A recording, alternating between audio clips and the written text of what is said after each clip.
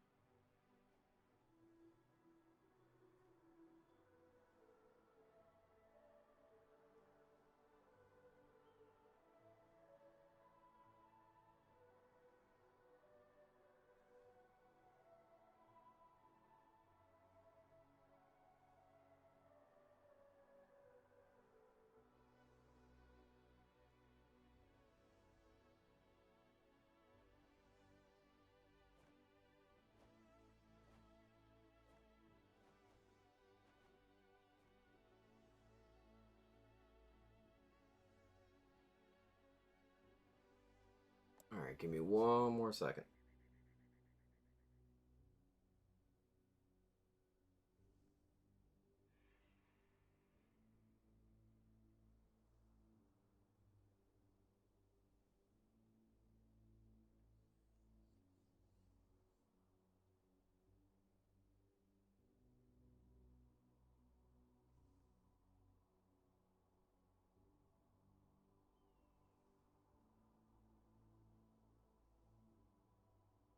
Alright, actually here now. Hello everyone. Good to see all of you. Happy New Year. We got new loading screen. Thank you so much for the 10 months with the tier 2 once again. Extra layers, or it always goes a really long way. Pirek. Itsukato. Macmillan. My coffee that I desperately need.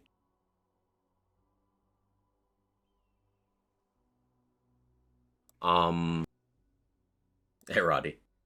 So, it's 2023, and that keeps hitting me in like weird ways. Feel betrayed, hurt, deceived. You've made a terrible mistake today, and soon you'll face my wrath. Also, hi, how are you? I'm good. Will you be around later? Because I was gonna do the thing, but I couldn't get the thing to do the thing. Like I got your thing to do the thing, but I couldn't get the thing that your thing requires to do the thing, or the second thing that your thing requires to do the thing. There's a couple other things. I'll need your help with the thing. Um, but you can check my Steam games played history. You can see I have 45 minutes played in the thing trying to get the thing work.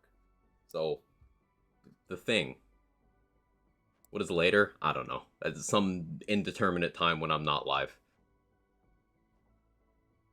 Um, for anyone who's really confused by that interaction, the original plan for, in fact, yesterday and today as well, was I'm gonna be playing some modded Borderlands 2 on stream as soon as I can get the mods working. But the conundrum here is I couldn't get all the mods I wanted to use working, and I have zero desire to play that game without those mods. So here we are in BL3. uh, it is what it is. But briefly outlining things that I want to stream and such here in the new year. Got some BL3 stuff I want to just mess around with today. BL3 is always a good comfy default game for me. Uh some Wonderland stuff is rattling around in the brain. I still have plans to do some of the stuff I mentioned that I'm going to do. It's just it's taking longer to budget the time than I originally anticipated.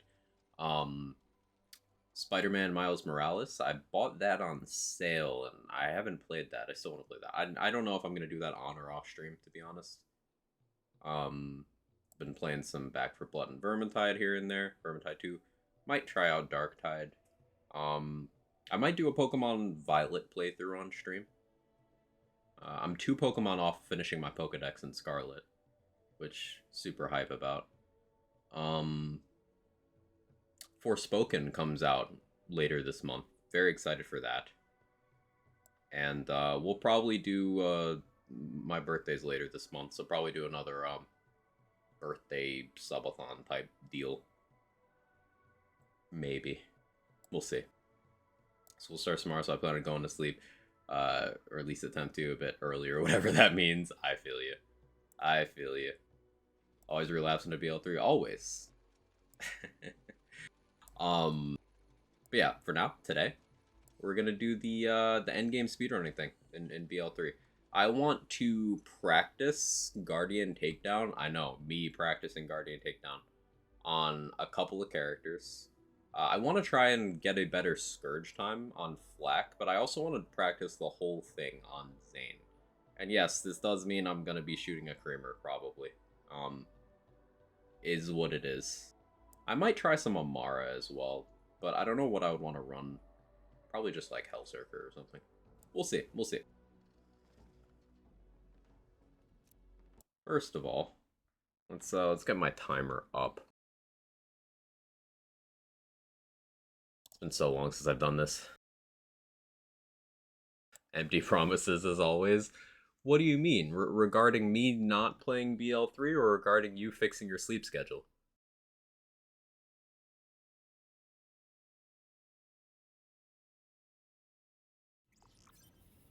The latter? It's both though.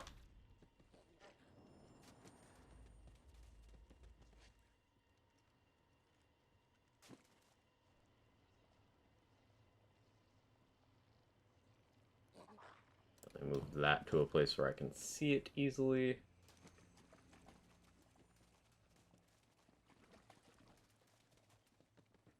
Waiting for the echo cast to pop up, because that always causes lag.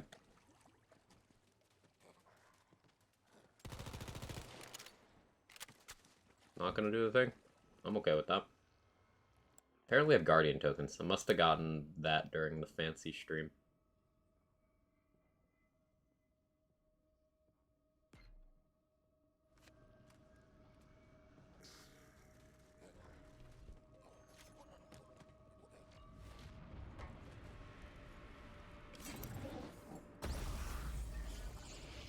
Okay, so as per usual, I'm gonna time the whole run, but really, like, if I'm not on pace for some sort of crazy record improvement, which I don't think will happen, especially not my first run back, while I'm, not accustomed to this game at the moment, then I'll just be stopping the timer before we go into Scourge, so I can do that. Consider Dark Tide to be out for co-ops, don't put much hours into it. Yeah, Priz got me into Vermintide 2, which I enjoy. Still kind of learning, so I'd probably sink more time into that first. Because, like, I only just hit the max level on the character I enjoy playing, so... Or not even max level, the max skill's like 30 out of 35. I only just hit that last time I played. But I've been improving, which feels good. Improvement always feels good.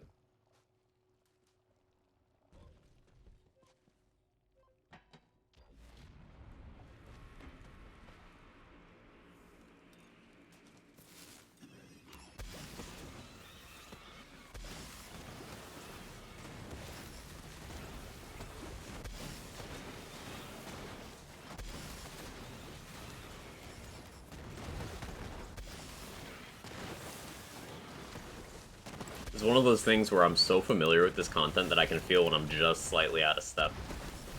It's like, oh, I missed that lineup, I missed that lineup, I threw that grenade too soon.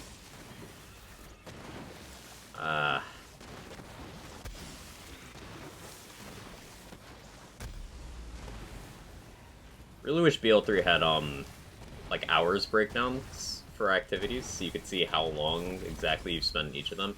Because I'm fairly confident that, I've played GTD the most. Just the most. Period. But I would love to verify that.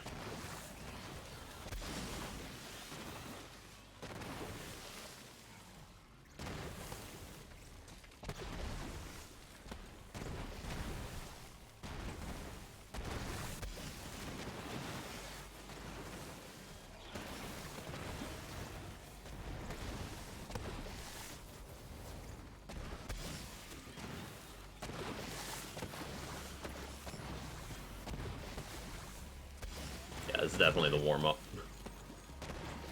Hey, Ron the Dom. How you doing? Hey, Reckless Monster. Happy New Year.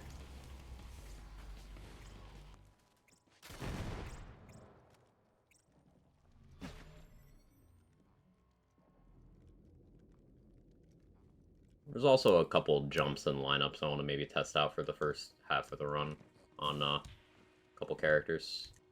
Stuff like the slide boosts and rocket jumps in this section have been really well optimized by a bunch of people over the years. But there's always new stuff I want to try.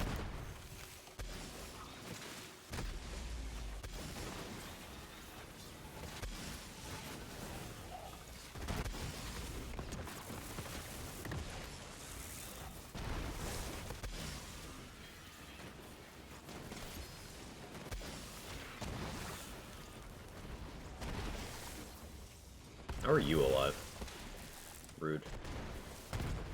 So, for anyone who's keeping track, I'm about 25 seconds behind.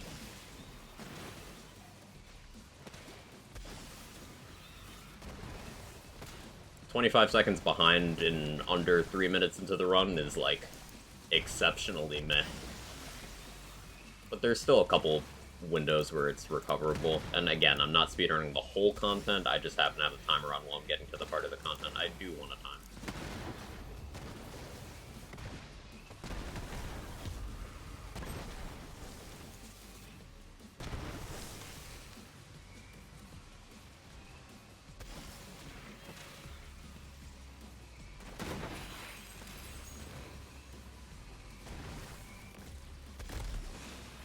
Hey, T-Dog, thank you for the 15 months.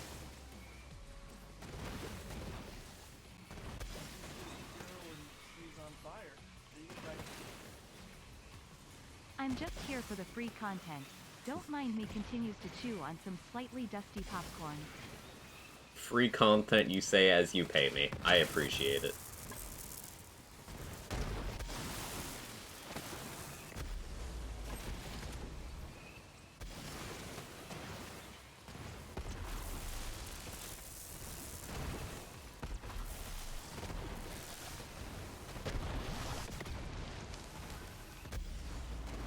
It's fine.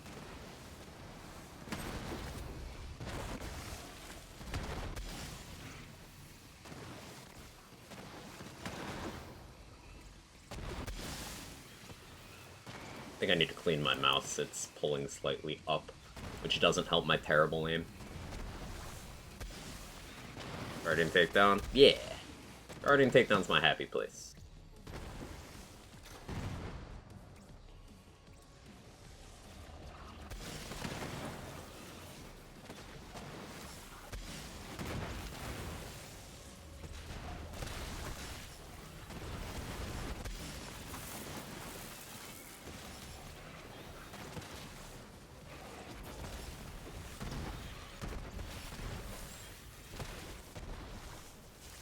That was a very fast room there. I always do the room faster when I've already given up on the run, mainly because I guess I just play aggressively in a way I normally don't like to.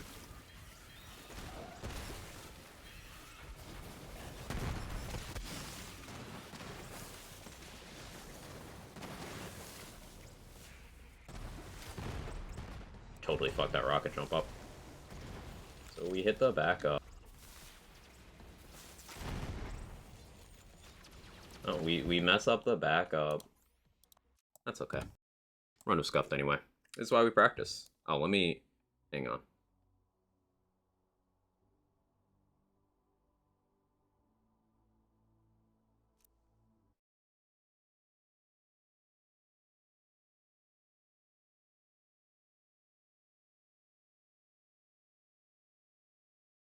Aha, I see it.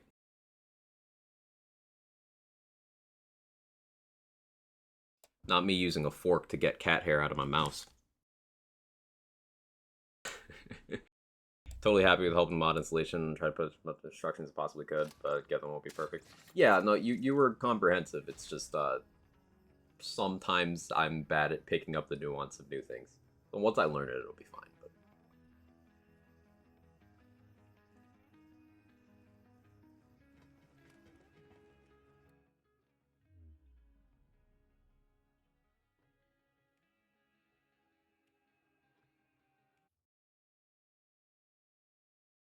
it is too early in the morning, T-Dog.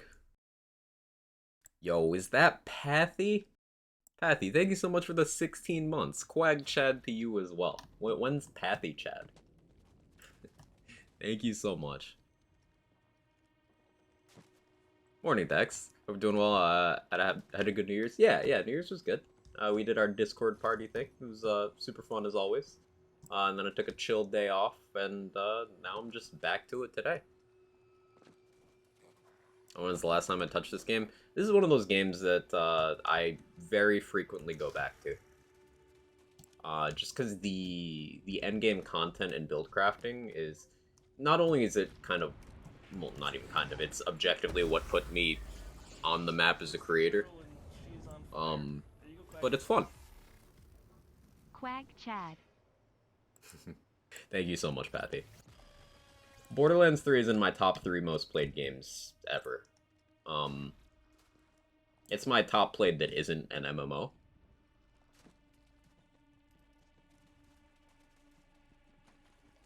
Pathy Shadows whenever you want it. Let's go. It's just that easy, chat. Confidence.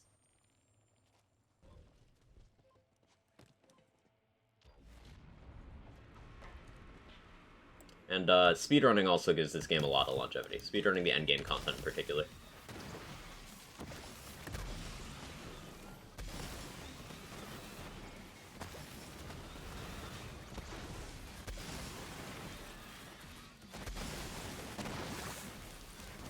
Like, I'm sitting here pushing a category that I do have the record in already. Like, I lost the Scourge record a while ago, so maybe we try to get that back today if I don't get sidetracked on runs of the full takedown too much, but it's still just fun. Reminds me, I've been meaning to update time trials boards for like a month. I need to do that. Bunch of runs I should verify and stuff.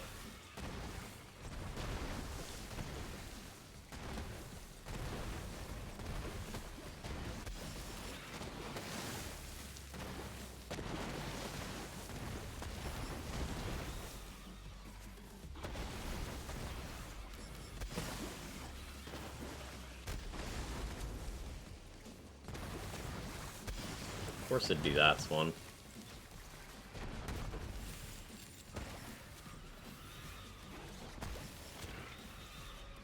Yeah, this is a room I need to practice.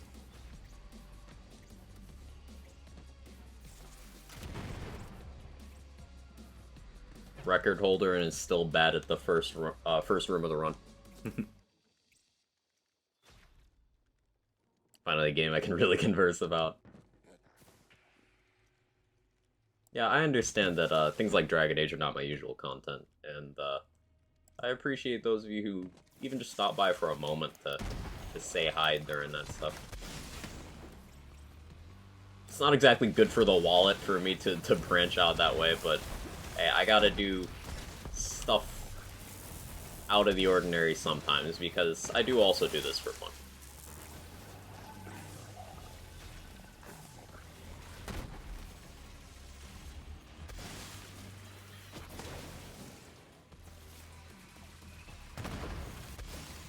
Yeah, just lurk while you played, and I appreciate that.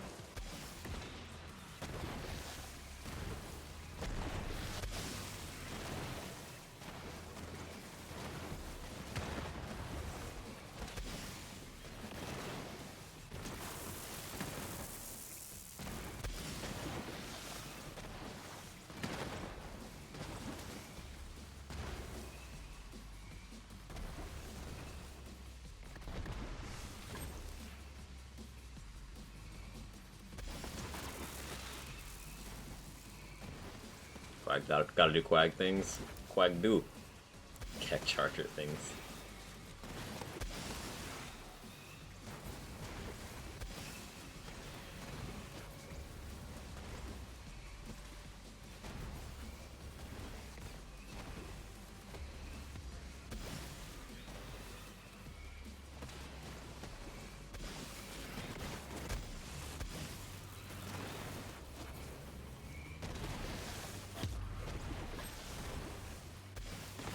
Got a little scuffed at the end there.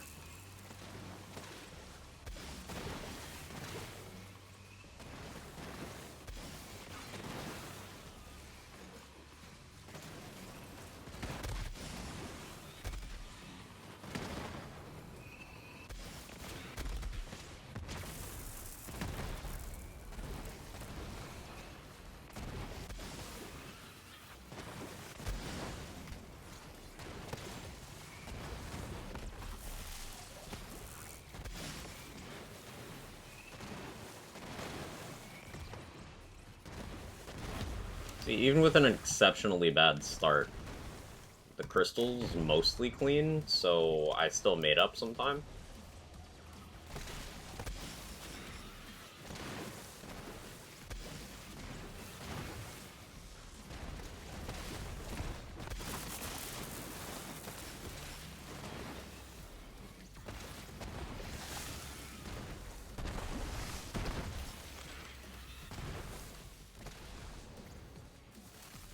Getting better at that room.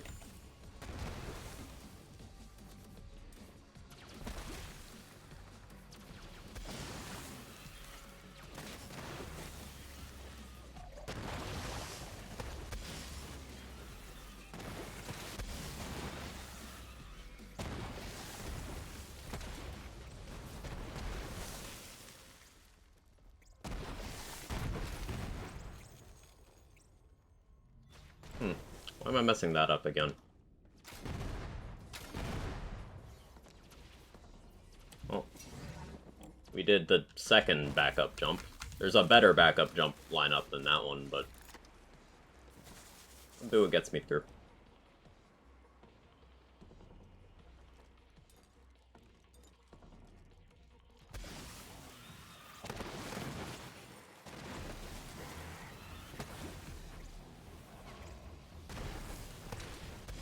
Hey Jay, Adriani.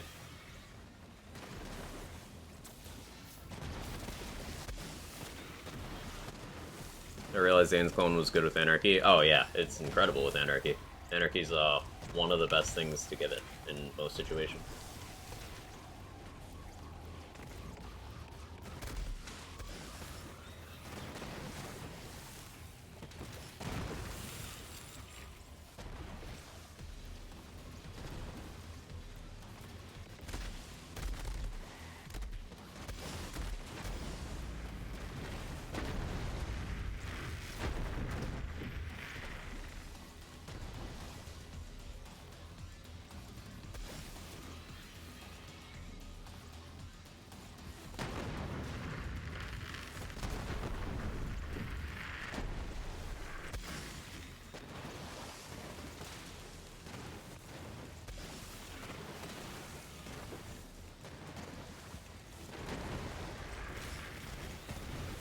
Build change at all recently, or is it all about execution now?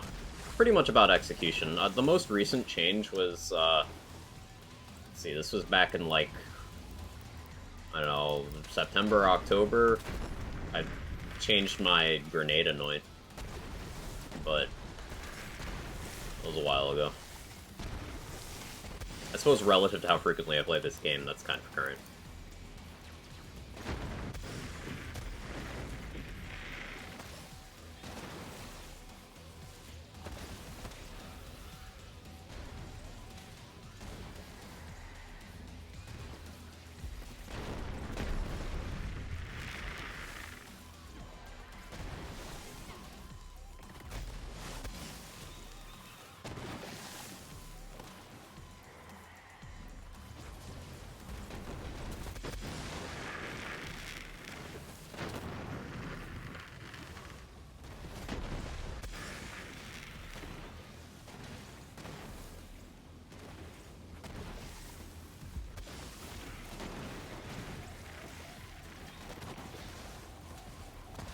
This will be an aggressively average anathema, but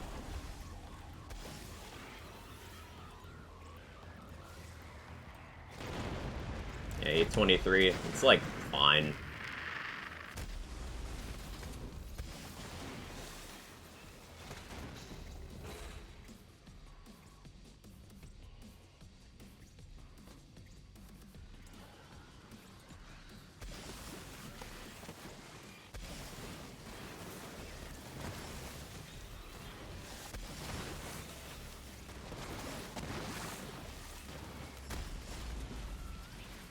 That was extremely risky, and I should not have clicked that.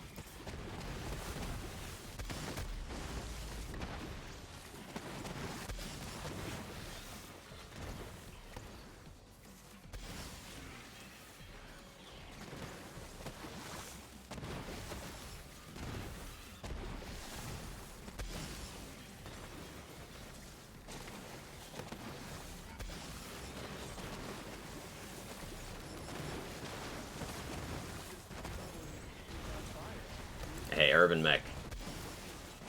Clodsire, Armor Rouge, Scovillain, Dondoza, Palafin, Arboliva. Nice. Thank you so much. For the Prime for the 25 months. Yeah, like I'm slow here. I'm about 30 seconds behind now. This room's been slow. That first half I did not execute very well at all.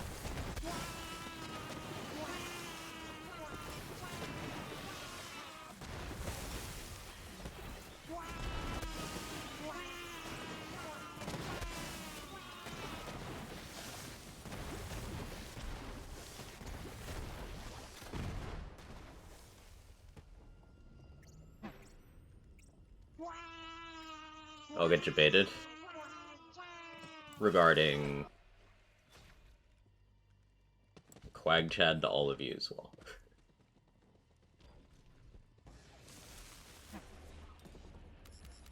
Also, hi, J-Bridge. Well, let me not get stuck on terrain. BDL3, my beloved? Yes, no. The number of Borderlands? No, I had planned on doing the other one today, but I had some difficulty getting some mods working. And I have no desire to play that other one without all of the mods that are on my list.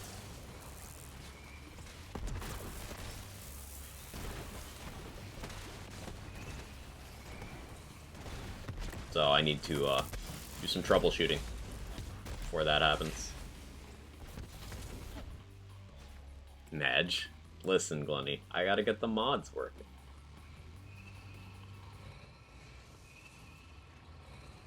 Remember, the literal only reason I want to play that game is for a few mods.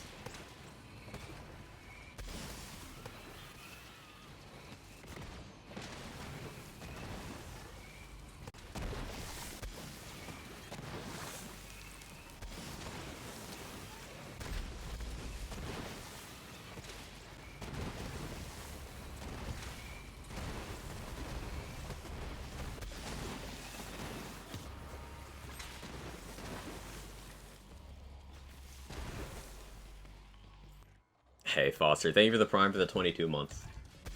Means a lot, thank you. BGC team is Noivern, Toxtricity, Talonflame, Amoonguss, Sableye, Gengar, Boomburst for days. Some of those are pretty wild picks, and I like it. Noivern? That's such a sick mon. I've never used Noivern properly. My BGC team is Noivern, Toxtricity, Talonflame, Amoonguss, Sableye, Gengar. BOOMBURST for days.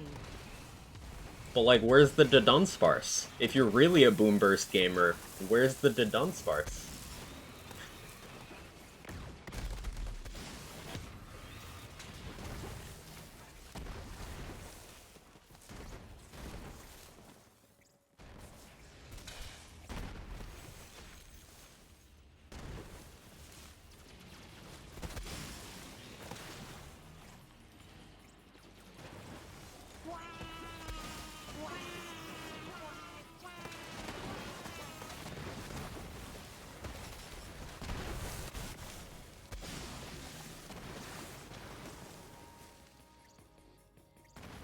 Yeah, about 30 seconds behind. Talking about TPS? No, I'm talking about Borderlands 2. TPS I can play on modded just fine, because I like TPS.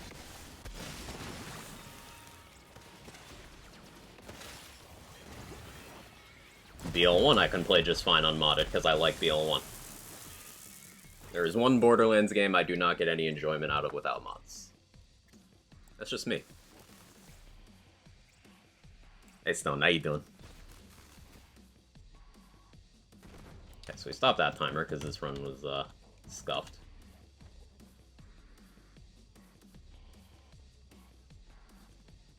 Do I need EMP5 for anything?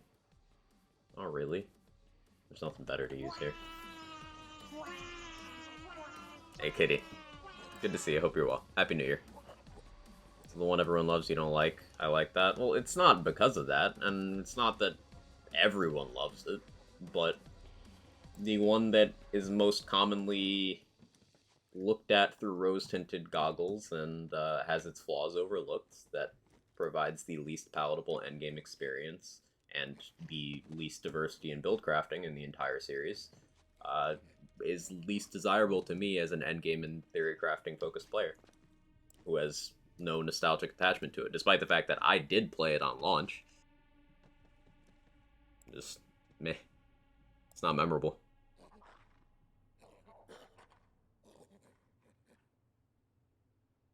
Punk rock choice specs, normal Terra toxicity. Yeah, of course.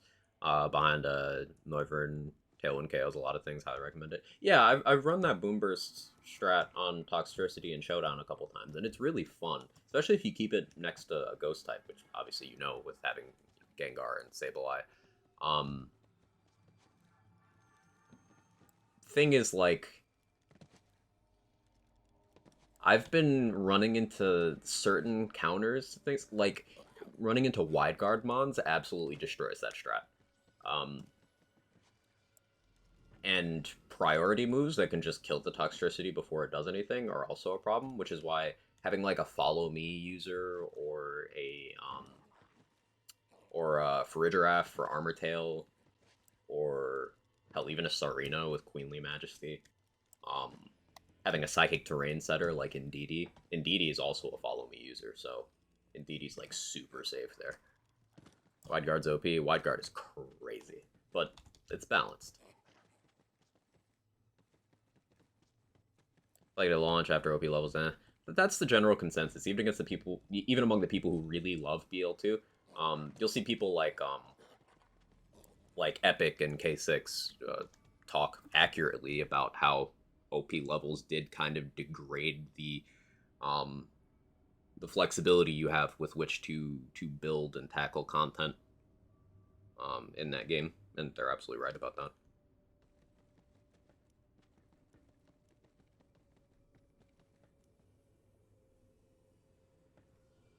Alright, so I'm going for a Scourge time here. Probably be dying and resetting this a bunch of times. We'll see.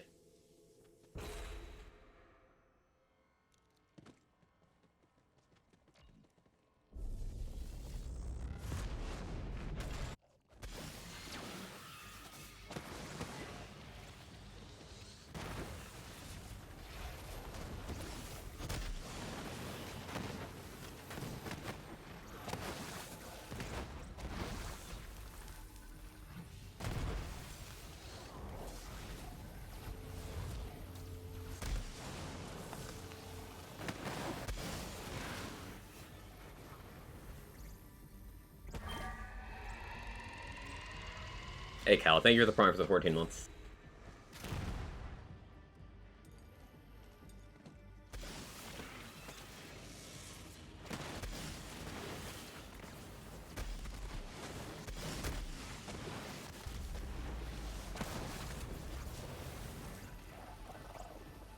That was actually a huge problem.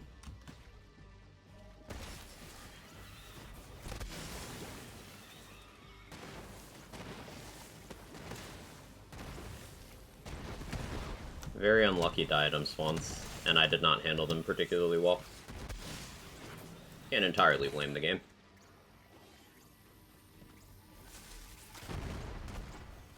She's just a girl and she's on fire. There you go, Quack.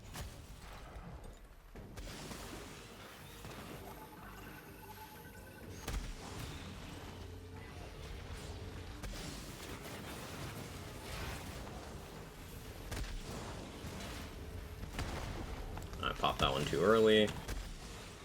Skill issue.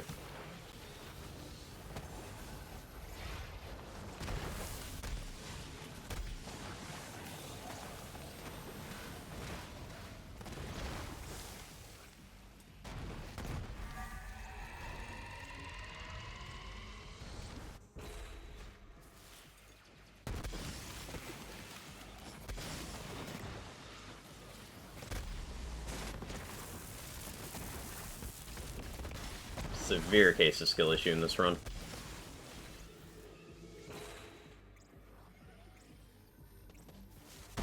And I can't do that rocket jump twice because that second teleport turns off your self splash physics. Oh, and I missed that as well. Ugh. Omega scuffed.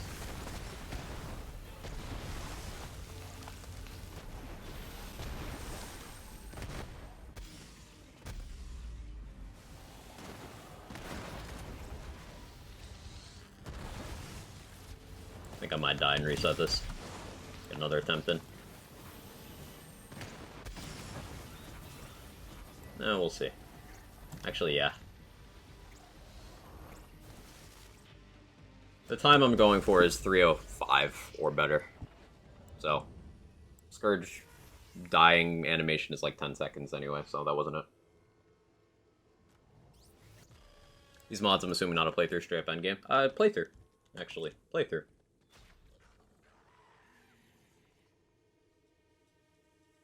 Definitely not the best strat, man. I love it. Toxic Seeds Punk Rock Pokemon so awesome. Sorry, I stopped the Pokemon issue. No, you don't have to stop, Foster. I've been really enjoying Pokemon stuff lately. By all means, continue. Now, I talked a lot of Pokemon during the Dragon Age streams. By all means. Trying to make a fun Zane build for base game. Can't find any enjoyment with Purple Tree. Without Purple Tree for Executor or Seeing Dead. Plan on starting level 1, use the Fight for Sanctuary level 30 skip. Hadn't really decided. Level 30 skip makes more sense, probably, but I don't know. We'll see. We'll see. I feel like I have so much untapped fun with BL3 and playthroughs. Don't really like the story. Dump 1,000 more hours into the game just playing through with friends. Unfortunately, don't have any friends who can run the game. The playthrough's not really where my enjoyment lies. That would probably say more of your sanity. Most likely. Had a lot going on, so can't hang around. Wanted to come say hi and show some love. Really appreciate that, Cal. Really appreciate it. Thank you. Hey, Garudokin. How you doing?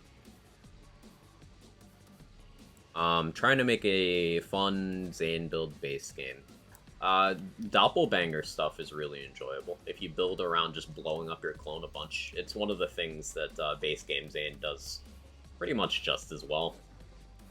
Maybe not entirely as well, because no Guardian Angel, but you can still do pretty well.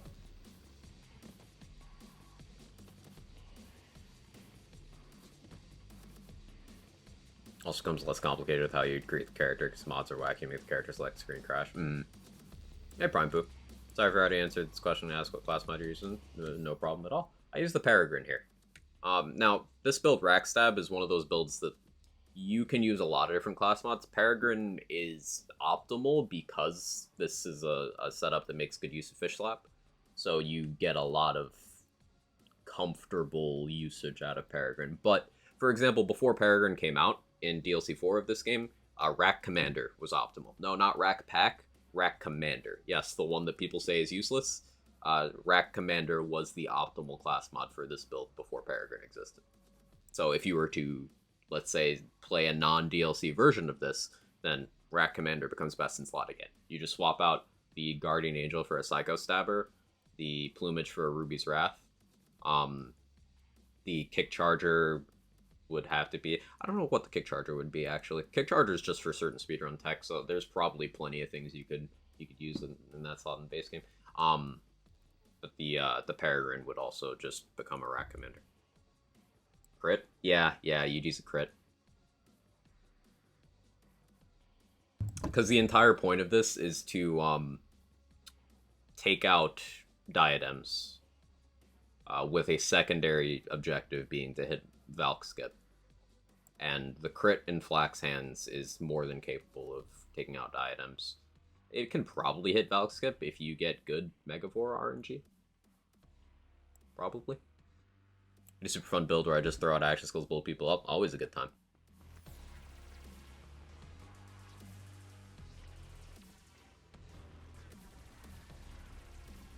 So now I'm going back to Scourge. I'm gonna hit some skips to get there faster, but I do need a couple kills to make that happen.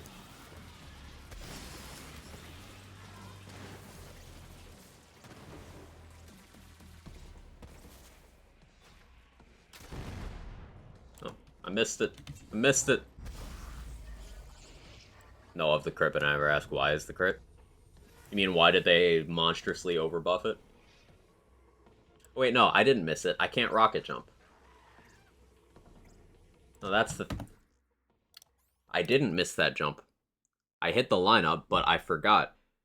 I mentioned it during the run. Whenever you do the second teleport in Scourge, it turns off your ability to rocket jump, because you are no longer affected by the physics of your own projectiles after the second Scourge teleport. weird specific thing, but... And you need to save quit to change that. Because people said purple's bad. Probably.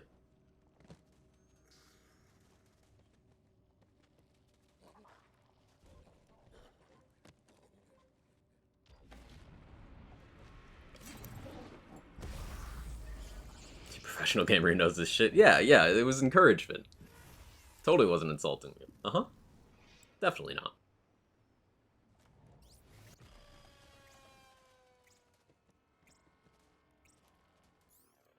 Okay. Other things I could think about. I haven't revisited the skill tree for this in a while. Which maybe I should because I have changed strats a couple times. This Grim Harvest point is mostly so the Rex can kill minor enemies, because the action skill damage here is effectively a fresh multiplier, since we don't get it from anywhere else. So that's why the 1 point in Grim Harvest is like there. You also get some pet damage, which makes certain Anathema strats, should I choose to do them, a little more consistent. But it's mostly just for the action skill damage. I could go Galactic Shadow here, but there's no real tangible benefit. There's nothing I can take that will increase my damage. Hidden Machine won't do so on a consistent basis, so it's not worth mentioning here. So, like, none of that's really relevant. I wonder if I can do anything to get my pet to live better, but I don't think even investing in Shared Spirit, Mutated Defenses, Hive Mind, I don't think that's going to, keep the pet alive through the Anathema stuff. I would have to, like, swap to Gamma Burst for that. And that's risky, because Gamma Burst can break. I have thought about doing a Gamma Burst swap for that, but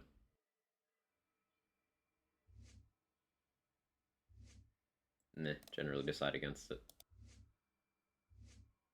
In terms of the actual Scourge fights,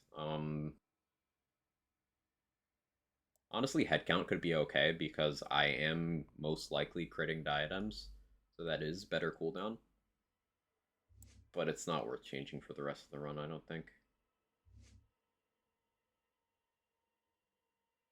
Yeah, I don't think there's anything worth doing. Persistence Hunter gives me a little more damage on the kick charter shots, but costs useful stuff.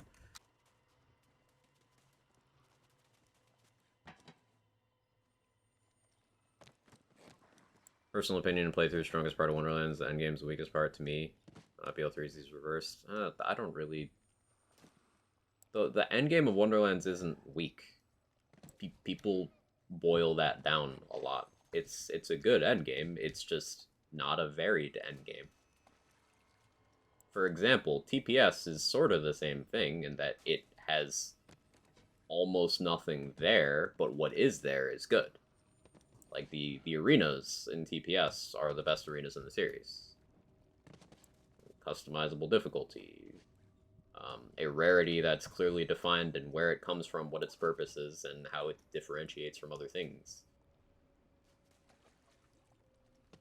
Like, stuff like that. I mean, BL1 has almost no endgame, but the singular raid boss in BL1 is a good raid boss. So it doesn't mean that it's weak in the sense that a lot of people like to say it is. There is a definition of weak that works there, but just not the one that I see most commonly. Contrast something like BL2, which has, technically speaking, a lot of things that qualify as endgame, but almost none of them are good. Doesn't feel like Gamma's worth the risk of it breaking. It's not if, but when. True. Very true.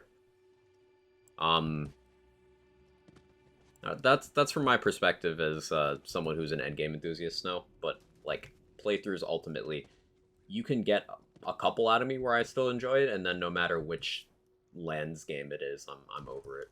Wonderland's got the most playthroughs out of me, for sure.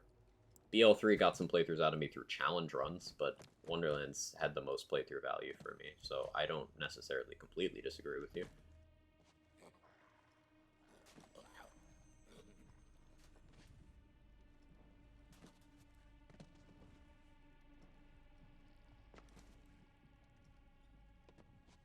Yeah, you're on it, Cal. I agree with everything you're saying. Good advice. Infiltrator also makes your cooldown worse because it lowers your topped off uptime.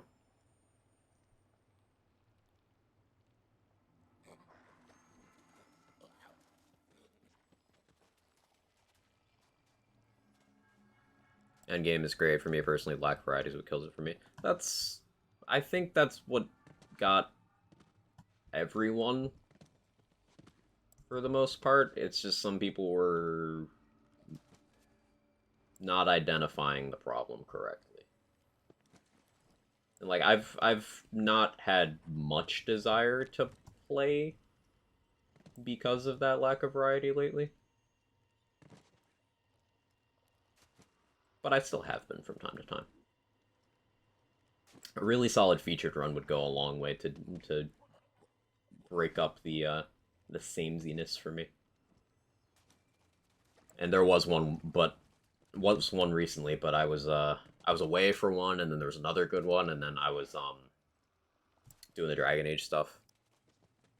Long to where I got my enjoyment, and not too long where I didn't want to do multiple classes. Same with TPS. Yeah, yeah. BL3 story overstayed its welcome. By the time we hit the Great Vault, I was like, cool, I'm ready for this to be over. And then there's an entire extra act, and I'm like, maybe no. And BL2's story length has a little bit of bloat in it. Not much, but a little bit. Less bloat than BL3. But the thing is, the game makes you play that story 3 to 5 times. 3 at least to get to max difficulty. But in order to level efficiently, most people end up doing 1 to 2 more playthroughs if they don't want to farm Badma or Mick Zafford until their eyes fall out of their skull.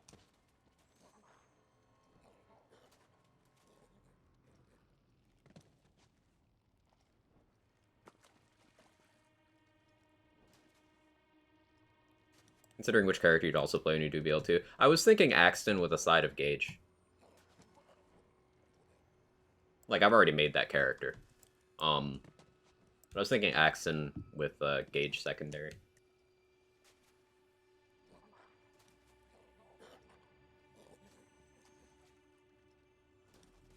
Hey, Craft Knight.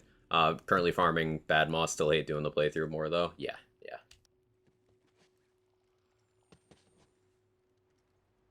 Like Chaos Chamber, and I hope it returns in some way or another in future games. Just think there should be other activities along with it. I think people enjoy it more if there are other things to do as well. Yeah, yeah, I totally agree. Case in point, people applaud BL3's variety, even people who don't use that variety at all. Even people who never do anything other than Slaughter Shaft and Malawan Takedown are like, hey, we have options. Because having options is nice. Me, as someone who I do use all the variety, but the vast majority of my playtime is in Guardian Takedown. I'd still feel a little more negatively if the only thing I could do was Guardian Takedown. But it is worth noting the Chaos Chamber is a randomizer, so by its very nature, if we were ever in a situation where we get one activity, Chaos Chamber is the one that's least accurately labeled as one activity, because it is several activities in a clown car. And the variance in runs is high enough that you could never see the same run twice, playing for thousands of hours. So like, I get why if they're like, hey, we're only gonna have one thing, we may as well make it one really good thing. I like that. It's just it doesn't have as much staying power. Simple as that. Post playthrough XP farming process on all these games is pretty much the worst part to me. Feels like you aren't getting anything out of it. You're not. At the very least in BL3, it's got enough DLC content that if you were to do a playthrough and then do all of the story DLCs, by the time you get through all of that, even with minimal side questing, you're pretty close to level cap, and that's nice. Now, if you don't do every story DLC, then you're unfortunately still stuck in a position where you need to XP grind at some point, but this one was closer. Honestly, Necrotafeo is my favorite part of the story. BL3, the part that overstayed its welcome was Season 6, or tracking down Clay's crew. I mean, that was definitely a filler arc, but for me, Necrotafeo was really where it had just lost me completely. For example, Typhon DeLeon, I don't give a shit about his character at all. It's like, oh, don't you love this new guy who's always been part of the lore, apparently, even though he was just introduced, whose entire personality is, hey, I fucked there, and there, and there, and there. Like, no, I don't care. Stop talking. I did not care for Typhon at all. By that point, Troy was gone, and he was the more interesting of the twins. Tyrene's lack of personality had just... she had lost what little she had left. Like, Tyrene started off menacing, interesting on the first Pandora section. By the time we get to Necrotophae, I was just like, I don't care why you're doing what you're doing. Get me out of here. I was bored by the time Necrotophae popped up. I was just bored. Eden 6 had boring elements, but it hadn't thrown me off the story completely. Like, by the time we got back to Pandora 2, I was like, alright, cool. We're back to it.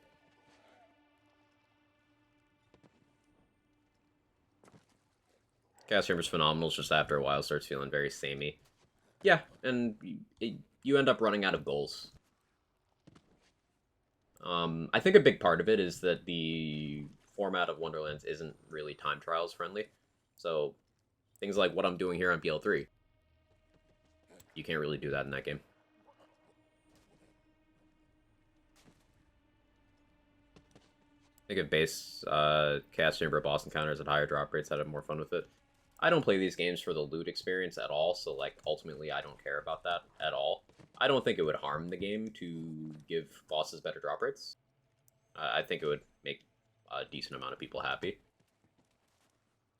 But I would also like to point out that with the Chaos 100 patch, they made farming infinitely better, and most people refuse to still give that a chance because they saw a big number and are like, oh, more Chaos? Snooze. Like, they did a bunch of good things with that patch.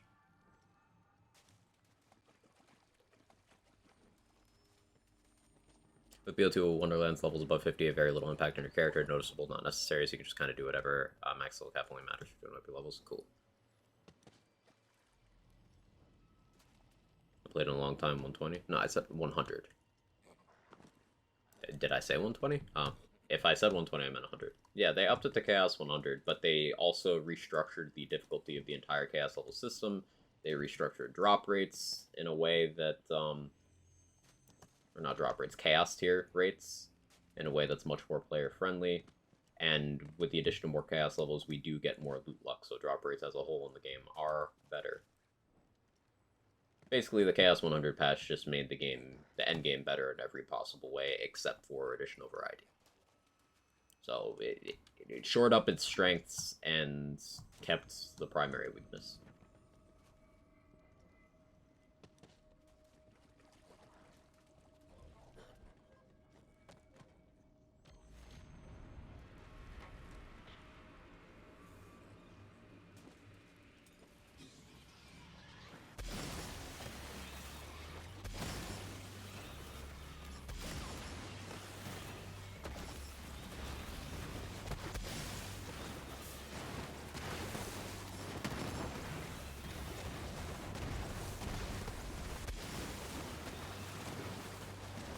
I made new content, jump back in, no questions asked, but I'm burnt out. Understandable. I'm a little bit burnt out too.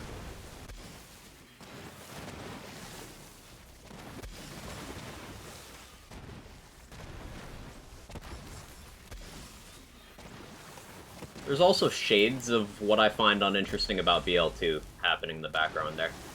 Like, there's a couple really cool items that I'd like to use, but they don't work. Like, they just literally don't work properly. And there's a couple others that I think would be fun, but they're not balanced properly. And that's one of the big problems BL2 had. BL3 did it in a couple places, but far less frequently. You know, things like the Rectifier. The Rectifier is so bad, it's not even good at level 1.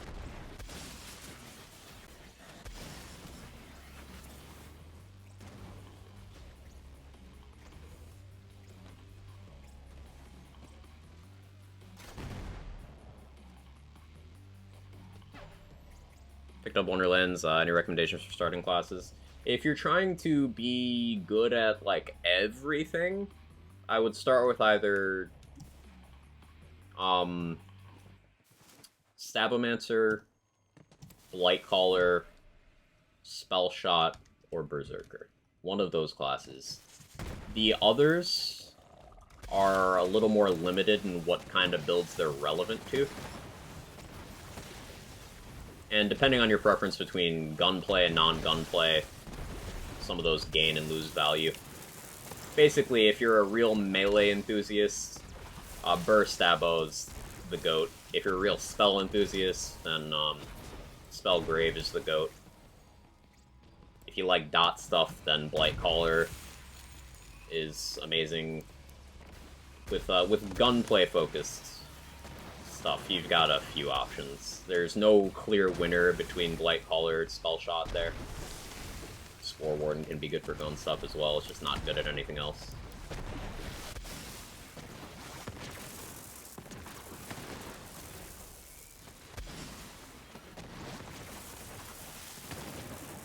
Ultimately, for playthroughs, there's no bad option, because, for example, a lot of people downplay Clawbringer. Now, a lot of this is launch bias that people never got over.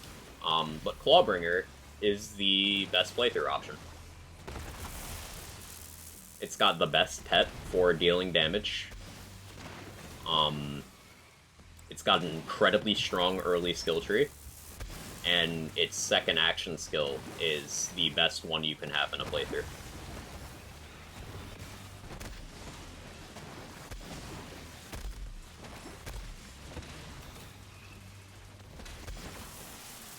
What is happening on this crystal?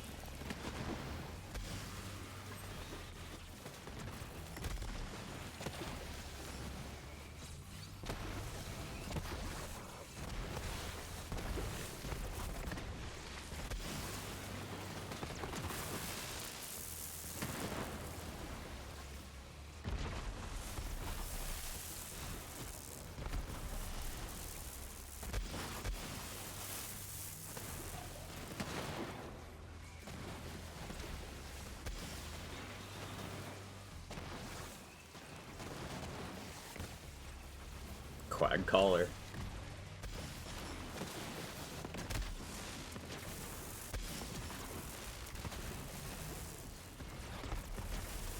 Yeah, this is the kind of run I would reset if I was doing the primary GTD category, but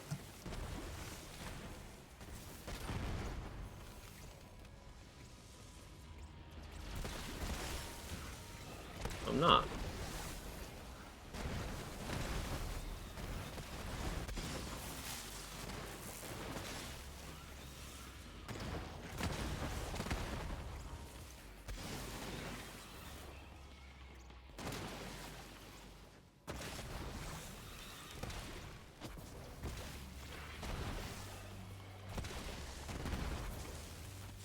Wait for the next Wonderland stream for Queen awaits.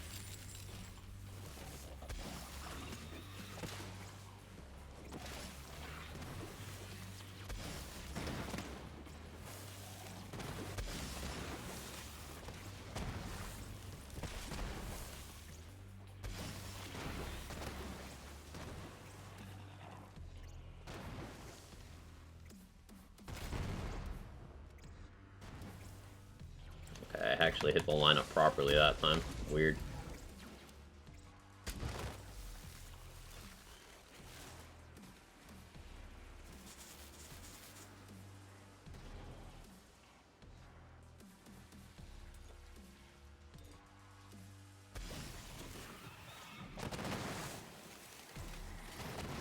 And little bits of tech in these speedruns just make me very happy. Like, the way I do that landing is I slide and I interrupt the slide with a jump, and that gives me the perfect amount of momentum that my racks hit quickly with no danger to me, and it's 100% consistent. Even if I don't have kill skills, that always pushes the pace. Just little things like that are very satisfying to me.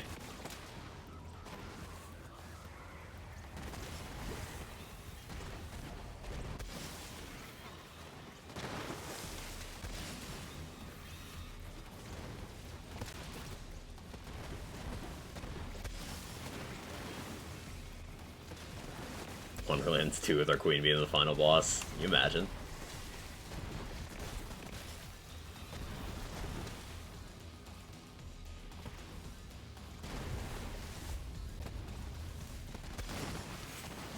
Maybe I try a new strat here. This would be the time to try it, right?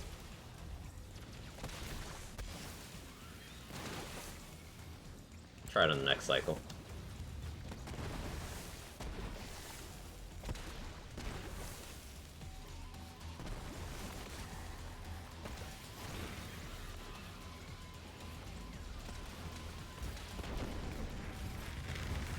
I didn't throw enough, but maybe.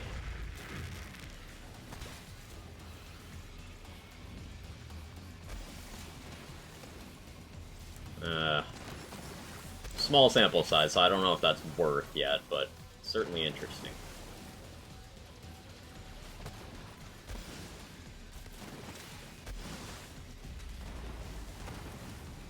Yeah, that's recoverable. So just do that.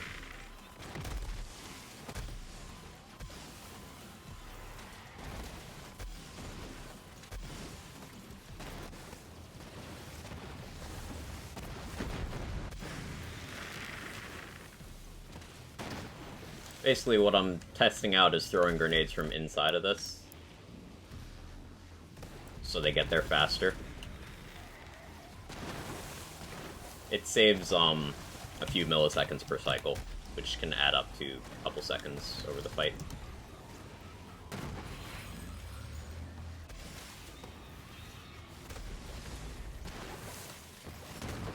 I'll have to try it out next time. Like, this was a slow anathema because the rest of the run was pretty ass.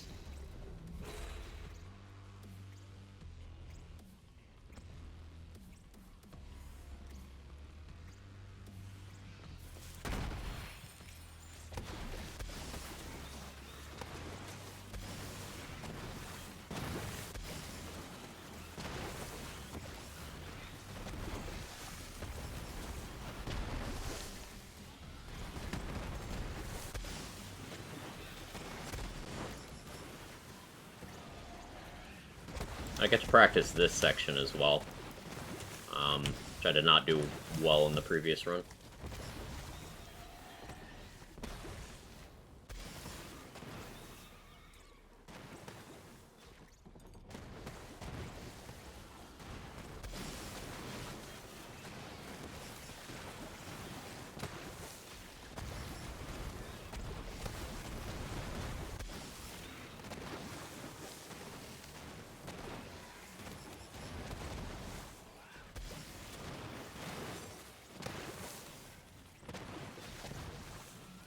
Yeah, very slow.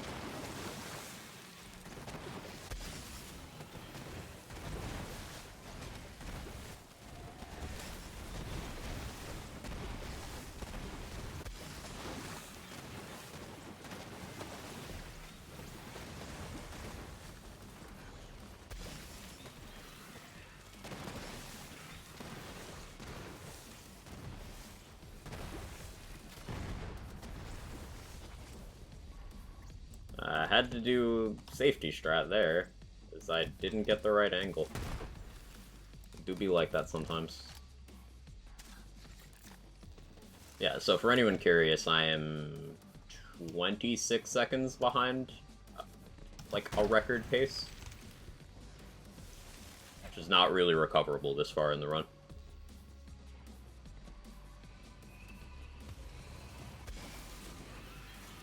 But that's okay.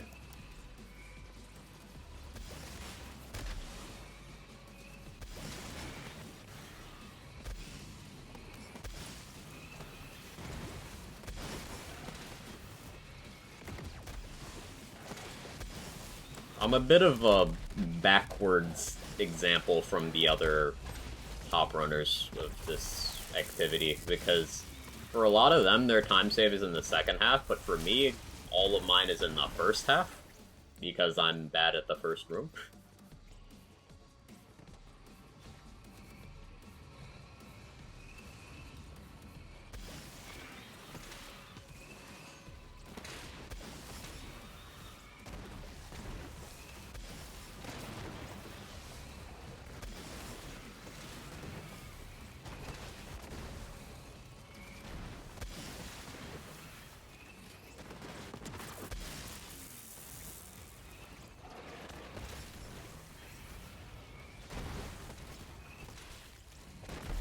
So if I get to basically,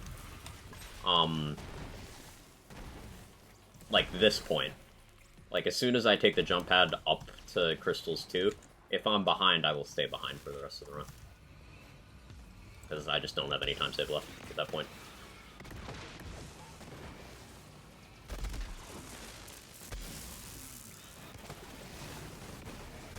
Pack half.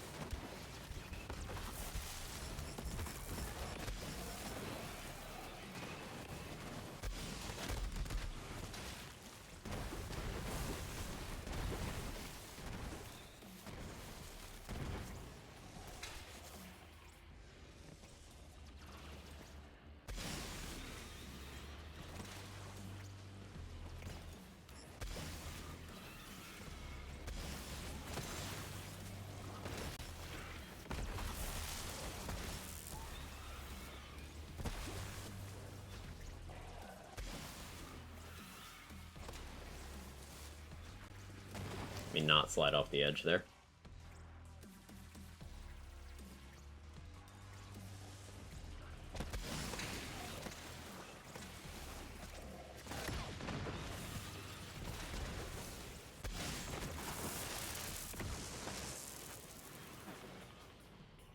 Okay.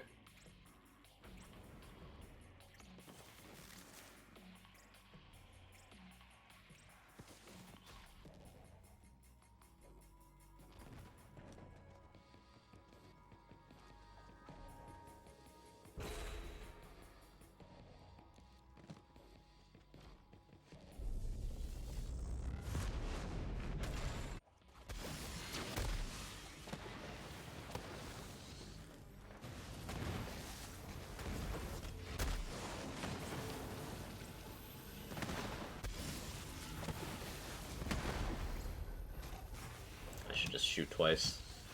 Noted.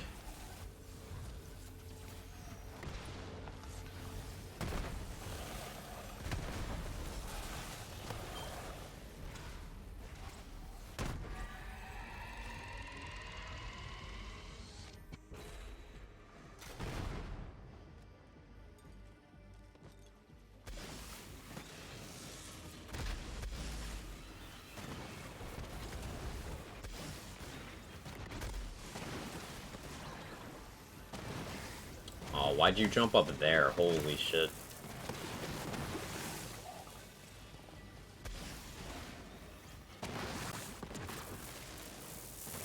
Yeah, no, we're resetting this.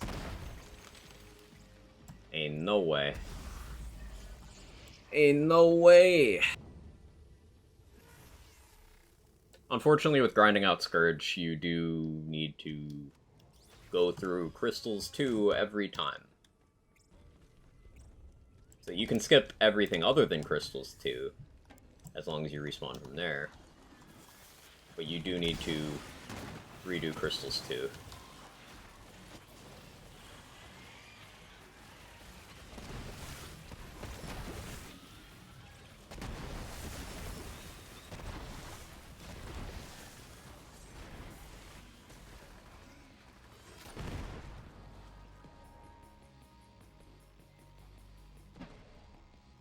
You can do that neat little rocket jump, though.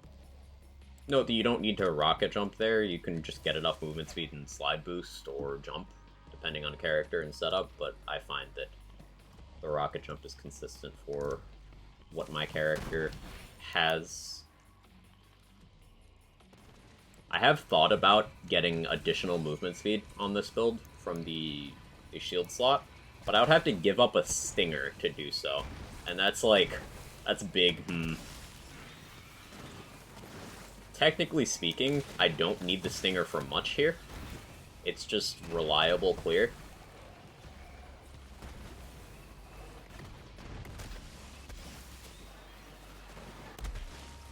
I could also be doing this with Frozen Heart, because I believe... Was I running Frozen Heart in my record run? I think I might have been. They're pretty interchangeable. Because the difference in damage isn't that large with optimized gear. Like, the Stinger does significantly more, but the Frozen Heart still does enough. And the Frozen Heart also heals you, which means you get better uptime on your movement speed. Because the Fast and the Furious, you have to be at half health or higher. And it also freezes enemies. So it gives you non-lethal options for crystals, which the Stinger setup doesn't have. And non-lethal crystals is faster on average.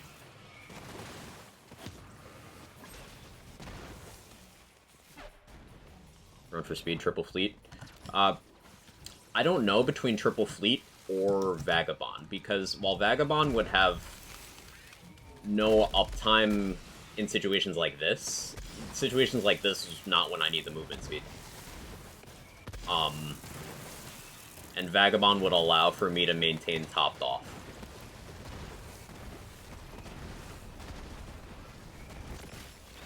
So probably triple Vagabond.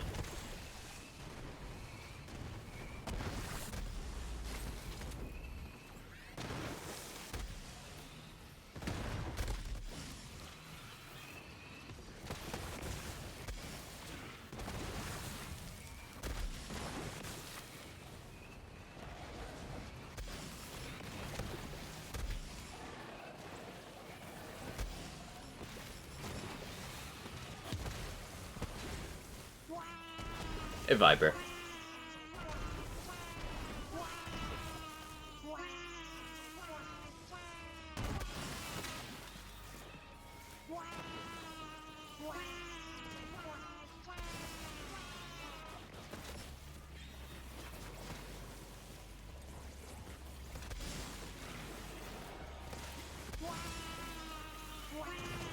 I took a different route there and I actually like it. I'll have to go back and watch that, I think.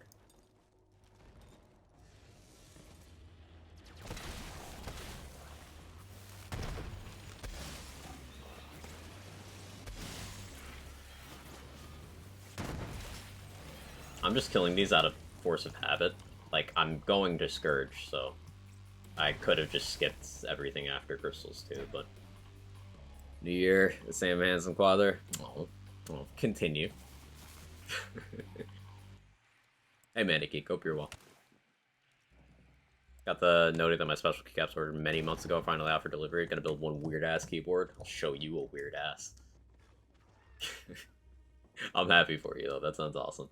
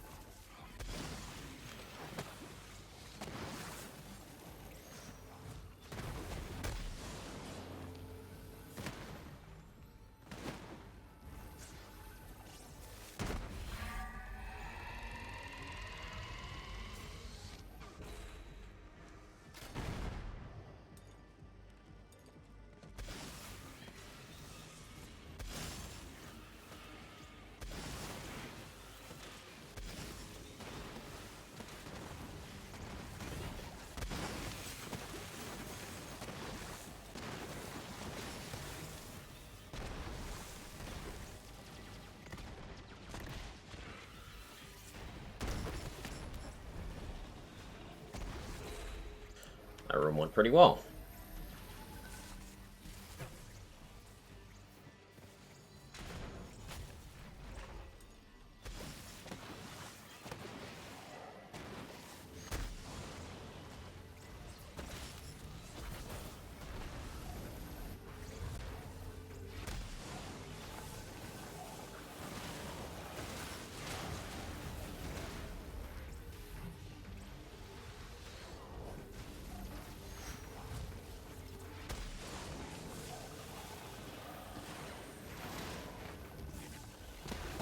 Stupid miss.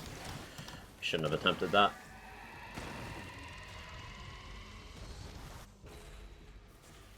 We got this room. Pain.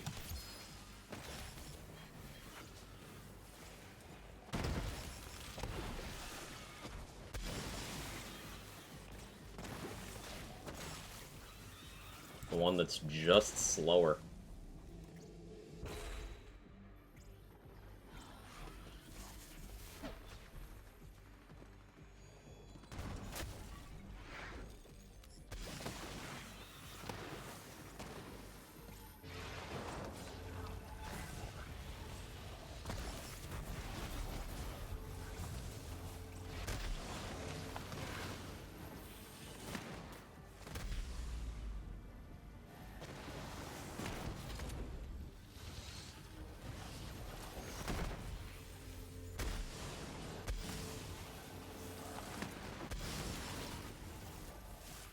I don't think this is the run, but we'll see.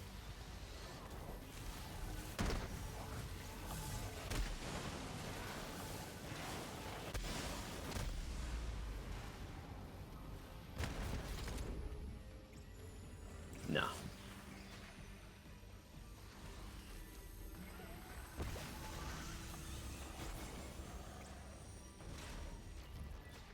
Yeah, I need to be 7 seconds faster.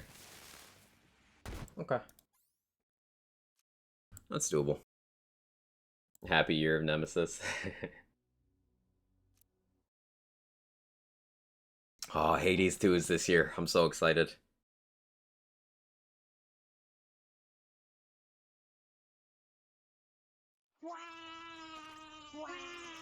Hey, McBain.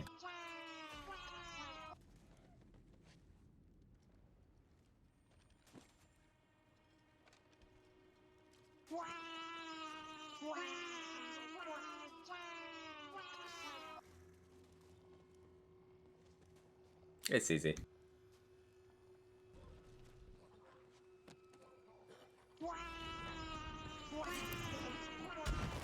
Too much move speed. Awkward. 82 is going to be fun for me to watch, at least. Ah, it's just... Ah.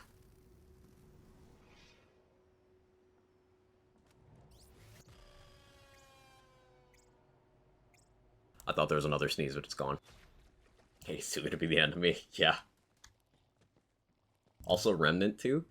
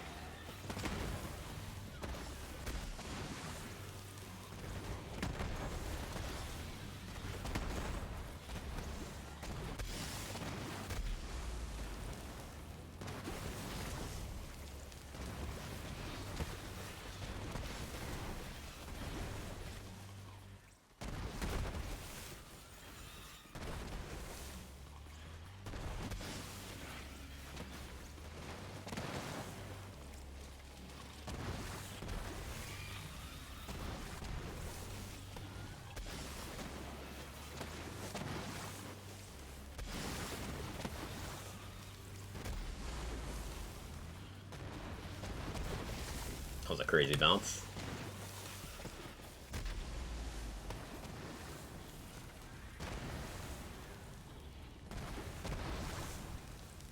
The fact that that one didn't die is insulting.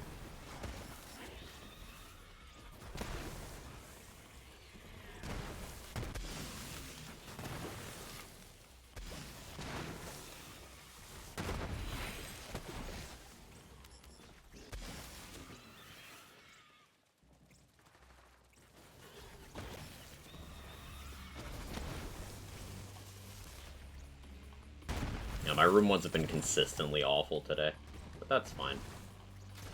It's not what I'm here for. And it just depends on what Warframe does as to when I get Forspoken. That was Forspoken, no, the name completely forgotten, time to Google. Oh yeah, that's Forspoken. The movement and the magic system are what drew me in there. Looks very interesting.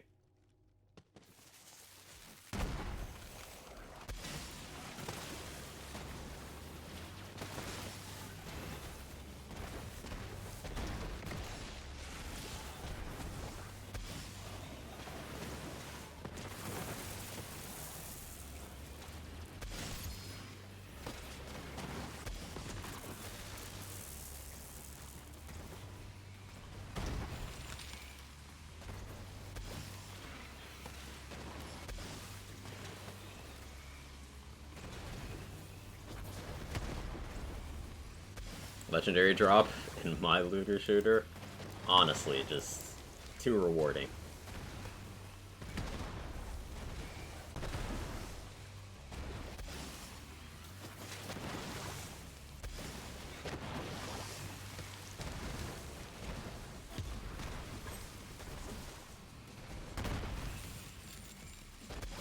I hope in Borderlands 4, they really listen to the community feedback and they make every item in the game a pearlescent and make none of them ever drop. Literally ever.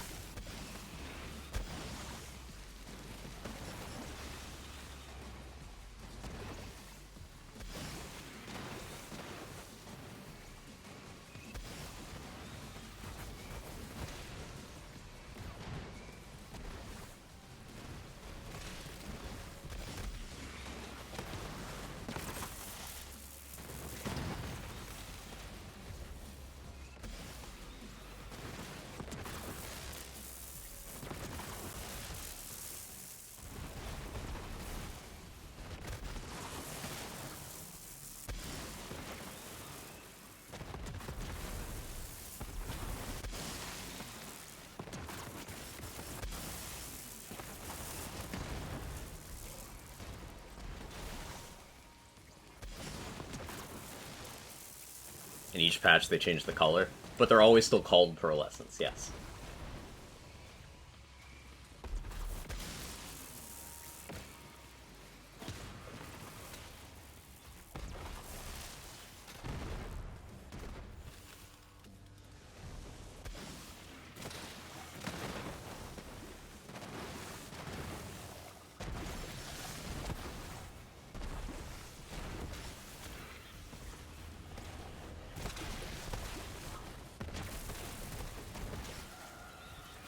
That's annoying. Didn't want those to spawn right now. Definitely didn't want them to throw me into the void like that. Ooh. There's a straggler. Is there another straggler? Oh, it's this guy. Revenants are so annoying. Once every item beat a blue, but have functionally no drop chance, so when you get it, you can't even see it.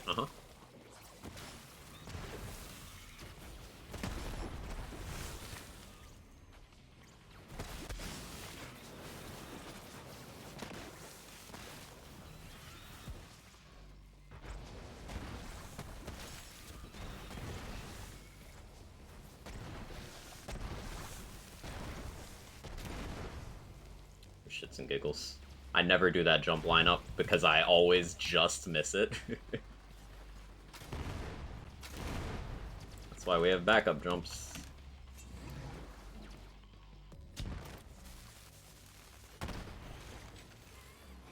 I looked sick though. Most people prefer the wall jump over the floor jump that I do, CZ. I guess one reason is the wall jump is more controller friendly. But I learned the floor jump, so it's just what I'm better at.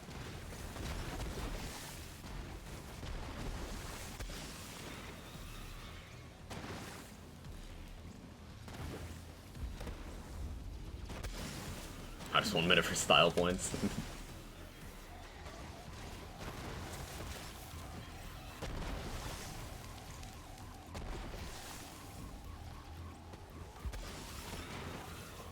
I want to say the wall jump is like 2 seconds faster. Because it's technically an easier lineup. I'm just bad.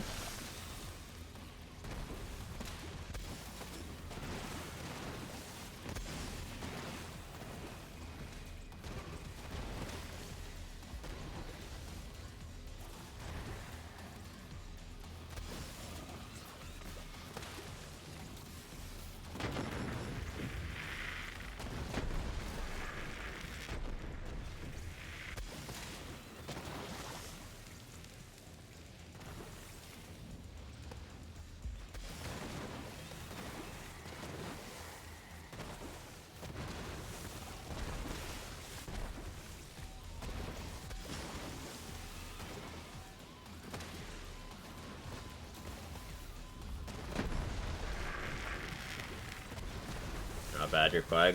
True.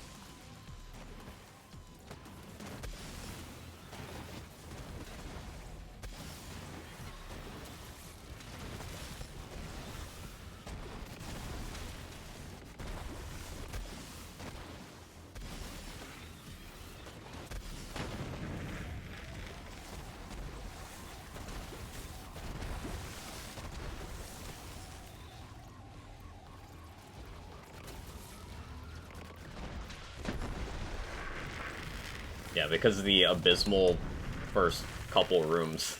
844 anathemas. Not good. Now, asterisk next to that. It's not good for Flak, Moze, or Zane paces. But for Amara, that's actually not bad.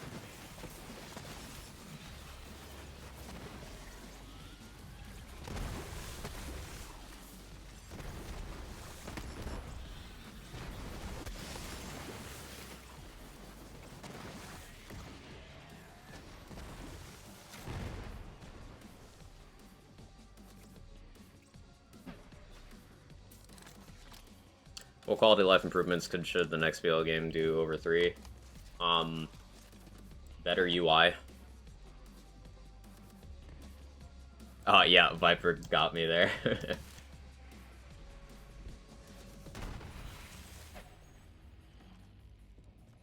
Mark is drunk on pickup, that'd be sick. A loadout system.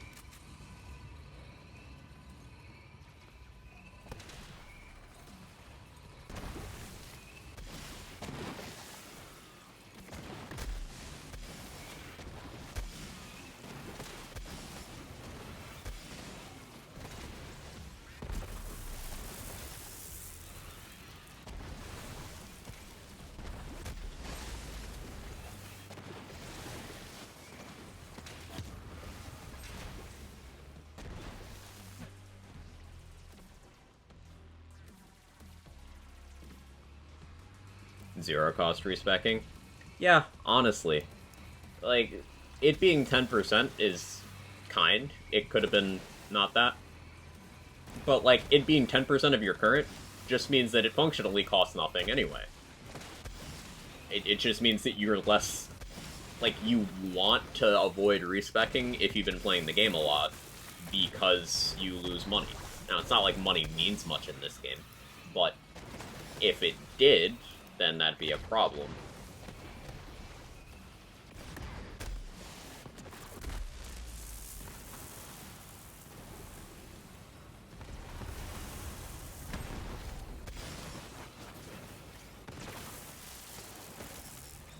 Load out these nuts. Promise. Don't abandon an EchoCast. I would love an EchoCast 1 to be there and 2 to function. I really hope people, you know, being very negative about certain styles of content did not make them think EchoCast is more trouble than it's worth. Because we had the first wave of people just abusing it with the Lilith chest thing, right? And they personally dealt with that. Like, they just blacklisted some people from EchoCast. It's crazy. It's super based. And then they also changed how those chests work in the game. But then before they had the chance to do that in another instance, there is that rather infamous community flame war over Arms Race. Now, by that point, I had already just organically stopped doing Arms Race on stream, just because I wanted to do more build crafting, but it was definitely made into more of an issue than it needed to be. And I hope that doesn't have any far-reaching consequences.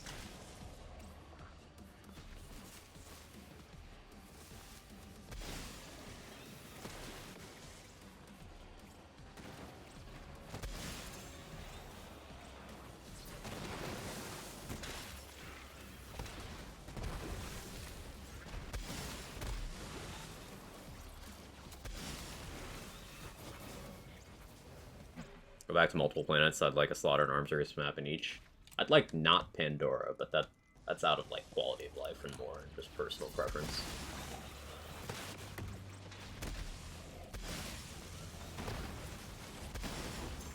Like, I'm sick of Pandora. Blow it up, honestly.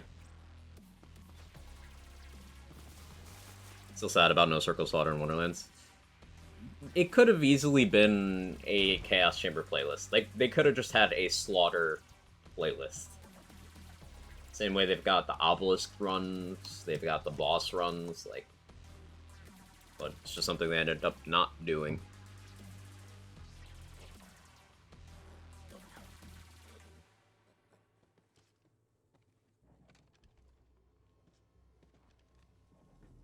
You know, EchoCast, you seen CZ's Badass Hero patch hotfix? I watched it on your stream a little bit. Looks really fun. Great work as always, CZ.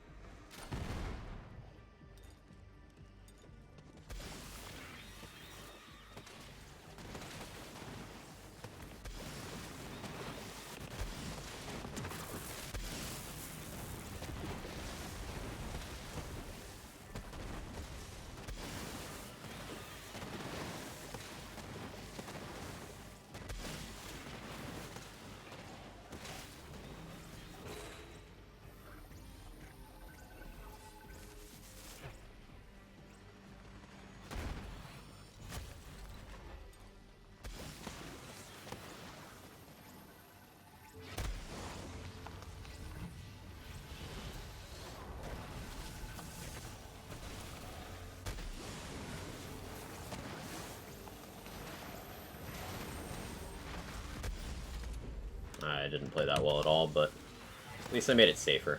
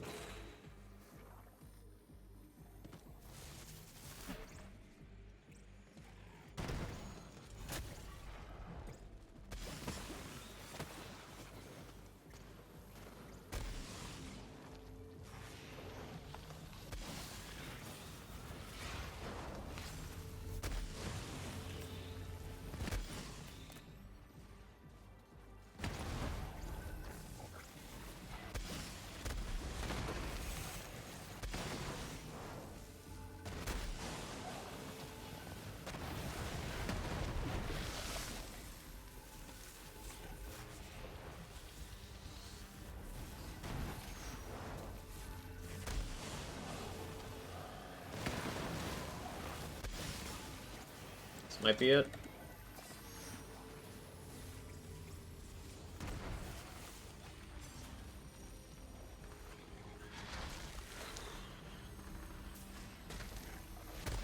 Nope.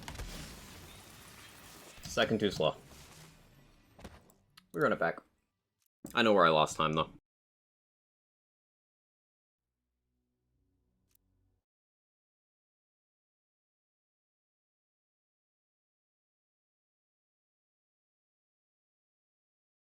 Love to see them do more Terra-like endgame parts. Ah, yeah, like the Terranoids. Yeah, yeah, yeah. It's basically a set bonus thing, but done better than they've done it before. So like they've done set bonuses before Terror. For example, in the base game of BL2, there was Law and Order. I'm head out. Good to see you. Happy Nemesis here. Thanks for stopping by, bro. I appreciate it. You have a good one. There is Law and Order in the base game of BL2, and then in the Commander Lilith DLC, they added the Peak set, for example. They've done set bonuses before. It's just Terror was a more game-wide thing with more permutations that affected gameplay more. It's just better.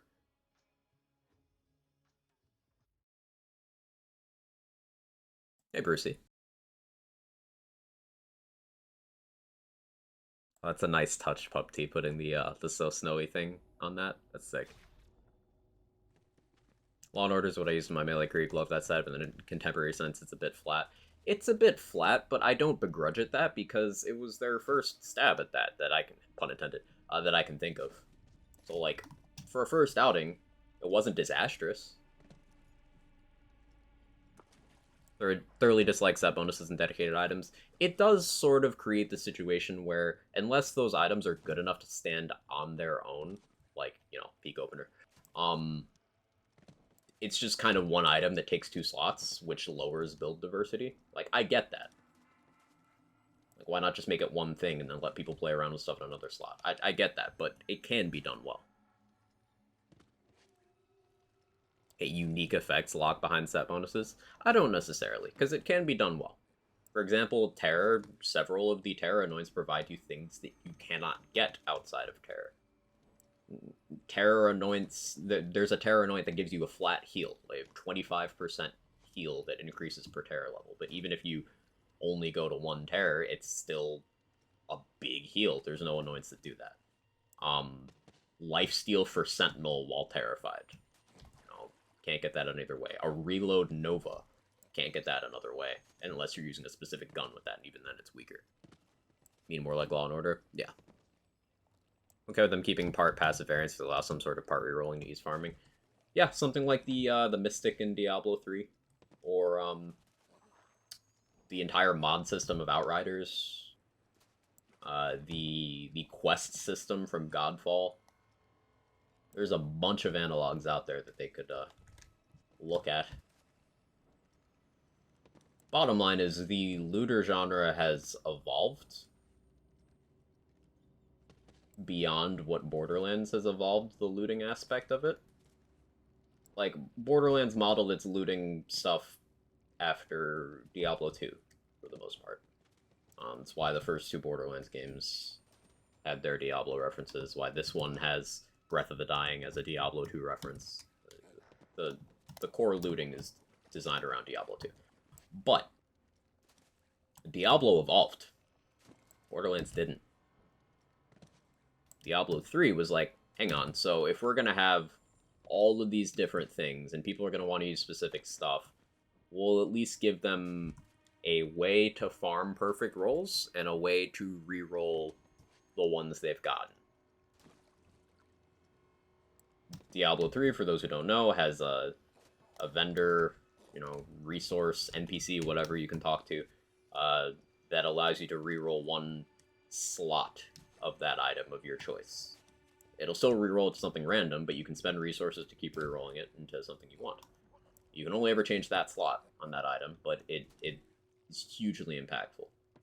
And there's also primal ancients. So ancients are like better rolled, better total potential stats versions of unique items, but primal ancients are completely perfect stats. They're ancients that have perfect stats.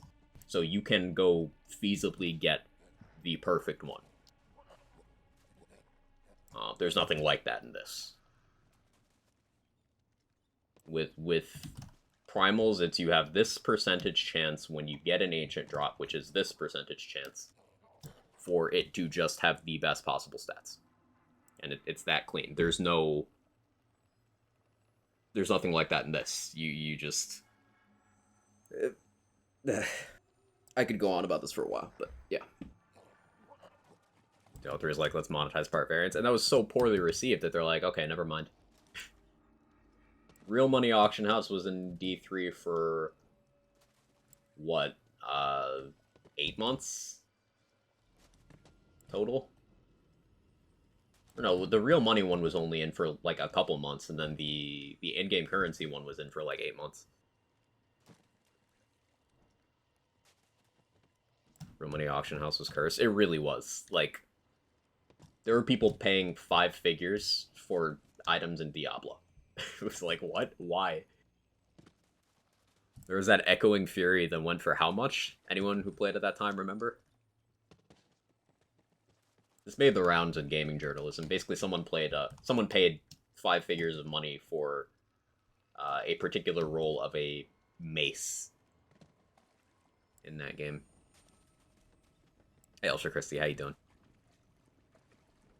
Probably gonna get hate for this. Want them to regularly add microtransactions for cosmetic items only if it means they use that money to keep updating the game, adding content. Oh, I'm 100% on board with that.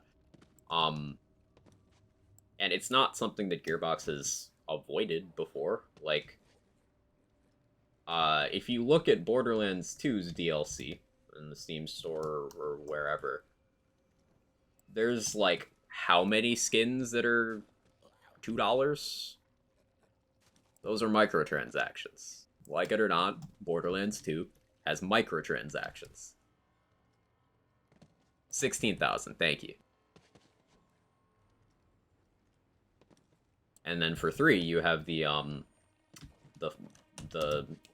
Final Form and Disciples of the Vault, which they're less micro, but they are microtransactions. Because, you know, $10 for a skin. Fortunately, they come in the season passes. Final Form comes in both seasons, and Disciples of the Vault in Season 2, so you don't really...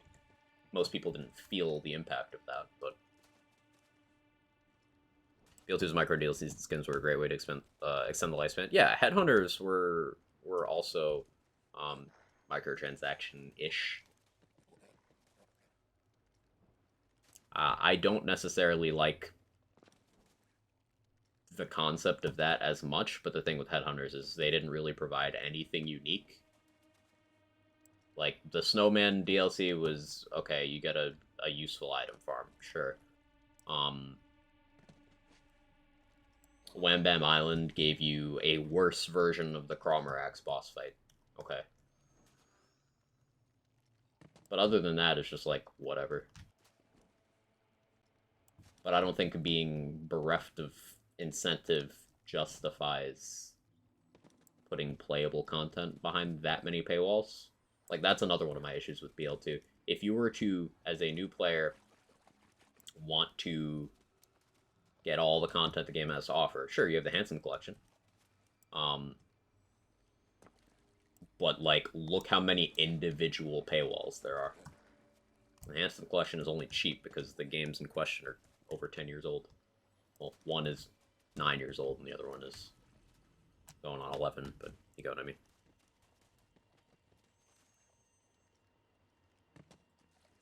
The point is, I would also throw in to some post-launch skins and stuff if it helped them develop additional content.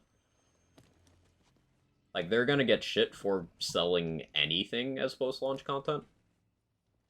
People review bombed Season 2, and there's still new players who come into the Borderlands Discord asking if buying Season 2 is worth it because of all the reviews. Like, anyone who plays or has played this game to any reasonable extent is like, yeah, Season 2 is great. It adds a bunch of good stuff to the game. But review bombs almost over 2 years ago still have far-reaching consequences because people don't like, I don't know, anything. Because if it was free, people would have gotten mad too.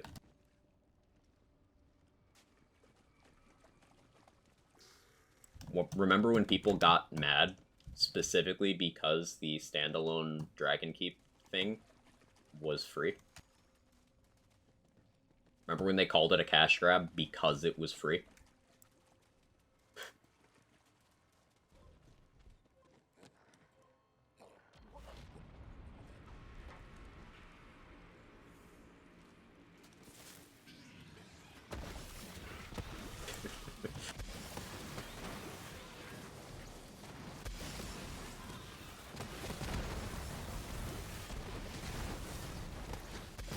We already know how they do sort of pay-to-win stuff as far as DLC items go historically, but at least you get lots of other content with the Gearbox. Been doing quote-unquote bad stuff for a while and nobody noticed.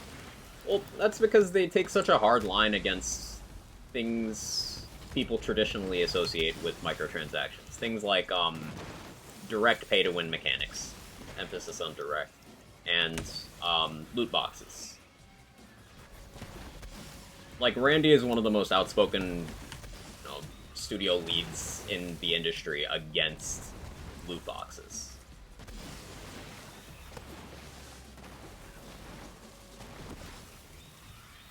But again, look at Borderlands 2's DLC season, or not even DLC season, DLC catalog, because most of it isn't in the season.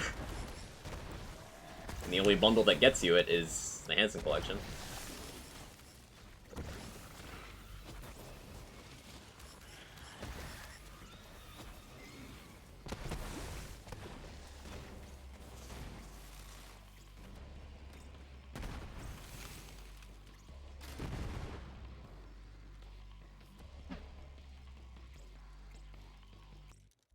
Yeah, it ain't bad if done right.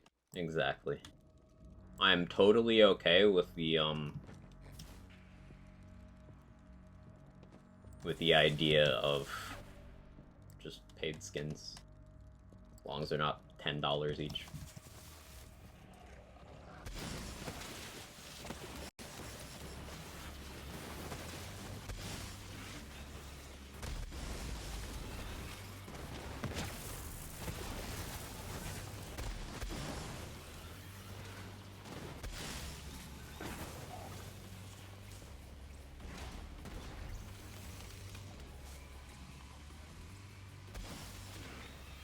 Remember people got mad because BO3 gave us too much loot? Oh yeah, we talked about that a bit earlier.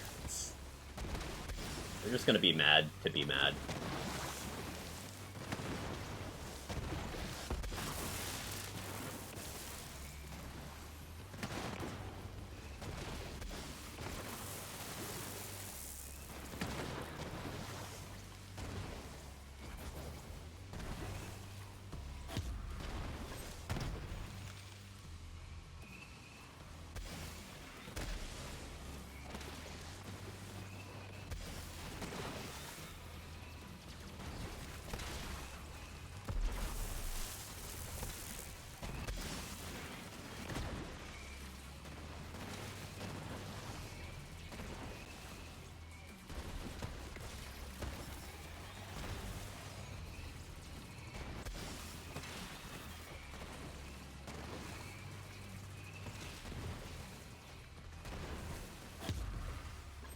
And my internal clock for that shit is...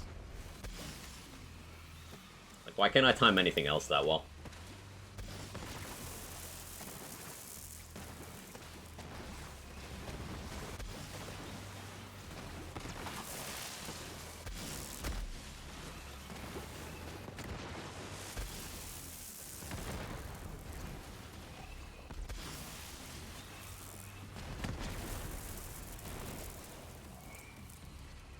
Borderlands getting loot boxes hypothetically would mean they'd have to change up how BL4 works significantly for the previous iterations. Why change something that works? BL sells insanely well. Very true.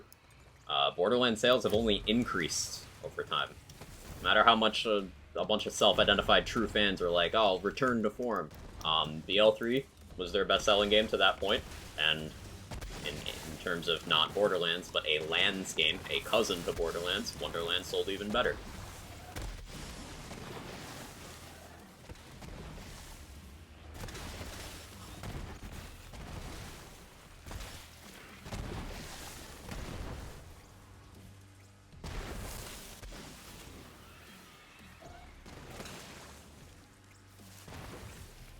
I think if it didn't have a lot of stronger weapons and DLCs compared to the base game. Did it? I mean, there were definitely some that are examples of DLC power creep, stuff like the Pimpernel, Sandhawk, Peak Opener.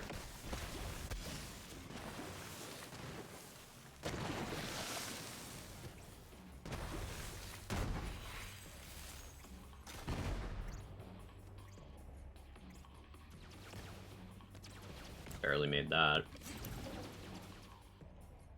Becca.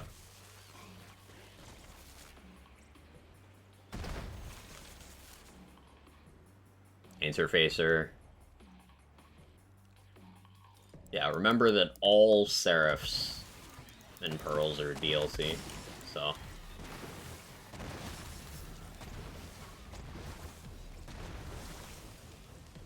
Grog. Orphan Maker, yeah. I think BL3 has a stronger core of non-DLC weapons. But it does do the DLC monstrous gun thing as well. I think purely because the catalog of items is just bigger, you know? Like, it's not a universal case, but it has happened a lot. But there's simply more items in this game. So it was bound to, right?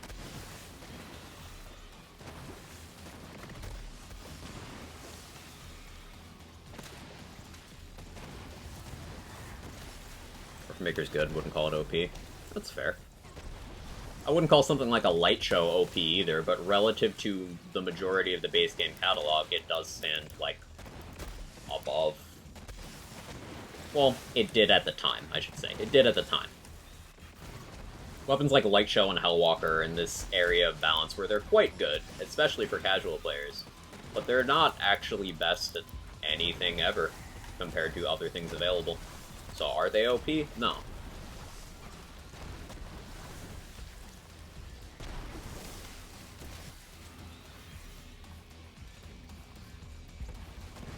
So you could probably slot Orphan Maker in the same sort of category, just in a different game.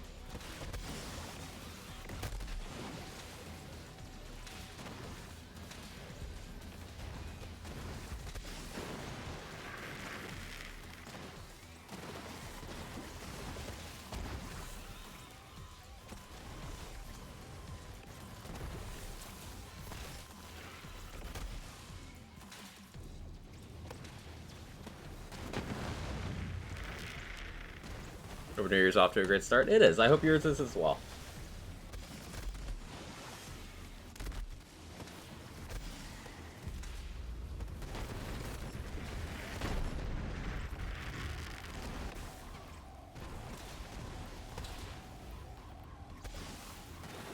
Don't hit me.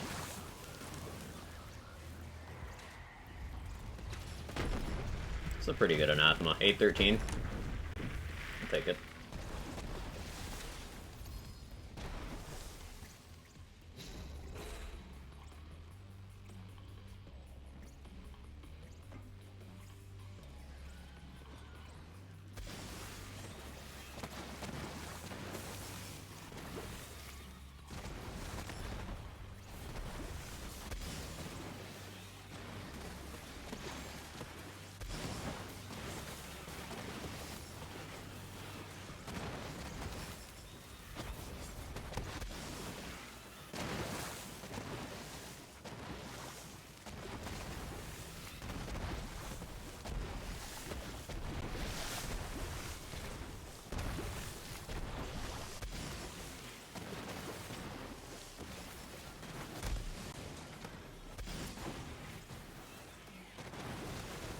Black so cursed? What do you mean? Black is correct.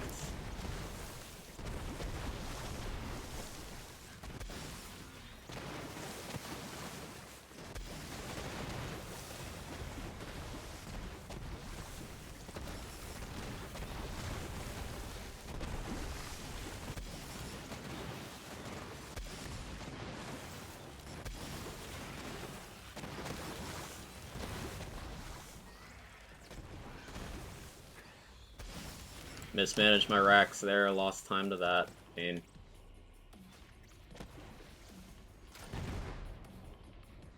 Yeah, I lost about 7 seconds to that. That's unfortunate.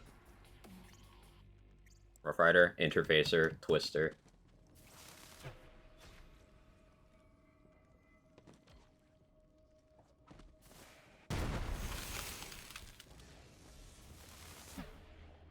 Sure, behind a raid boss. Yeah, but still there.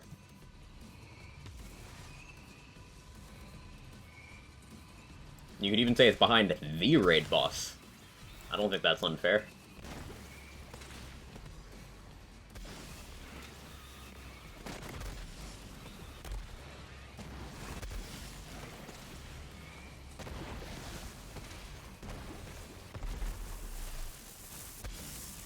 I'm okay with crazy powerful behind a raid boss. Generally speaking, I am too. Yeah.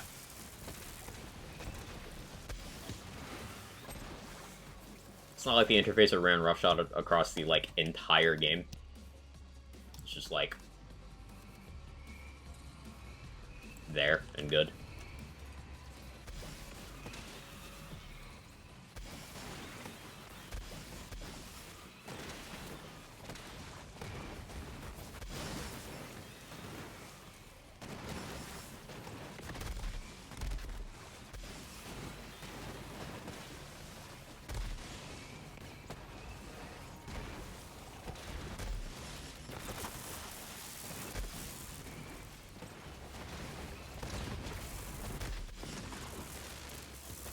was a little scary.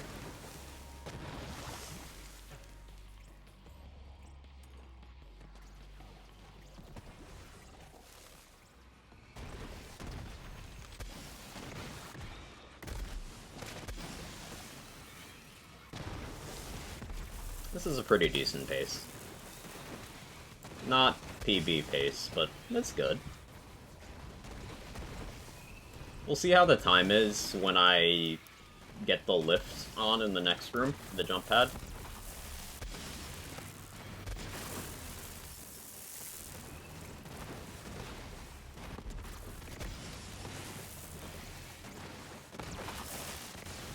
Don't charge me. Don't charge me.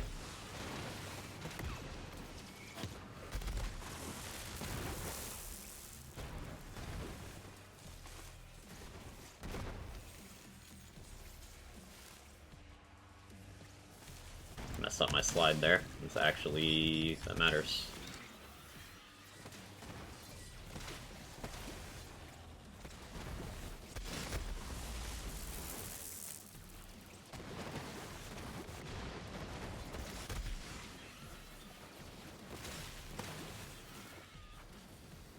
Yeah, we'll play it out. See what happens.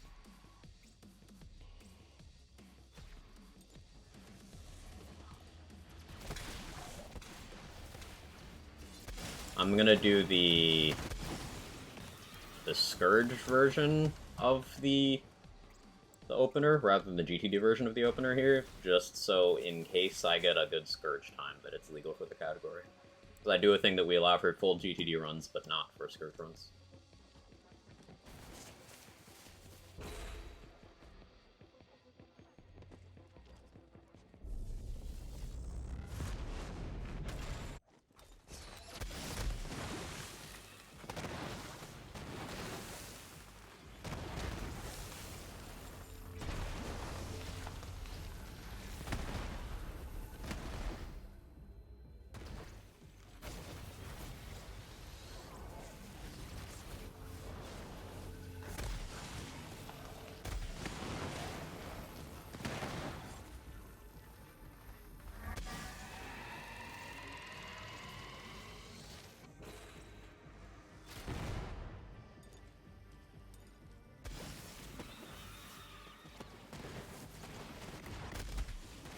Missed that.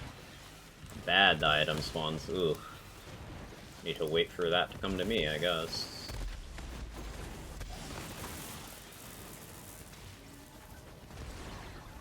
Unbelievable. That was, pretty horrific RNG.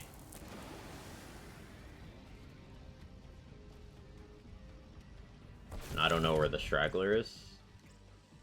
It's these two.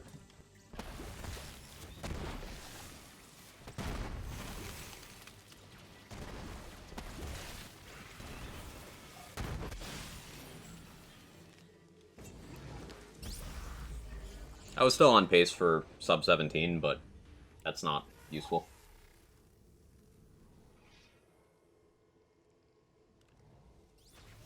Just add to this, not sure how BL2 does this. BL3 essentially allows any non-DLC owner to play with any DLC lock gear cosmetic if you save edit. Yes, that's cheating. No way that would be allowed if loot boxes were to be added. Yeah, I think in a situation with loot boxes, they would probably shift away from giving us access to our saves, which would spell online stuff. So, like, people asking for online-only Borderlands, be aware that you are inviting loot boxes. Also, note that doing that save editing thing to remove DLC tags from items is piracy. Do not do it.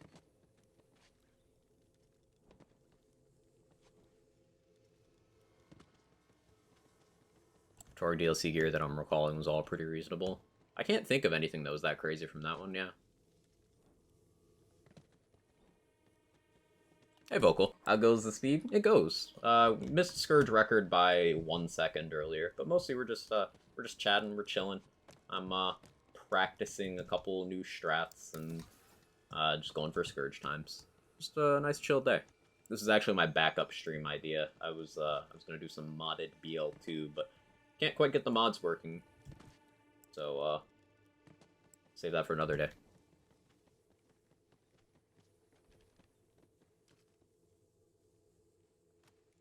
Played Gunfire? No, it's been on my to-play list for quite a while. I could probably be convinced to do that sooner rather than later.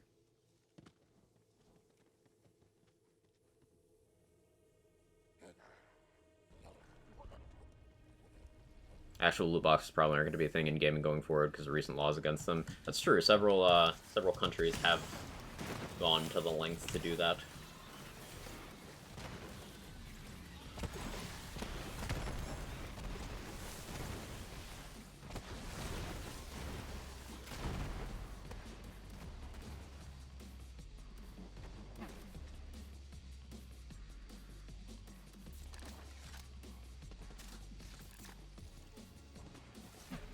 Reducing importance of certain parts of said part variants also isn't as impactful, rather less penalizing if you don't have those really important parts. That's a good choice, I think. Puppy gifted me the game not long after it came out, only just started playing it, regret not playing it sooner big time. I love when you get into it. It's one of those things that, a lot like how he did it with Remnant, Priz has just been whispering in my ear about it for years now. And I'm sure it'll be like Remnant, where it's like, hang on, why did I not? But I think the reason why my games and show backlog are so long is I think that's my ADD doing that. Like, the way it manifests for me is usually I have difficulty starting and or stopping tasks. So, like, starting a new show, starting a new game, really hard for me to do.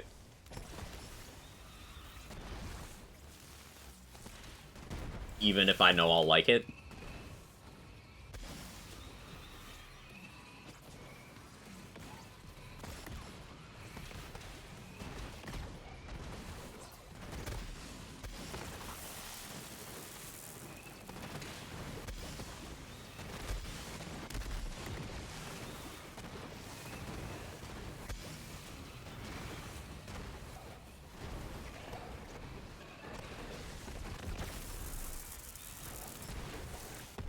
I think I'm not timing this one. Scuffed as hell. I've been unwilling to try to meet it, it was just me being old. All I'm saying is, a lot of adults... Oh, I didn't do that one. A lot of adults go their entire lives without being properly diagnosed for ADD, ADHD. Extremely common. So I'm not saying that's what it is. You could just be grumpy about it. But, from noticing my own behaviors, that's the source of that for me. That's just me, though. Was this Crystal Order? It's me not paying attention. It's 100% me just not paying attention.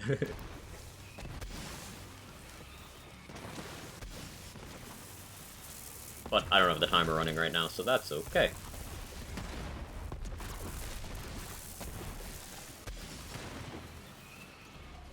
Professional.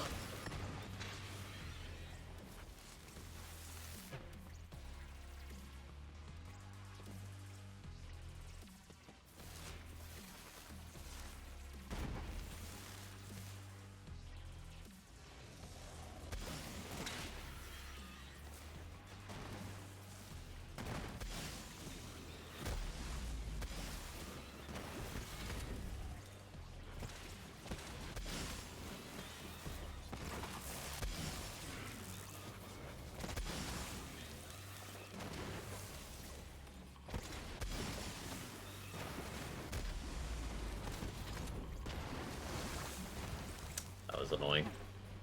Why do I keep killing that? I can just skip that room. I always forget. Muscle memory takes over by the time I'm in Crystals too, because I just settle into autopilot because of the waiting. And then I get here and I'm still in autopilot. So I forget to go faster.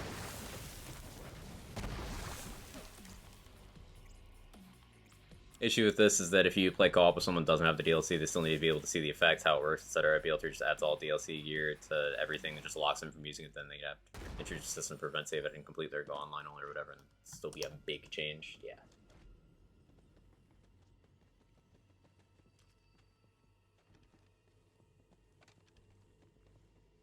or just stop doing DLC gear, which is still a big change.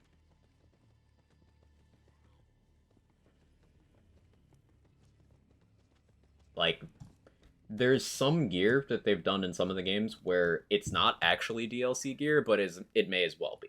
For example, BL2, Norfleet. Technically, you can get it from Vermi, but, like, the way you actually go and get it is Hyperius, who is DLC. Things like that.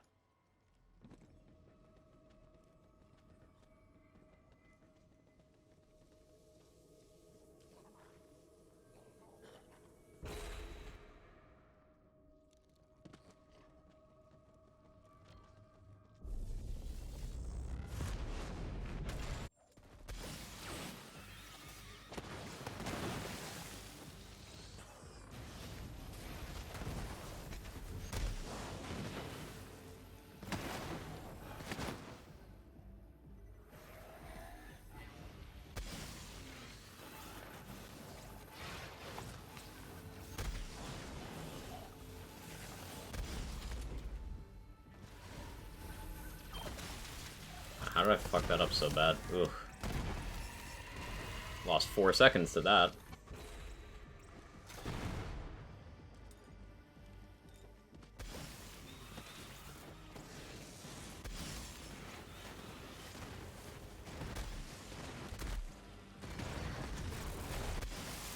Finally did that properly, though.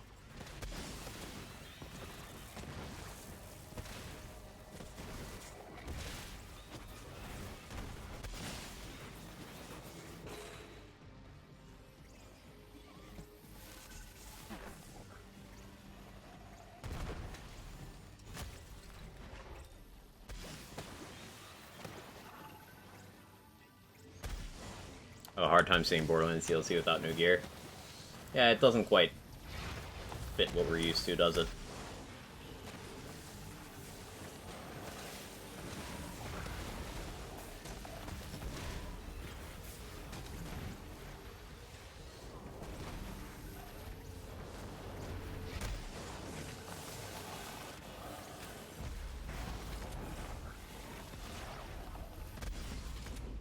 Ugh.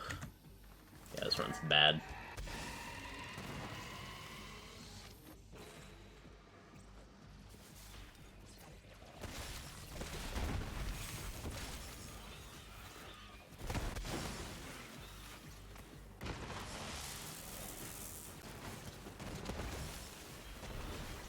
I think maybe I switched to that Zane practice I mentioned wanted to do.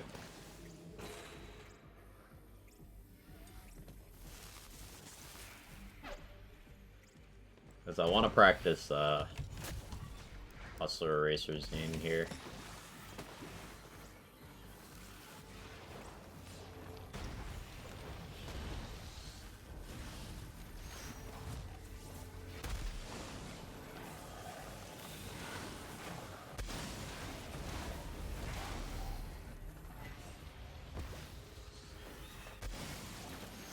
Yeah, we'll just finish this out for the XP, lol.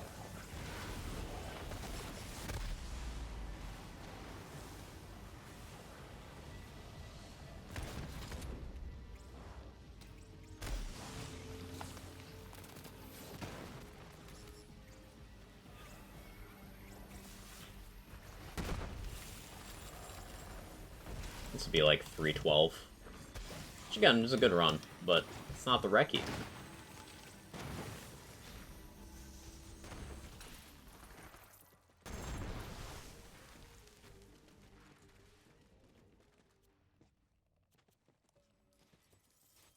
Made 5 for Sanctuary gear drop elsewhere without removing the DLC lock, but also included a toggle in the mod files for world drop rules and such, because 5 for Sanctuary is the one DLC that makes sense to not own since it's not in the Handsome collection.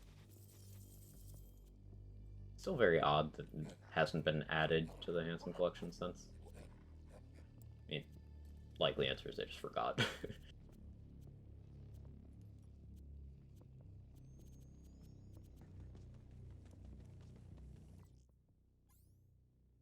Let's see if I have a Hustler Eraser save that's actually not been disassembled to make other builds.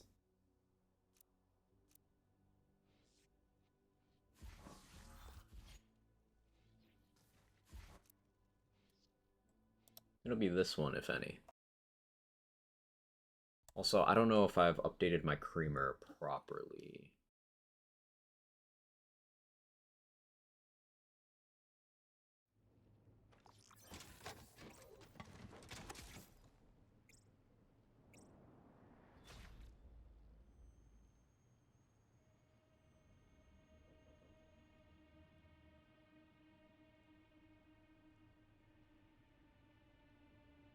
Hang on.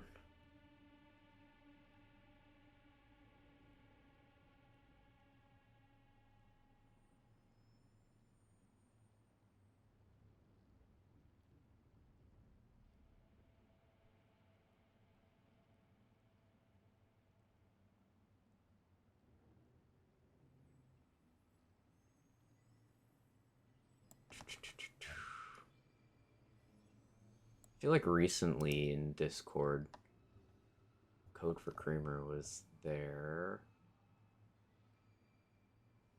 Oh, that's fine. I'm not worried.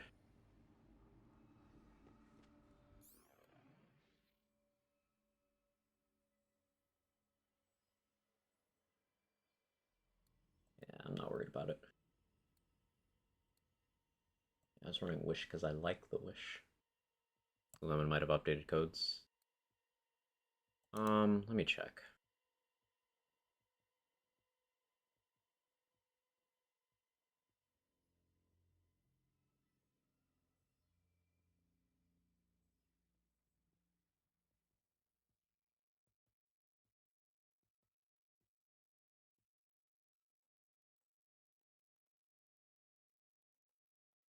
No, that's the version I don't want. I basically can't remember. I can't remember if ×1 or ×2 is optimal right now for ammo consumption reasons. Probably still ×2. But the big thing is the Loot Lemon one has the projectile speed part. I don't want that. So my current one doesn't have that, but it's been a while since I've run this build.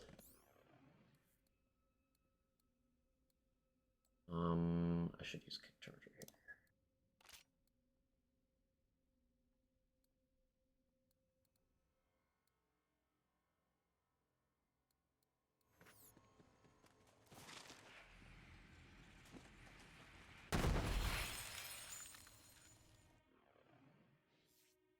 This is Wish clone.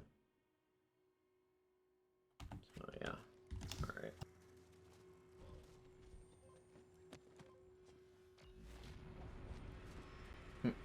Great start.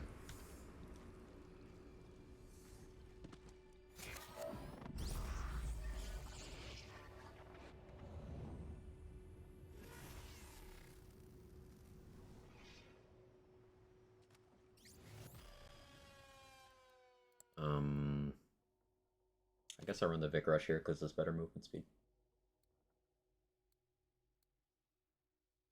Yeah. Hey, Pragmatic, how you doing? Happy New Year. You told me last time I talked to you, but I'd hear it again.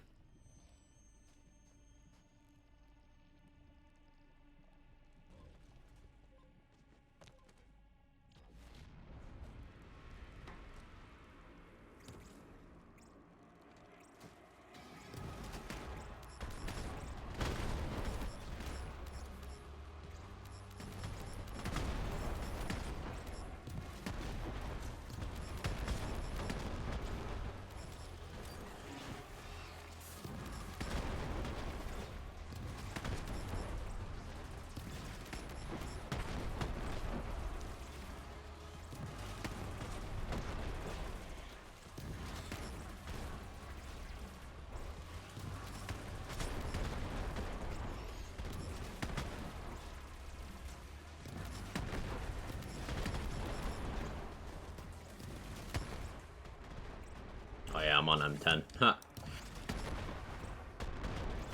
Means I need to look for death skulls.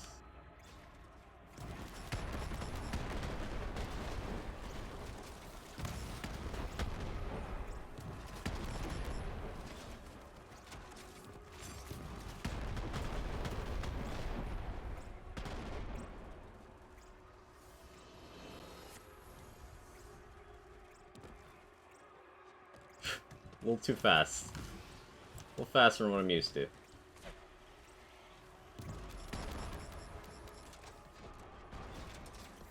Oh, I didn't want that.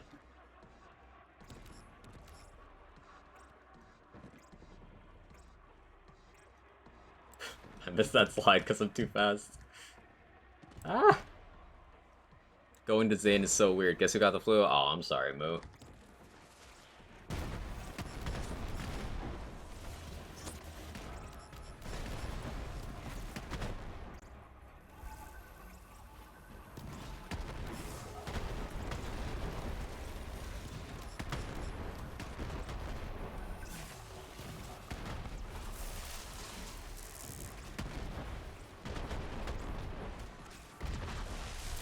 Hello?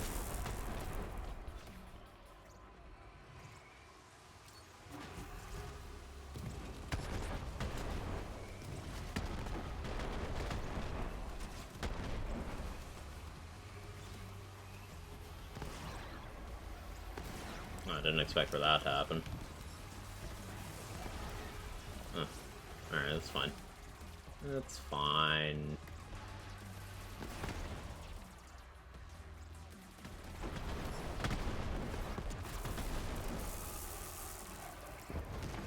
I used to use the Unforgiven here. But it's better to not do that. So I'm trying to learn new strat while derusting. Quite surprised you haven't clipped. Me too, to be honest. You have my permission, you can just DM me whenever you want. Helps with mods. Cool. Yeah, I'll probably do that after stream. Thank you. You don't have to help me right away. Appreciate it. Finishing position? Yes, we finished on the 31st loading screen. That last day was, I got walled by a couple of boss encounters. Mostly due to AI. But we did finish. Why do Unforgiven? Because I want to try out the Kick Charger versus Scourge, but honestly I should just use the Unforgiven. Because, like, I can just menu later. I could actually just have both. The Flacker is there for emergency ammo stuff, but I can always just play better.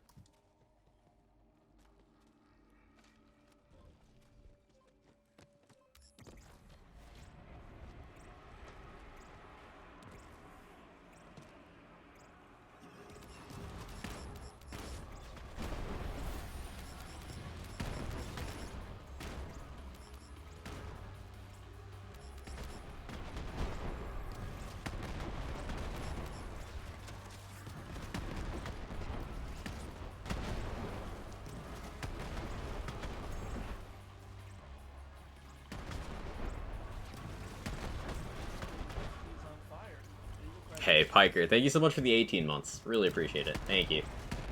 Hope you're well. Support means a lot.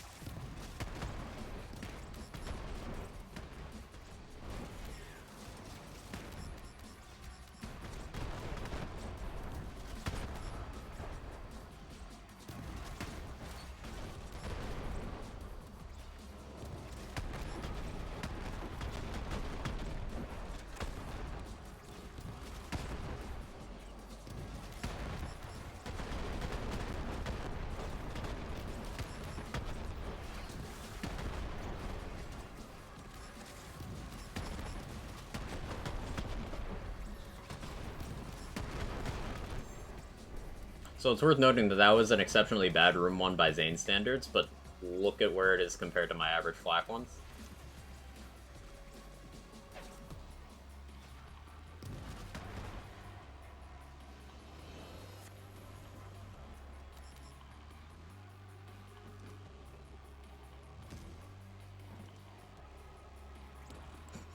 Too fast.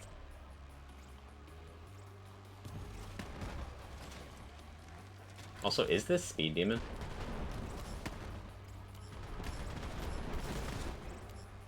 That might be why. This is, faster.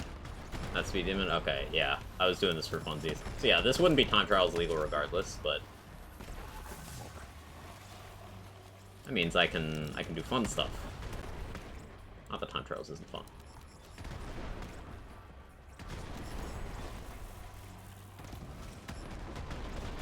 see how fast this can go with, like, skips.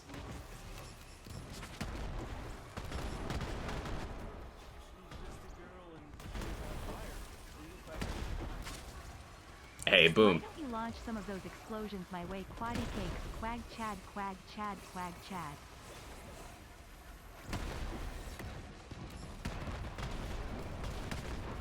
Boom, thank you so much for the 27 months with the streak. That's huge. Thank you. And, yeah. The Screamer has enough splash radius, it'll probably get you.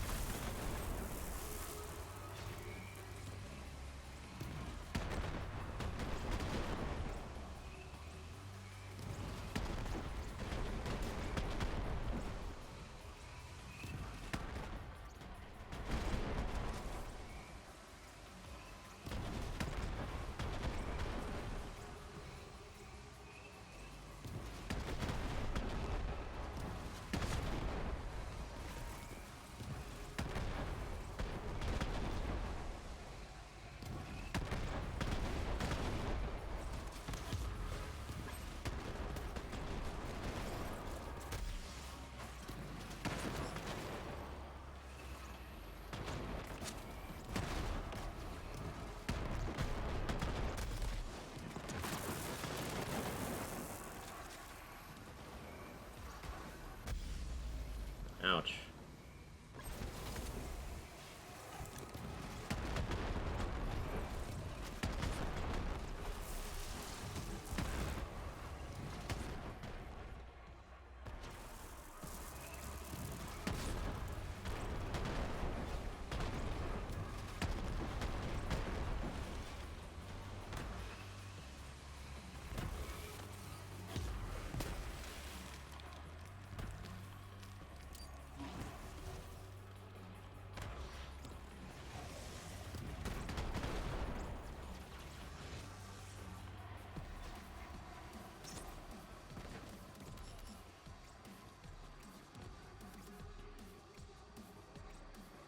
Actually, too much movement speed.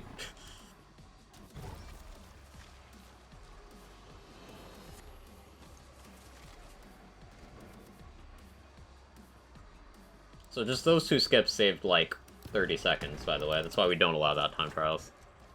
You're gonna clear the whole thing? Yeah.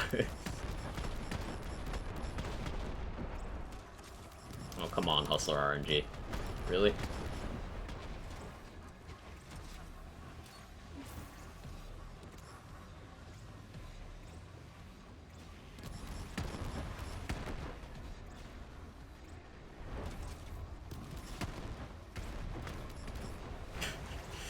That's why I hate this setup. It's so... Like, sometimes that happens against bosses. I'll just do this.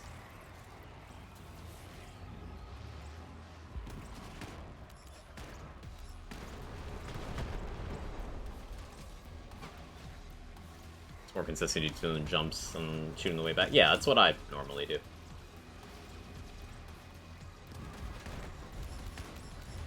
Because you get the absorbs in the air. Whoa, that's way too much speed!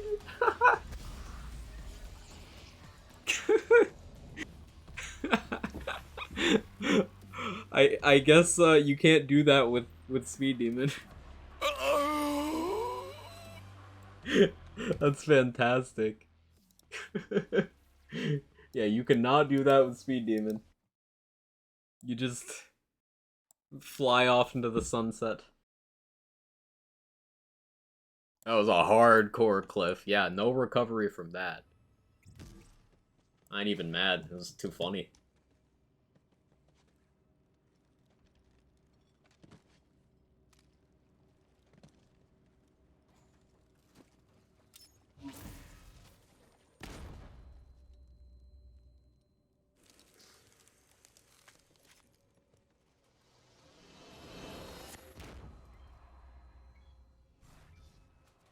Take over the force field. It's like, oh, no, no, no.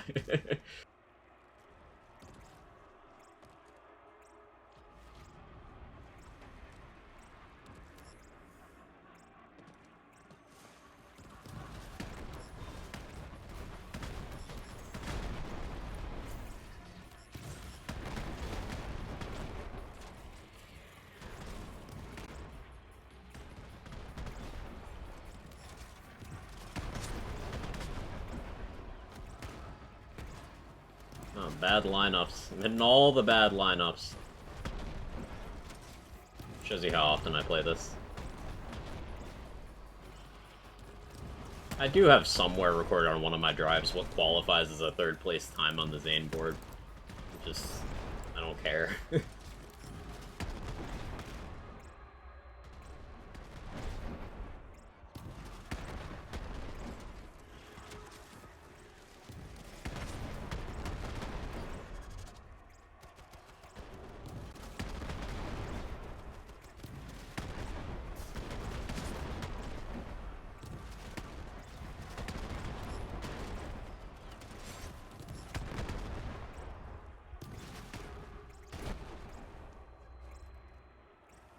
Say force field mean yellow dome shit. It's basically a force field. It keeps you out.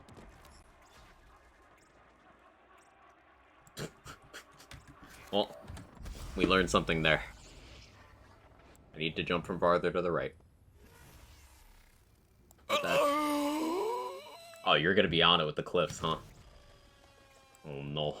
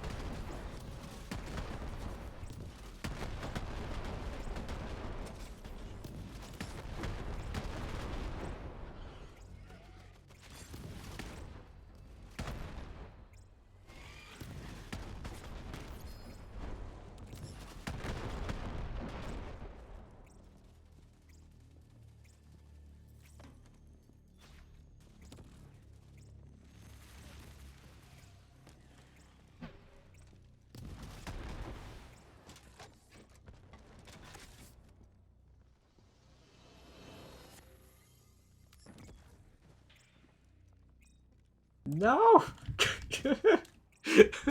I'm still too fast! Lindsay is the most important time to track the clips.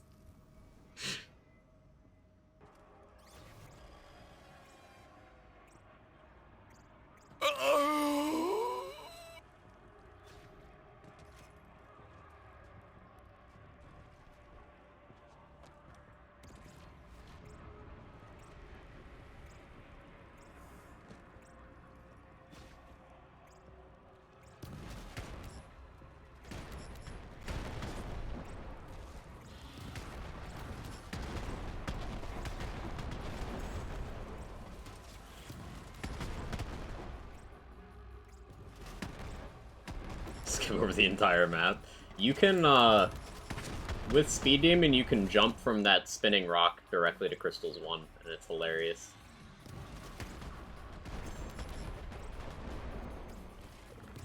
There's probably a rocket jump trajectory from, like, right outside the door to Crystals 1.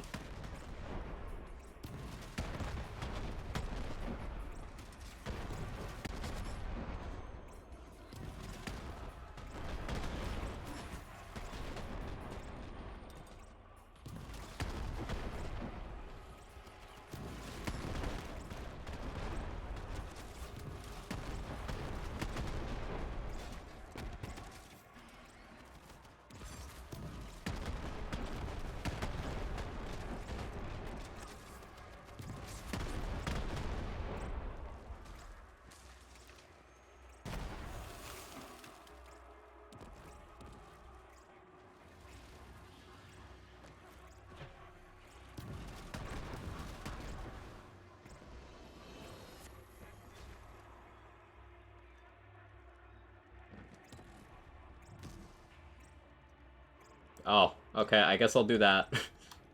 That was not intentional.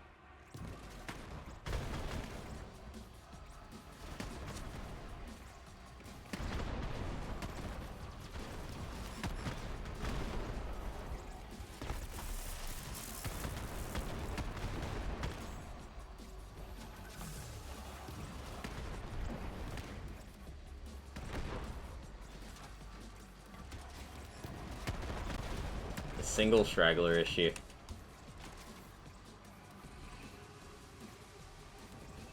And more speed instead. Yep. It worked.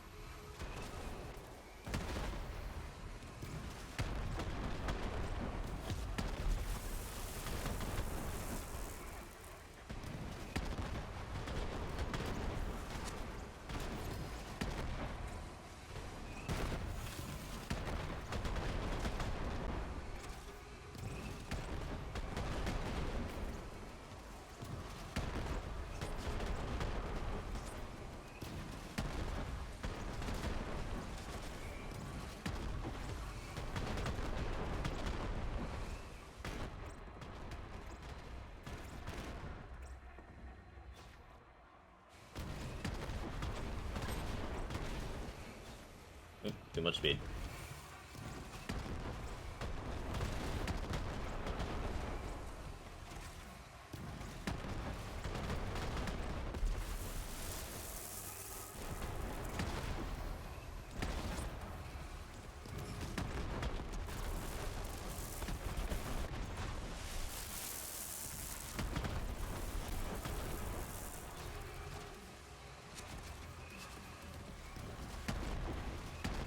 Out of ammo.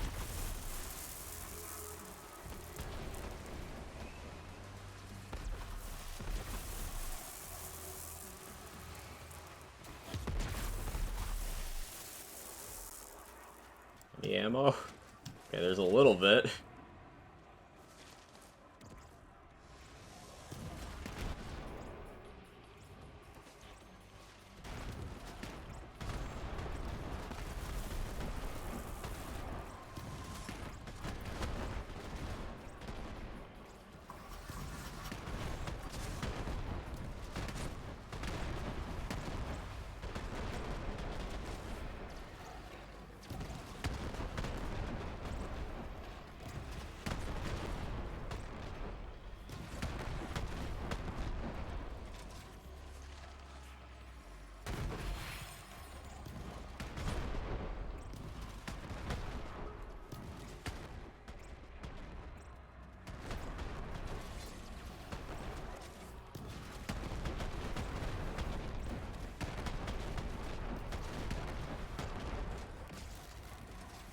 That aim.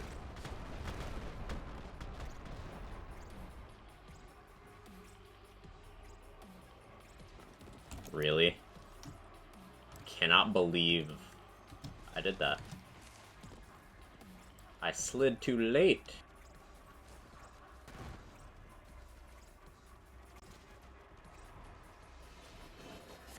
So many of the Fire Friends have Stinger, Fish Lap, Static Charge. That's what happens with speedruns. Certain strats and loadouts are quickly identified as optimal.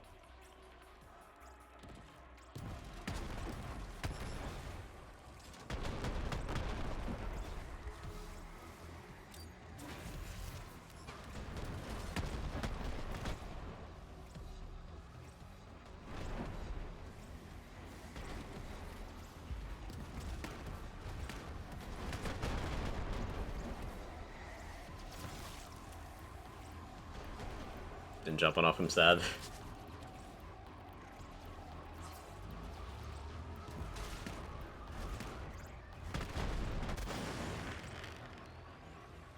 Good thing there was a guardrail there. Holy.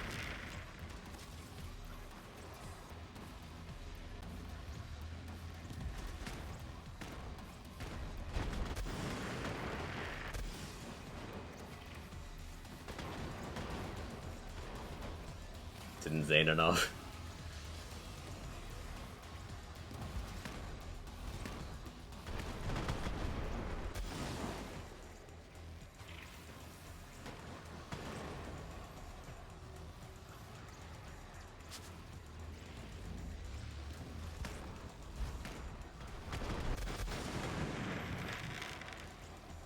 Yeah, I like how the solution to consistency here is just to carpet bomb.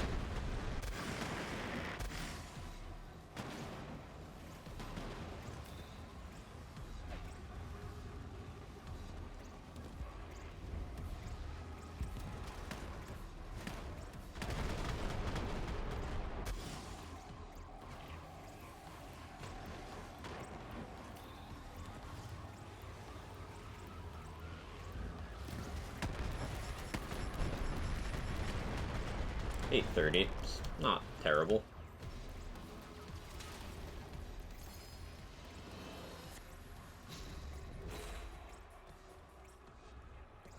Not good, because by this point Zane should have a lead over Flack, but eh.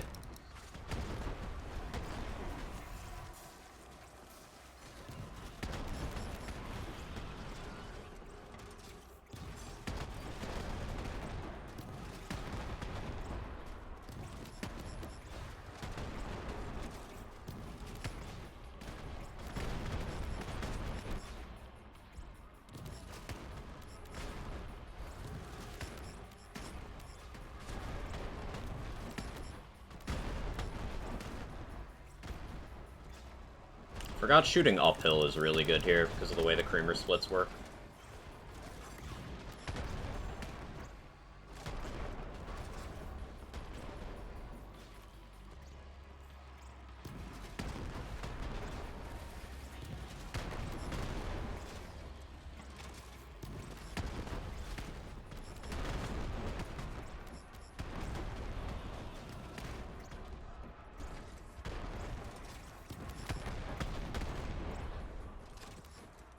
Oh, I also forgot to move the clone. I forgot.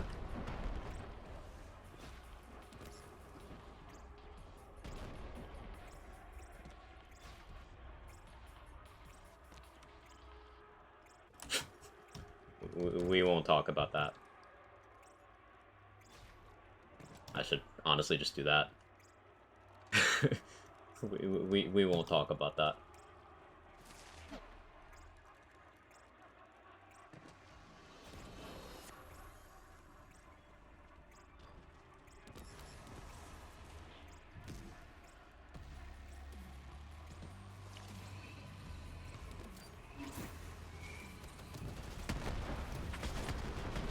Reminds me of trying to scoop ice cream and it flies next to the bowl instead. I'm a very visual person, so yeah, I can see it.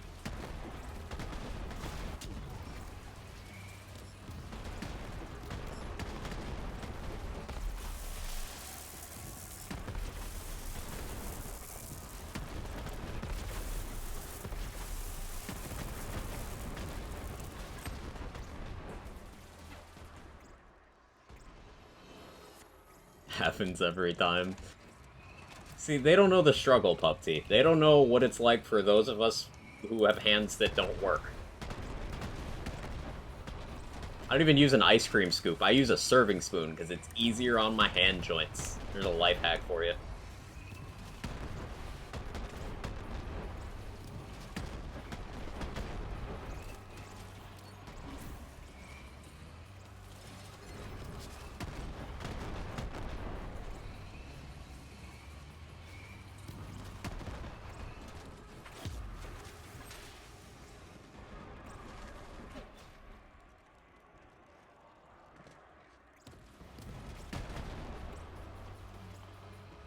Calling both of us out here.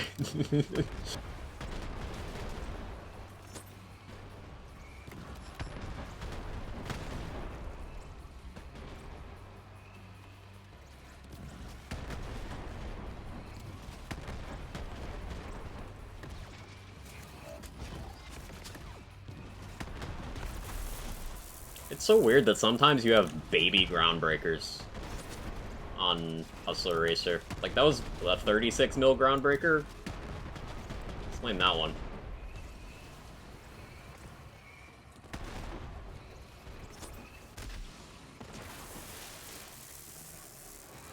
No, not like this.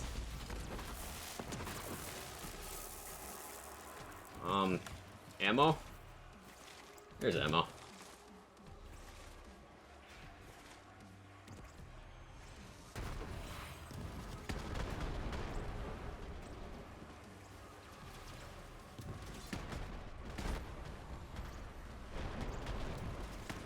I have to pee. It's not very well timed.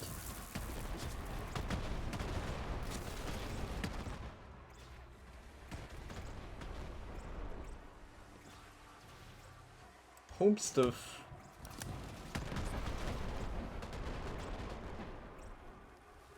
How'd you get out of that? What does this run? I'm just the clutch god. What do you mean?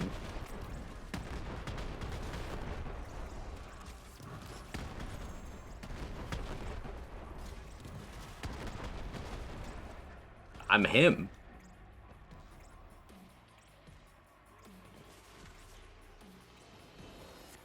You see me kill that Sarah with the mantis because I was panicking.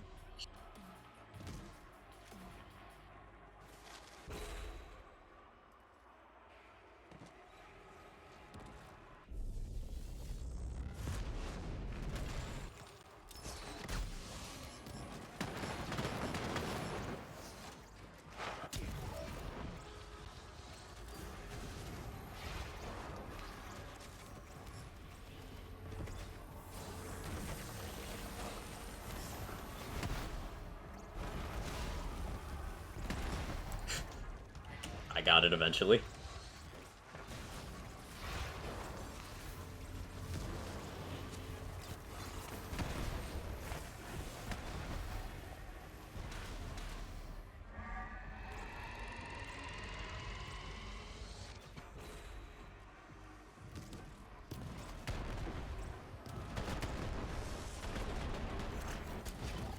Yeah, like, what is that baby groundbreaker? What is that?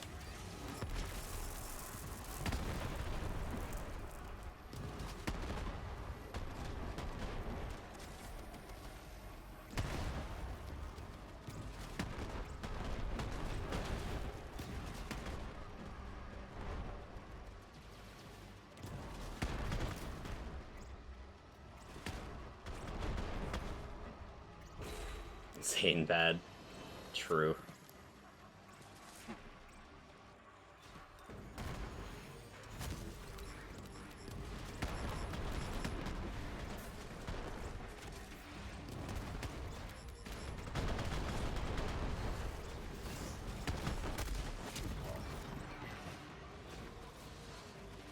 Part of the problem is don't have any bonus elements, at least I think. Oh, I don't know what I have equipped.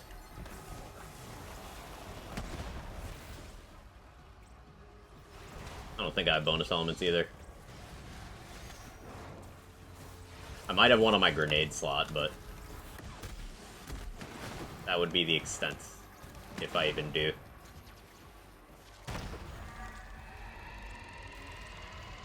You're just working with 10%? Hmm.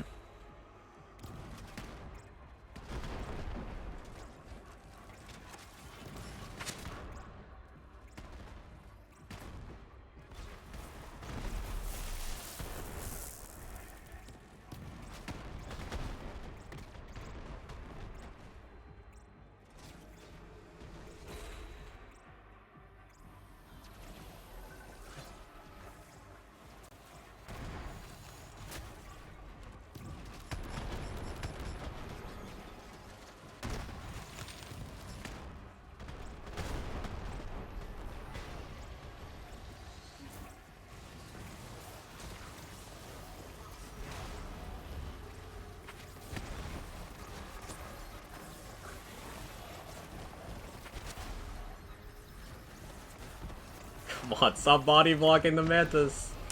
Whee!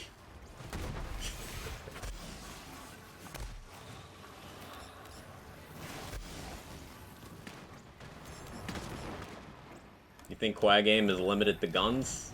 Nah.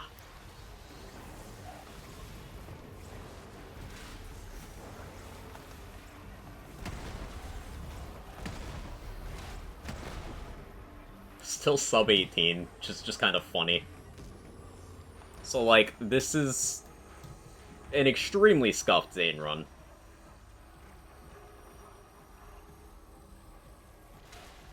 With lots of rust, on a build I do not play, on a character I play least. And this is still, like, God tier Amara run speed. Just to put it in perspective, how characters are actually balanced in this game relative to each other.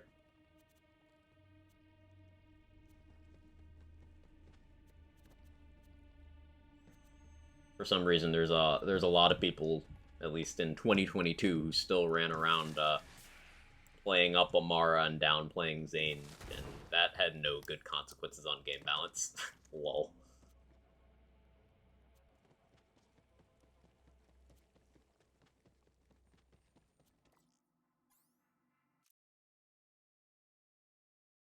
Oh, I should have checked to see if I had bonus elements there. No, that's fine. That's fine.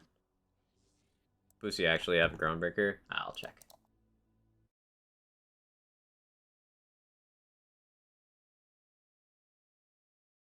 Perceived baby Groundbreakers. I should say, yeah, baby Groundbreakers relative to what other setups pull. Yeah, I've got Terror damage here. I should honestly go ASE 50 here, huh?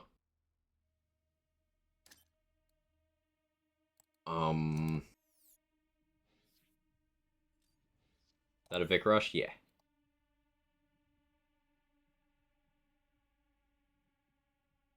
Yeah, with the Vic Rush, I should definitely go ASE 50.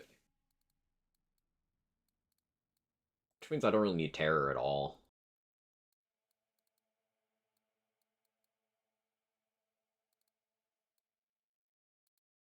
Like, no global boost and skill tree? It's Zane. It's Zane. Those don't exist. The best I'd be getting is, like, Trick of the Light if I spec'd it. But that still wouldn't consistently be applying. Yeah, Zane just doesn't have global. Right, Kevin?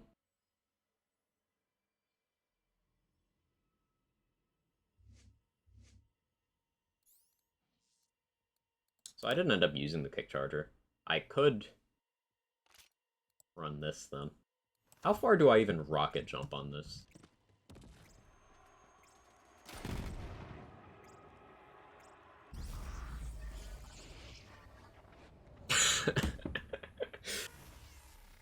Three to three eraser necessary, by the way. No, but it's good consistency. Good job, thank you. There's a death wall there? Apparently.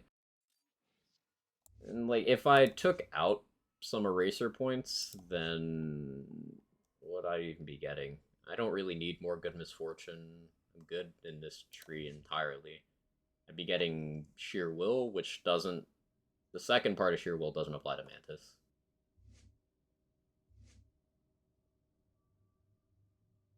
So it would just be Trick of the Light. Gotta go take care of y'all. Take it easy, boo. Yeah, there's nothing really beneficial to be gained from not maxing Eraser.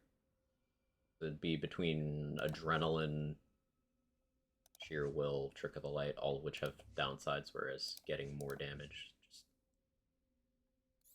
better.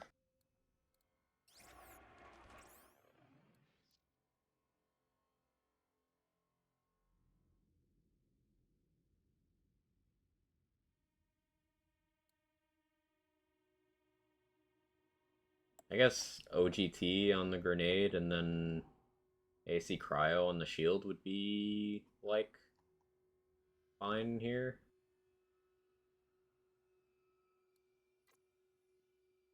Could go Revolter, honestly. I could go Revolter and Cryo.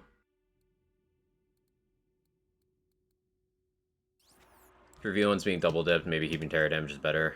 I don't know how this build's damage works. The V1 is being double dipped.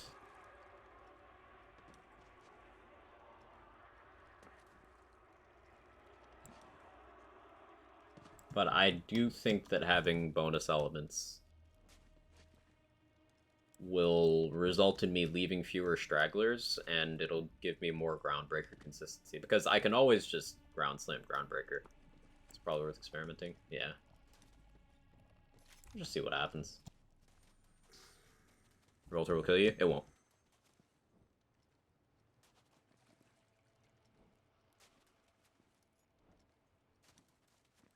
Or, with Creamer it probably will, huh?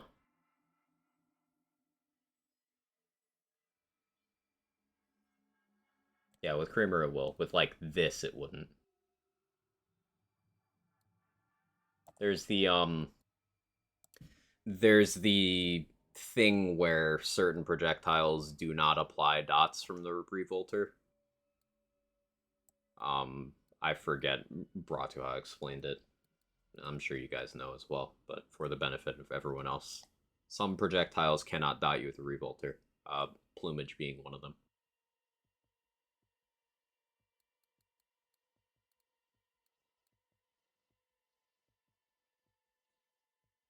I have to go re-roll something. Wait, no, there's always cheating. There is always...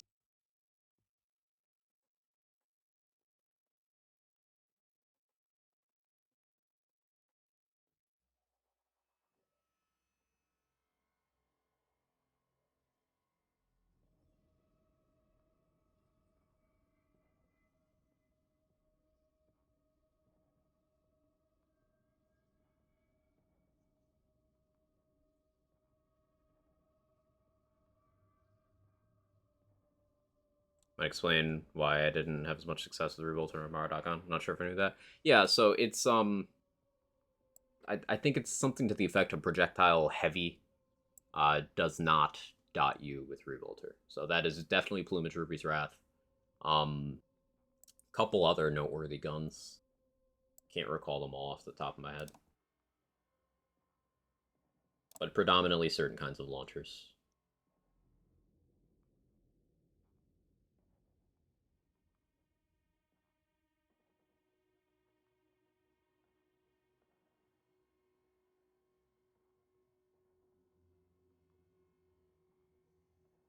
Anything that doesn't eraser? Yes. I believe that was it. Because eraser checks for the same thing.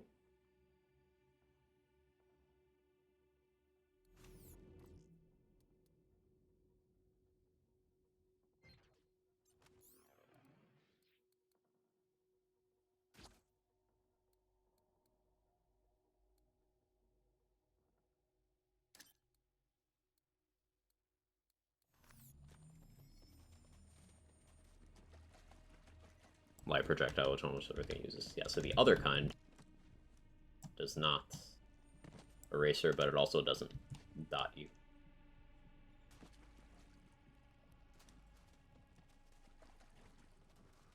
Okay, let's try this.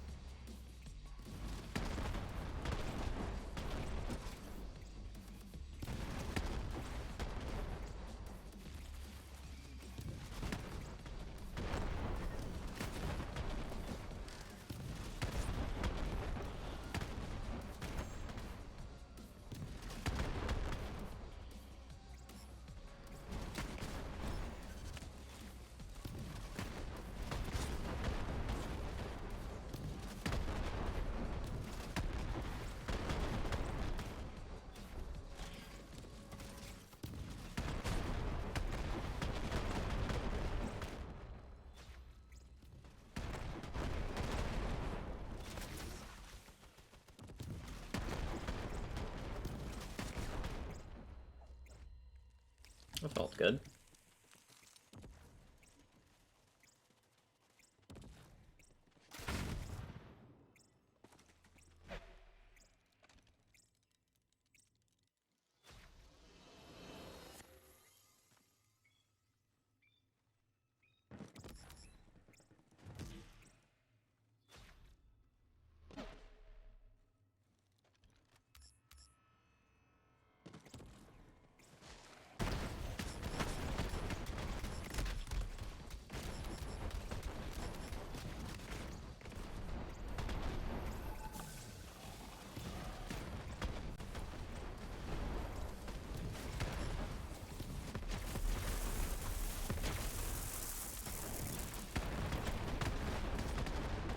Did not have good lineups there.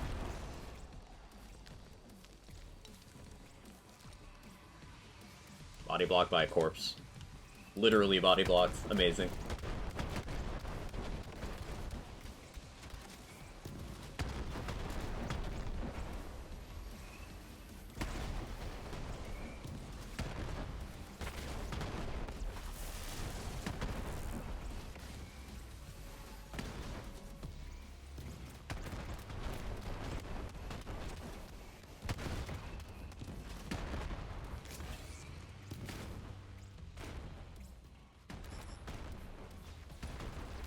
Hate when that happens.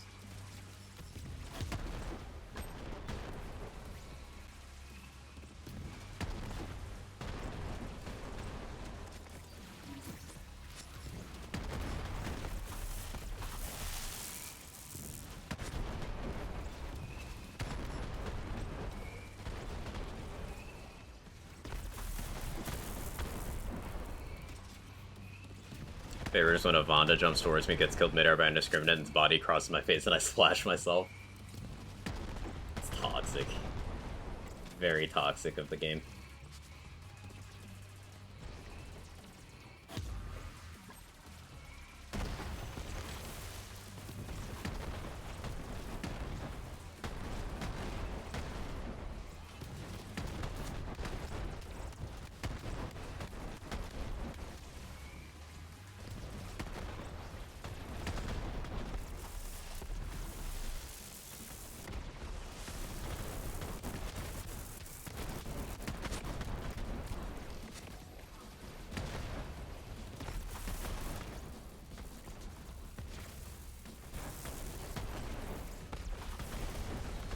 Hey, a vault card.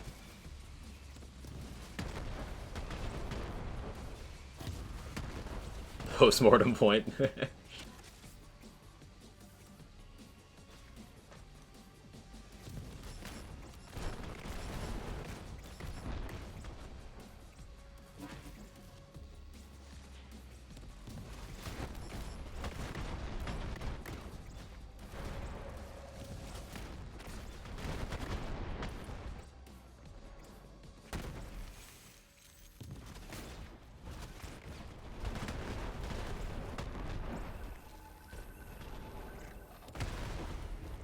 Was awkward.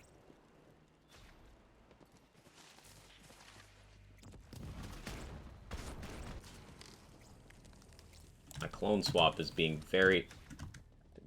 How many consecutive clone bugs was that? 3? More? It just didn't swap into place.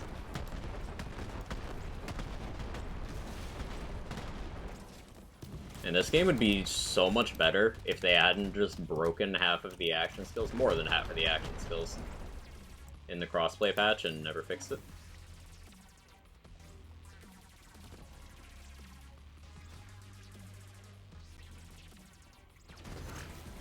Where is it going? It was just staying where I was. So, like, sometimes you clone swap and it just follows you. Like, it just goes to where you moved to. And what's worse is that if you are running double barrel, it will switch to whichever weapon you're holding, which isn't necessarily the weapon you gave it. In fact, more often than not, it's not the weapon you gave it.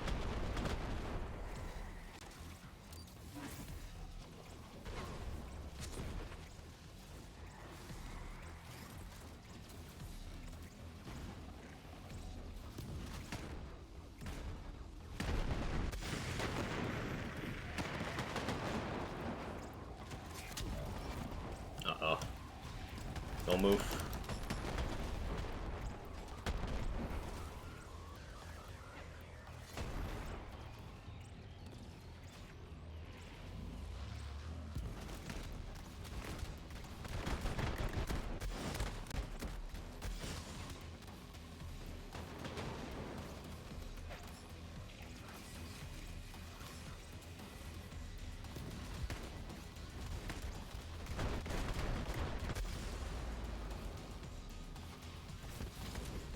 Weird.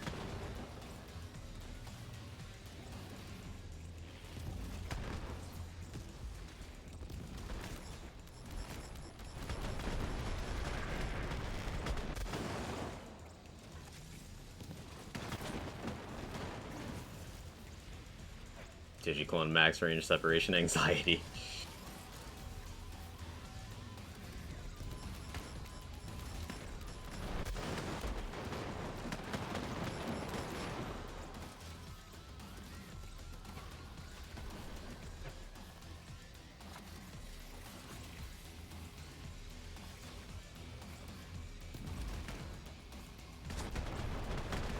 I almost slid a little too aggressively.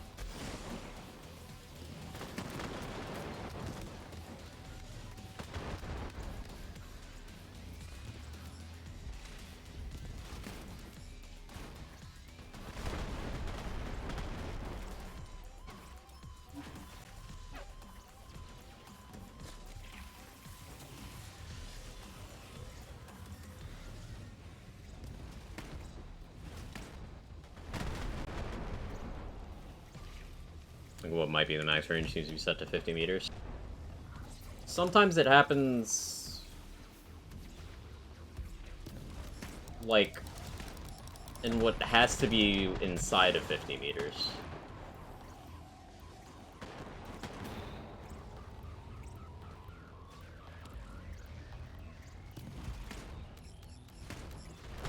I would like to sit down and science that out, though. That's something that's been bothering me for fucking year at this point.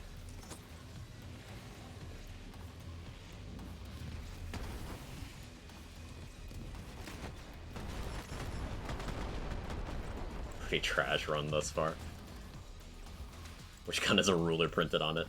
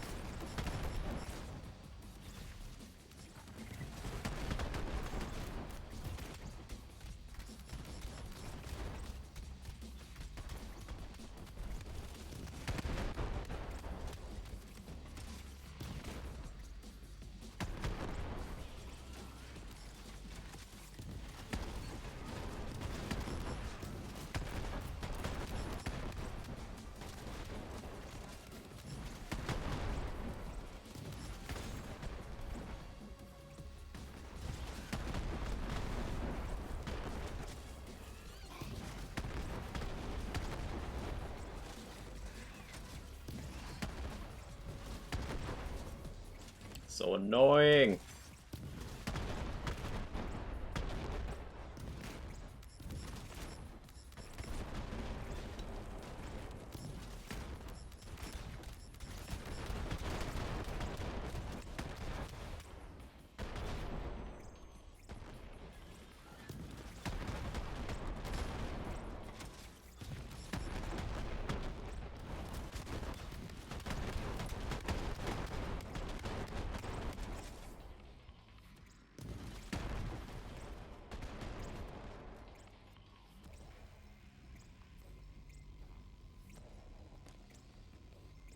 I wanted to try that.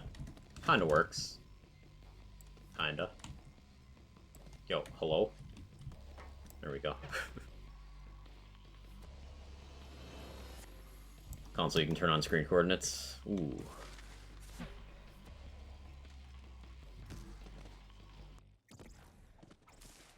I'm very interested in that.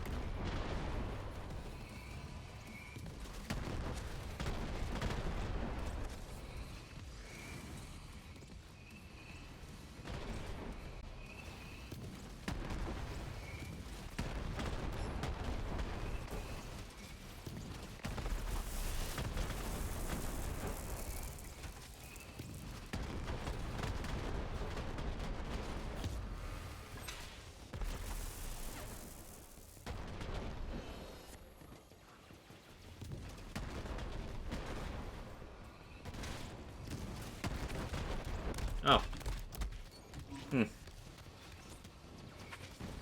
Sorry, we're gamers.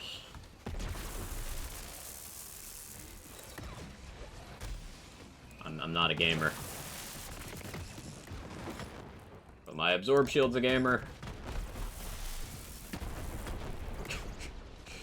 Come on, shoot me. Shoot me. Let me absorb. Let me absorb one.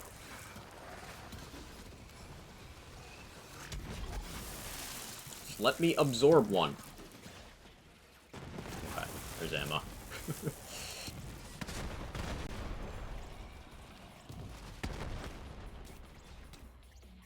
Yeah. I forgot that I have to go pee. So I'm gonna go do that and figure out what I'm doing. Hey, yo, you want some absorb? I sure fucking do. I'll be right back. 1 second.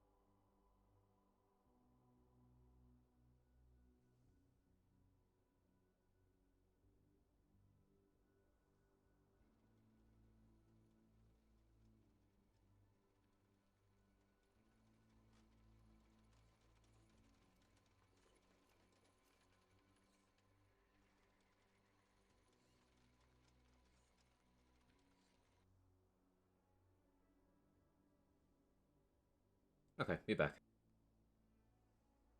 What is ultimate super badass did you clone? Boom enhance. Boom enhance makes it spawn at a higher, like, tier based on how many grenades you consume.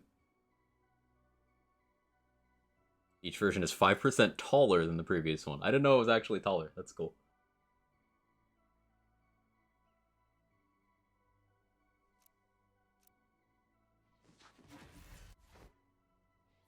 True melee mode speedruns.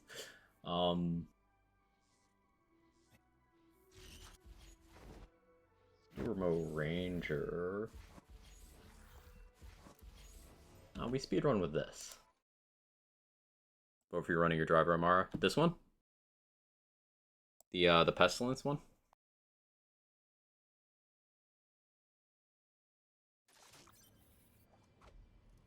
Now Trucker.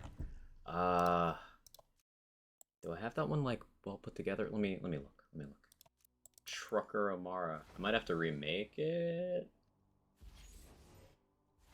It was like this one, I think. I don't know if I ever renamed a save Trucker. But we were calling it Trucker. The main menu with dialogue off, so much better.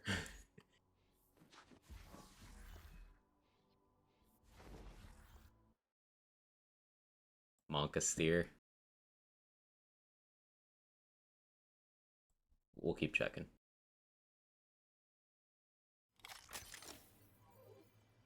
This is the one I converted to be like Blade Fury, yeah. But it still works with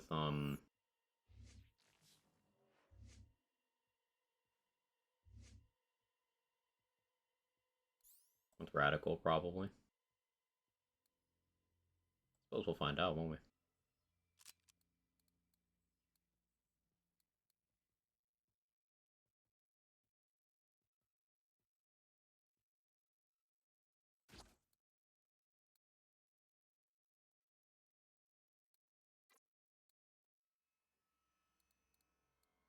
I have a fish slap with an ASC.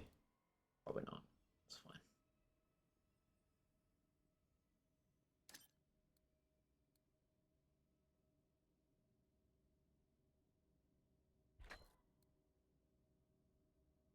Don't mind me just assembling on the fly. Melee spec, no burn both ends. Uh-huh. Because I got tired of enemies hating me.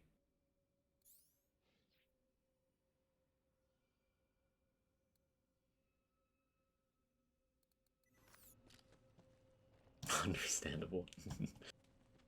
For anyone who doesn't know, burn both ends when it says it increases enemy aggro towards you, it is not lying. It's noticeable. I have no idea how the spec even plays anymore.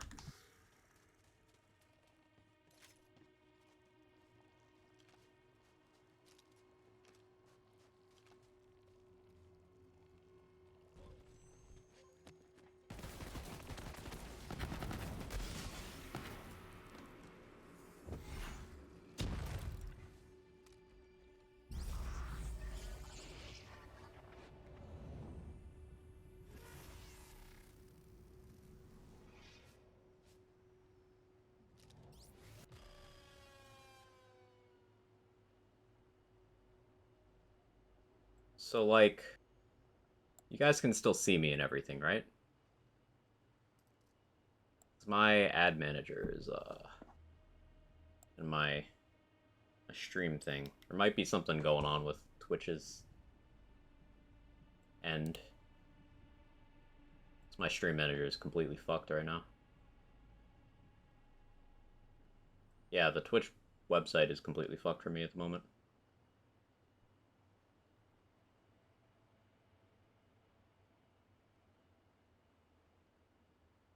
Same? Okay.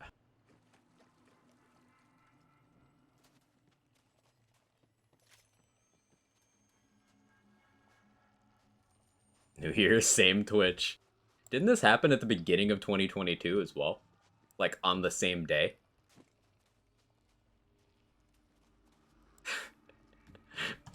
It's a tradition.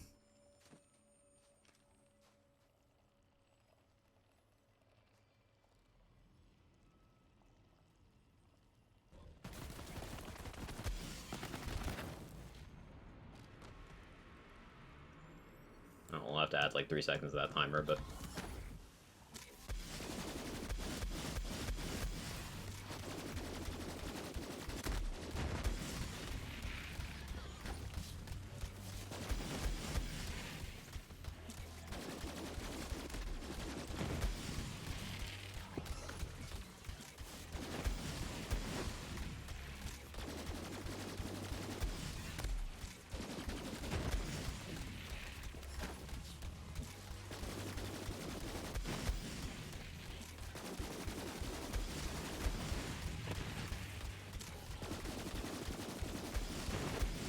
I think I'm doubled up on corrosive right now.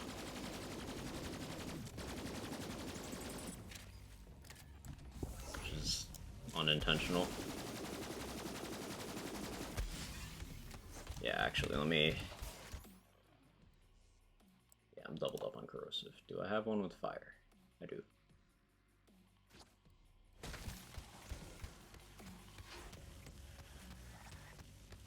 I was like, why does my damage feel incorrect? That would be it.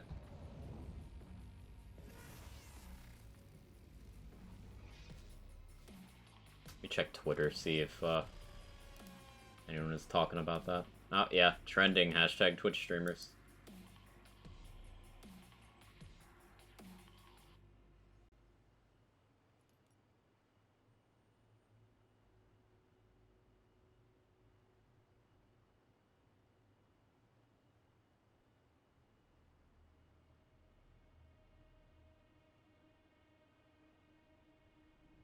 Yeah, Twitch is just down right now, but in the sense that people who are already live are staying live, but I don't even know if you guys who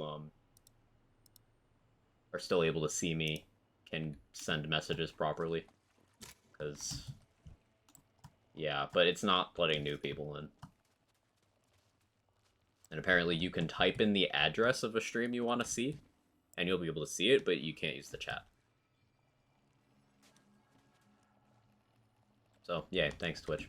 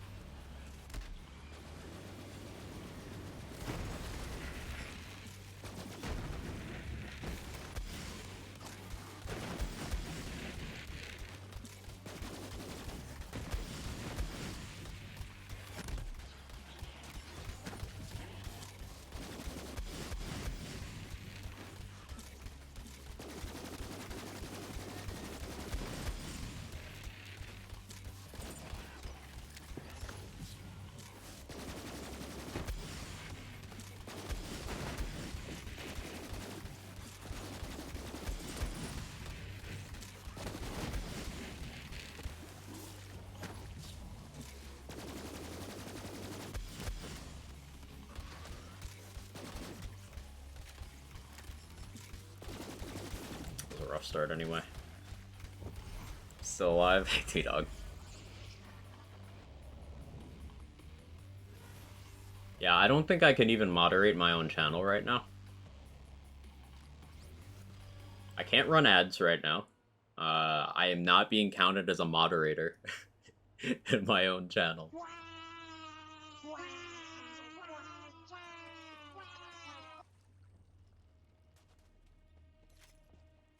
So I'm neither the broadcaster nor a mod in this channel, apparently.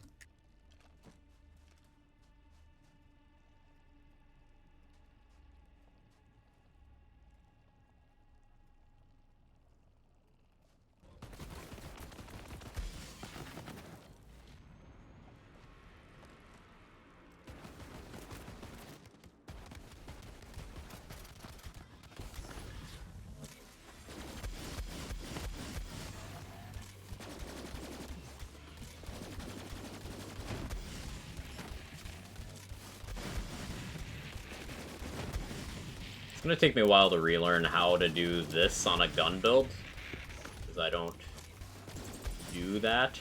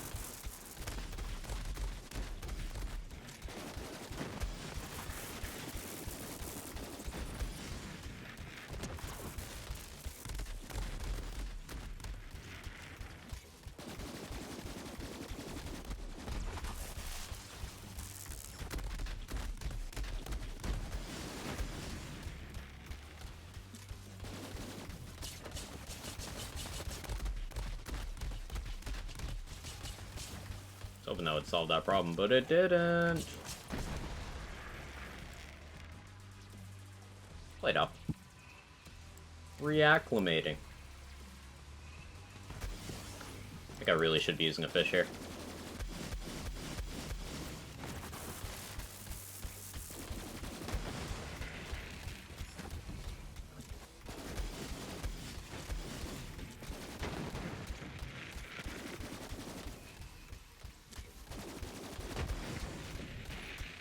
It is very nice being able to take out diadems like they're a regular enemy, though. I gotta say, that's pretty comfy. Like, no deviation in what I'm actually doing.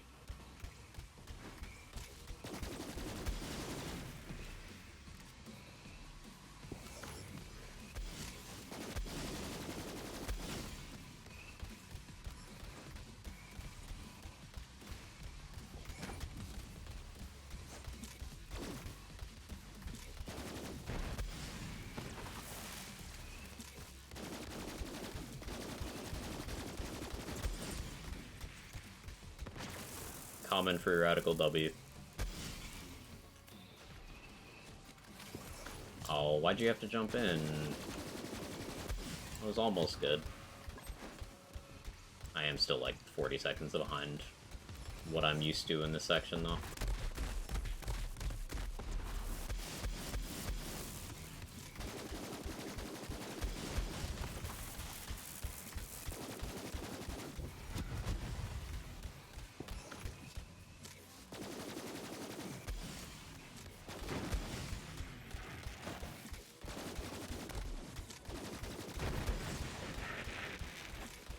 I should really watch some of the top of Mario times to see where they are at certain times in the run, so I know what to, you know, use as a benchmark.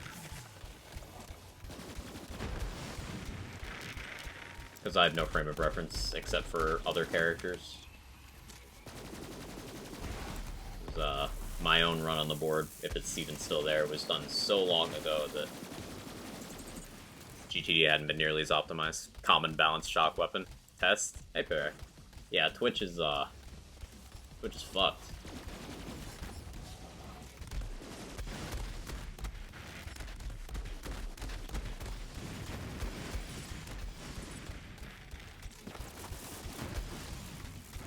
There we go, works again. Hopefully permanently, but it's not showing sub badges or anything for you. Or moderator badge. It's not treating me as a moderator here either, which is interesting.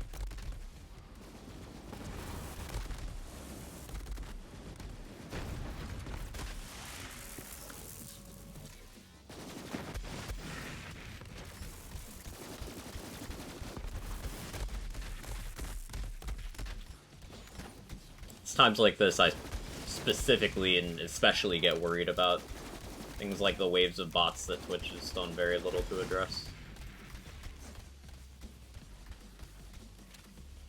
Sorry, streaming to die. I wonder if I'm hitting all-time lows. Yeah, I was looking at mine. I was like, huh, I know I've kind of killed my channel with my inconsistent streaming hours and lots of variety, but I didn't know it was that dead. But then I looked and was like, oh, okay, Twitch is fucked. Cool.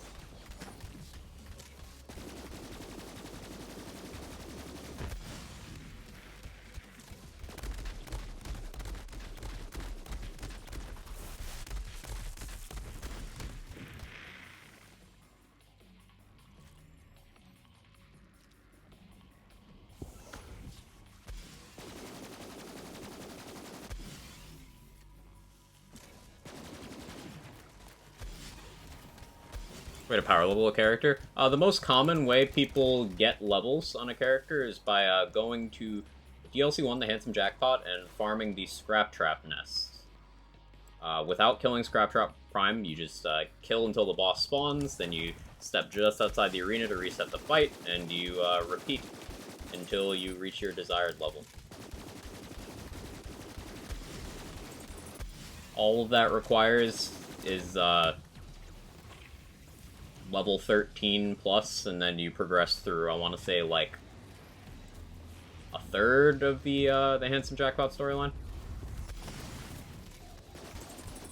Now keep in mind, if you power level a character, you're still gonna have reasons to do the story, because most playable content unlocks after completing the story, Mayhem Mode unlocks after completing the story, your artifacts slots, several of your weapon slots, all of that is story progression.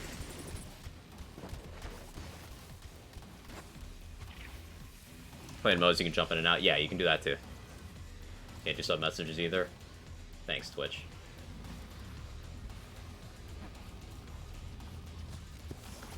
I don't know, is that dead Himura in the fields?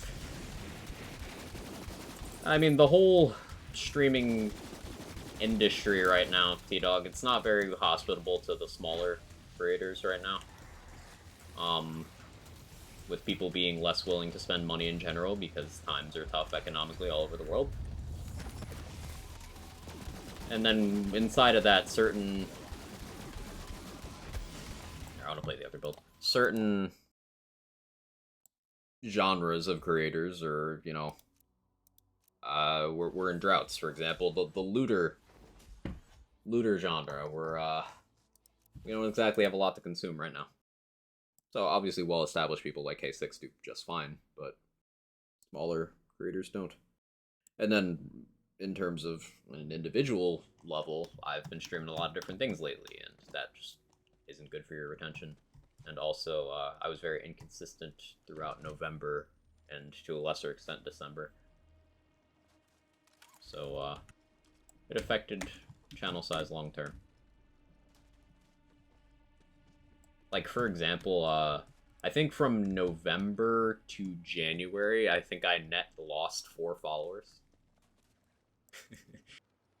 But is what it is.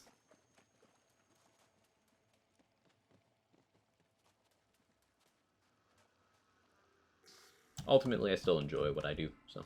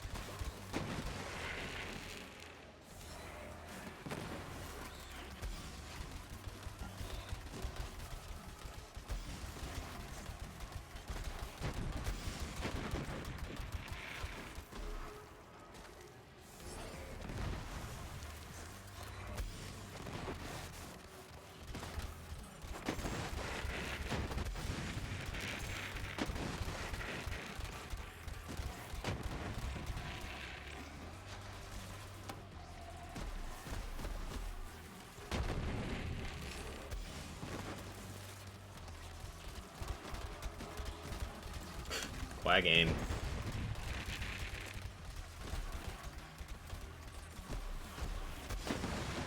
Ah, it's tutorial crystals anyway. That's okay. Hey Craig, how you doing? Surprised people are proactive enough to clear out channels they don't watch see live. Yeah, me too, to be honest. We're have fun too, don't want suffering, burnout, shimmer, besides those who count stay. Yeah, yeah. Like, I didn't start out doing this for the money, and I am in a situation where my expenses are not so high that it's a problem yet. But I like to be transparent about this stuff with you guys.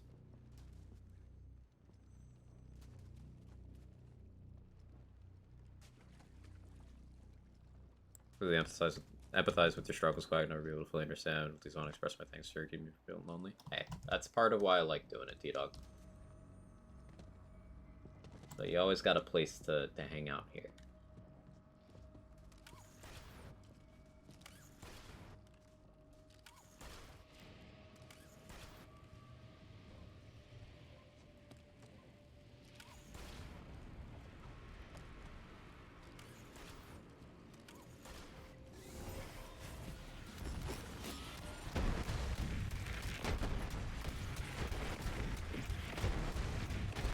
I forgot I have fish on this build as well.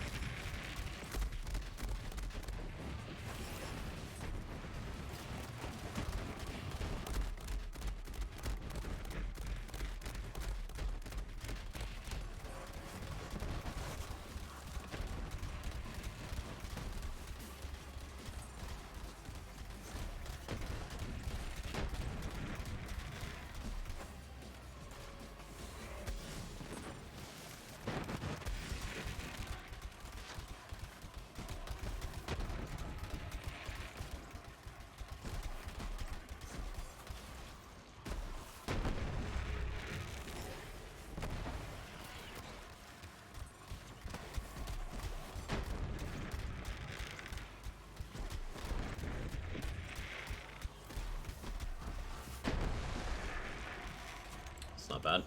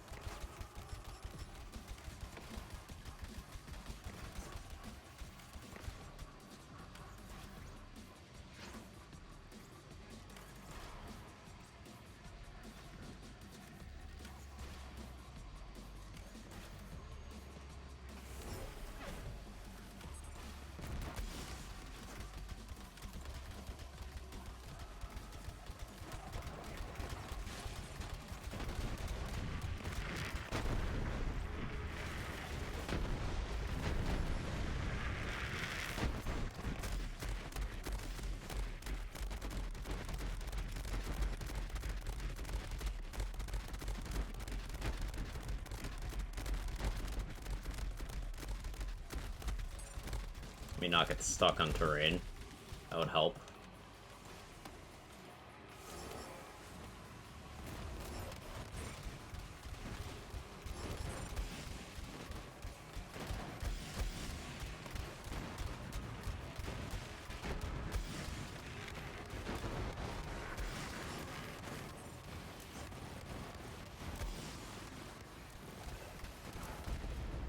Oh.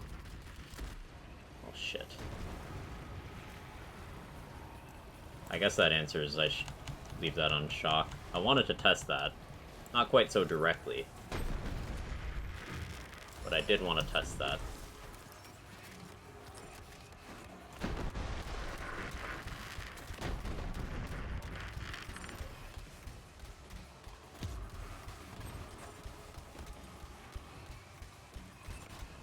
Well, I might not have been irradiated. Should still retest.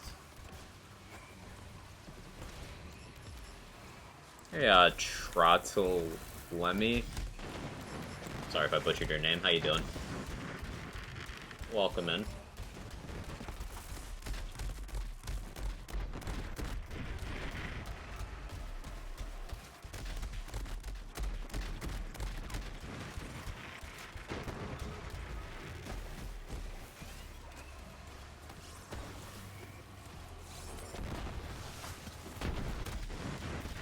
Where to find this quest?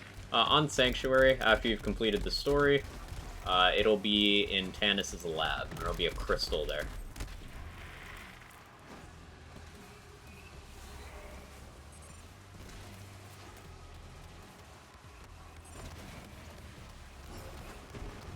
Hey newbie, how are you?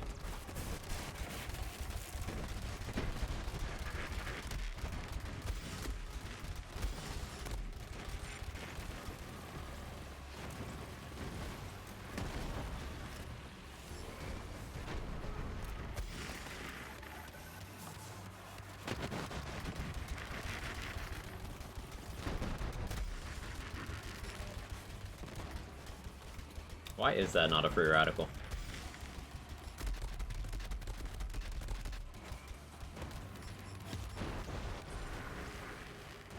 Strong build? Hey, I'm glad you like it.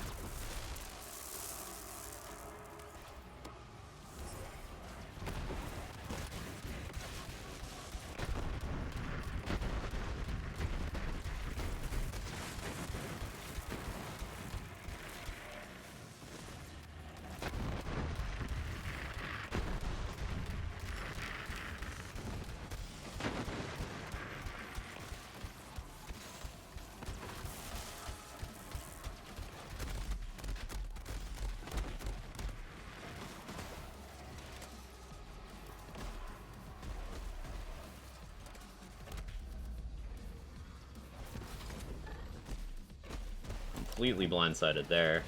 Yeah, this is scuffed. But entirely human error. I can iron that out. Tiger farts is charge time fire rate. Maybe there was a reason I did that. But like the charge time shouldn't be an issue because trust in yourself. Like this is a trust in yourself build. I don't know the reason.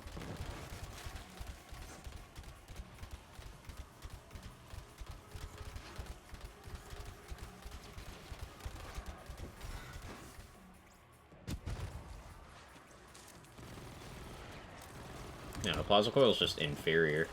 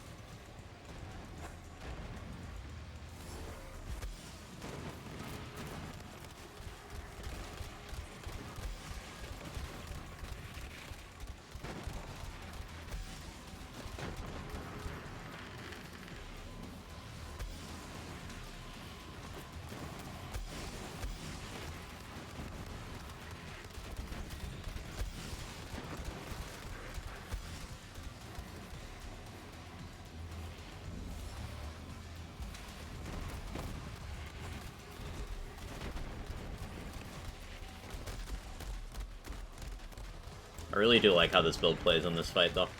It's very safe.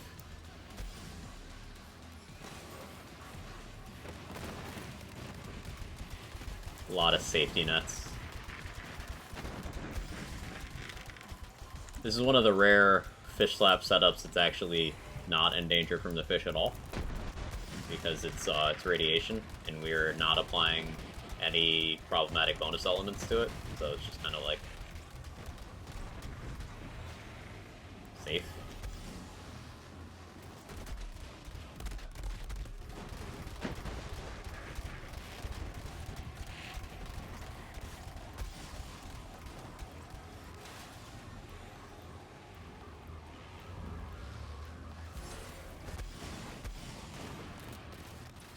Yeah, if I'm better about keeping body and mind and clear the mind active. If I'm better about keeping body and mind and clear the mind active, then Anathema can get a lot cleaner. Dying there also isn't a run under, it's just like a 5-second loss. Do the takedown also so fast? Yeah. I've spent a lot of time, years at this point, speedrunning takedowns in this game, because it's just something I enjoy a lot. Amara's not my main character, but sometimes I like to do runs and stuff on her. I am the world record holder for the true Guardian takedown, that is 4-player difficulty in solo, Guardian takedown on flat. And then I'm in the top 5 for Amara and Moze. I don't care enough about Zane to really run Zane, but I enjoy takedown speedrunning.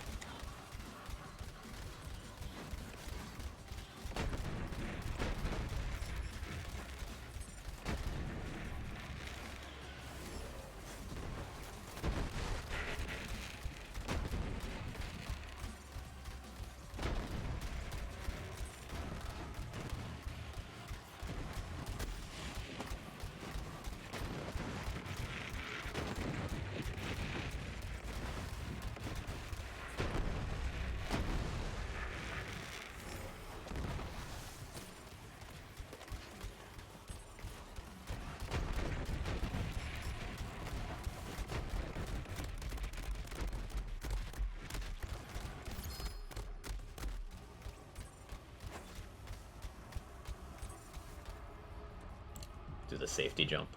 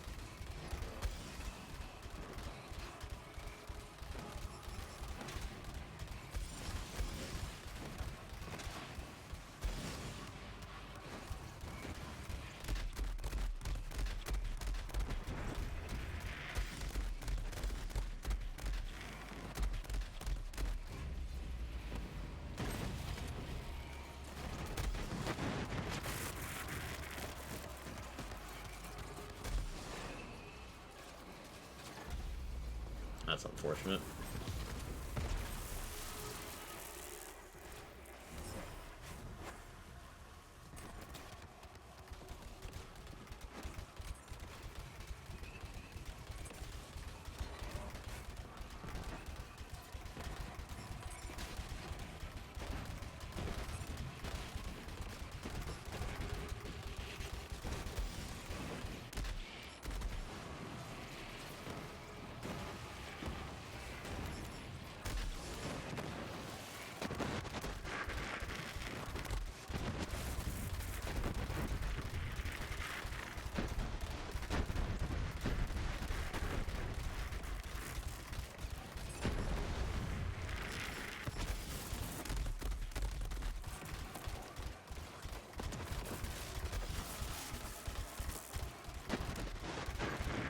Not a pace that I love right now, but it'll at least be a complete run.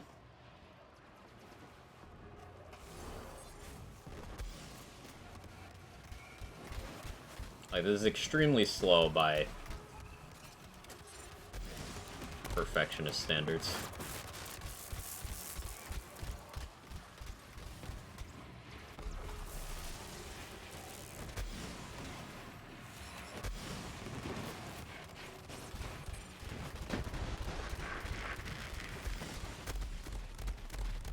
I think I'll do another flak run after this. I'm feeling it.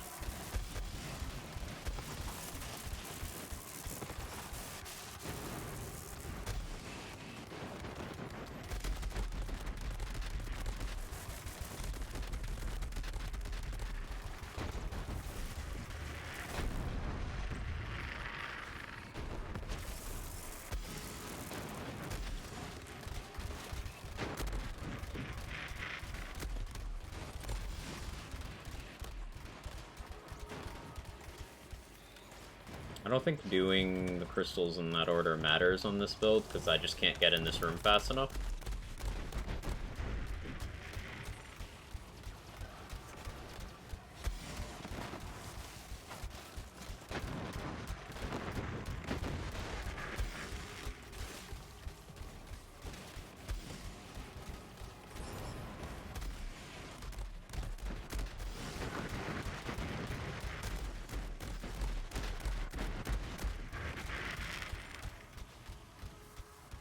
I mean, not Cliff there.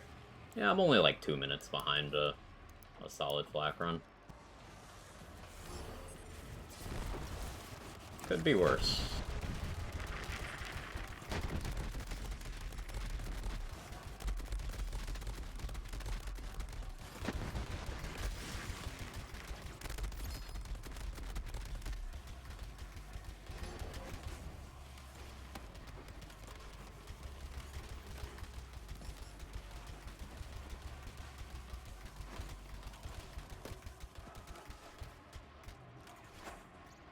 Hello for Moose today, or did I just miss it? I haven't played Moose today.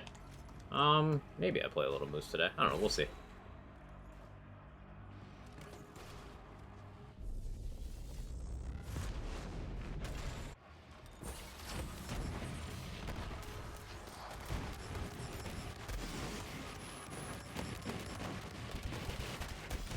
I'm not quite sure how to approach this space. I guess I got a kill, so body and mind happened, but waiting to get a kill is slow.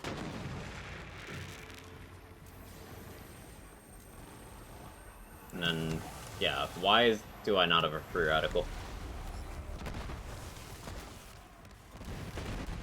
Must make a note to self. Maybe pistol ammo was the concern?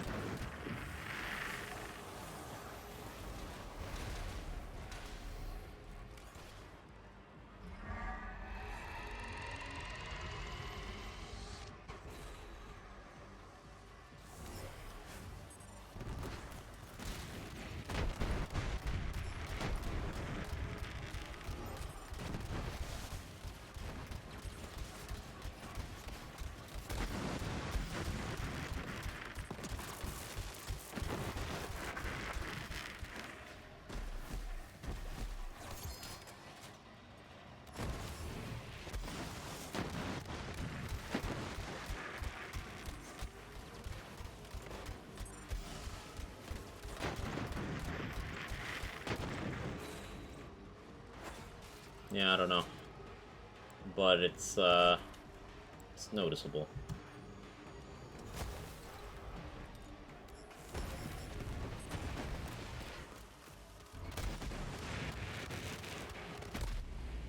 Didn't expect that.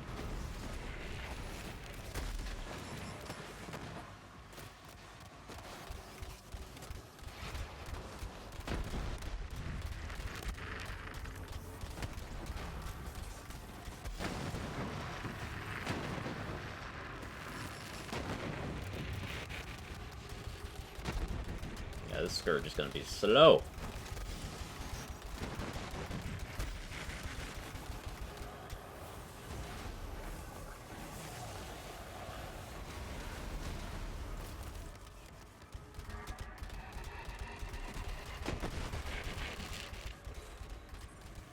Still haven't gotten a fast room 2 teleport yet today.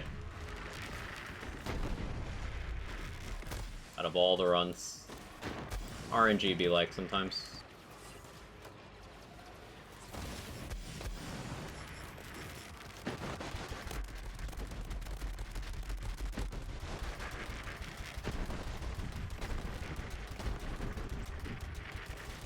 It's gonna be in like the 20s. Ugh.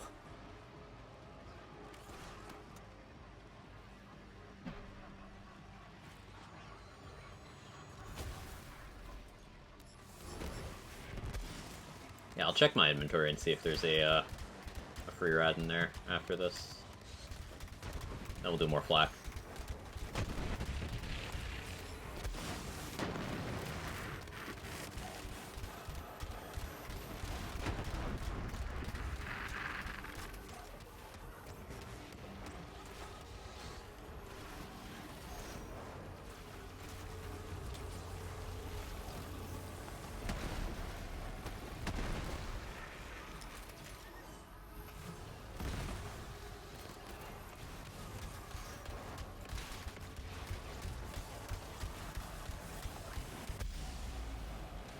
Fine.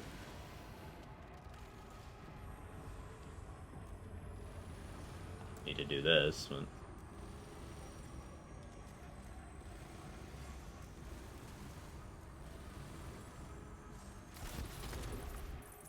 Yuck.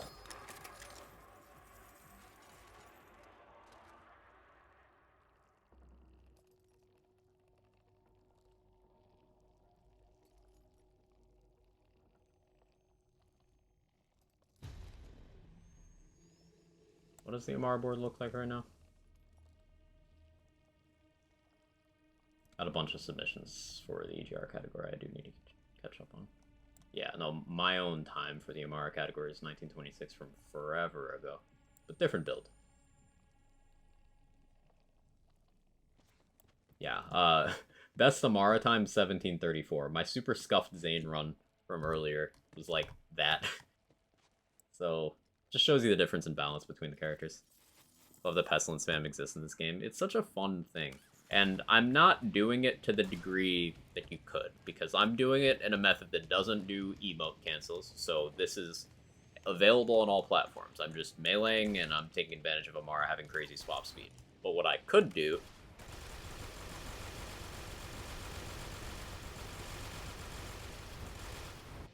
I could do that. So, like, it could get crazy, but...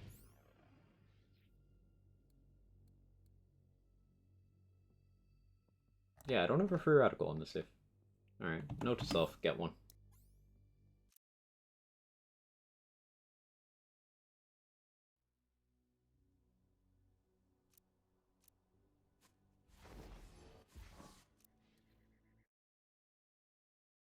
Or tried launching yourself across the takedown with that. I've not done it myself, but I've seen it done. Yeah, it's entertaining to watch.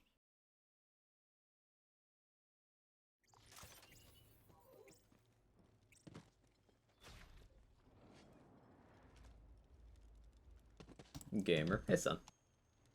Everything works again. See streams in the past 10 minutes. Chat just came back.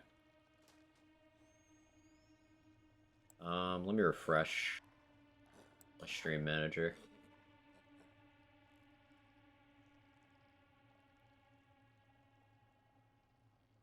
Yeah, stream manager is working now. Cool. Guessing it would invalidate the run? It would. For time trials, we do not allow emote cancels. We do not allow bypassing of mandatory encounters. We do not allow pestilence flying, which is generally done with a macro, by the way. So that's another layer of run invalidation.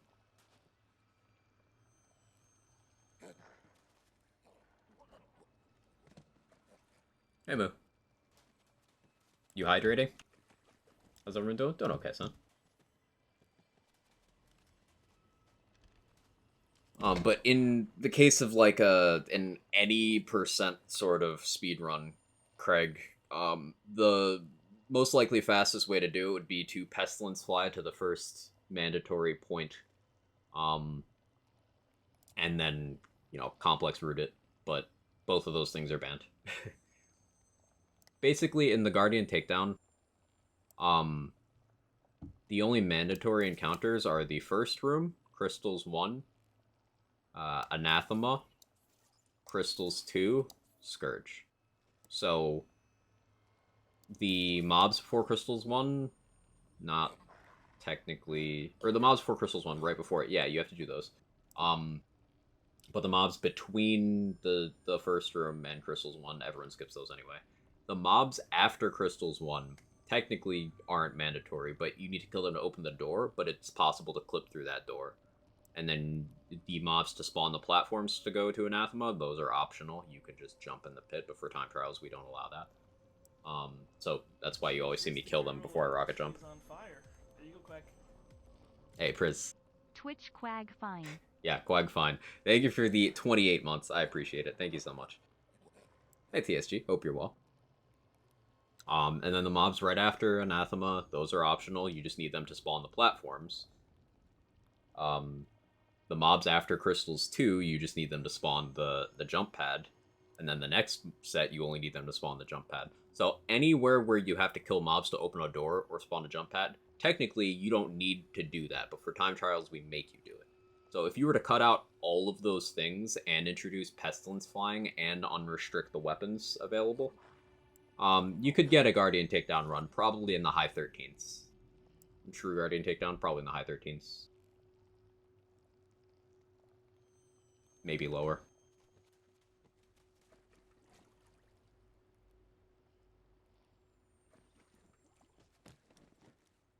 But for time trials rules, the fastest runs are Zane is in the 15s, Flak is in the 16s. Took some Alka-Seltzer Plus, more gummy bears. You got the flu, your period, and the hangover. That's just a bad time. I'm so sorry.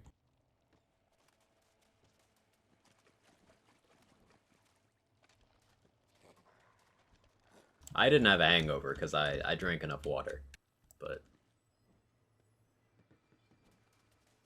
And I am not a uterus haver, so that other one isn't relevant either. And I just didn't get the flu. Chat Dead Monka S. Twitch has been having problems today, Duck. Thanks for the 23 months. It seems to be back to normal.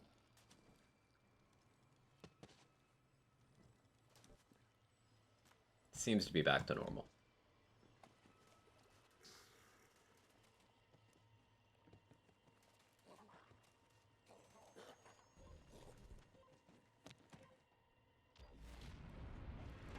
Can't remember if I did this, so I'm gonna do this now.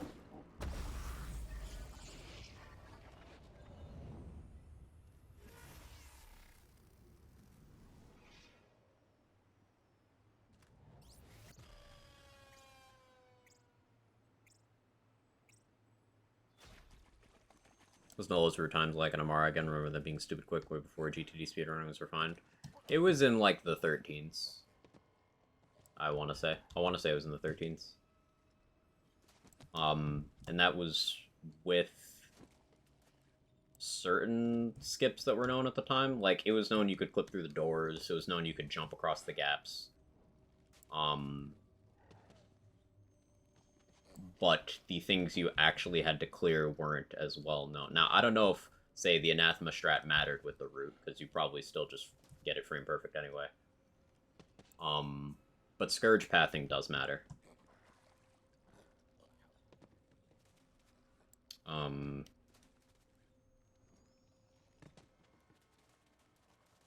Movement after room 1 would not have been as good.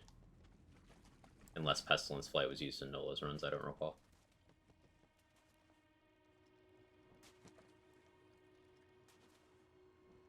How y'all doing? Doing okay, Duck.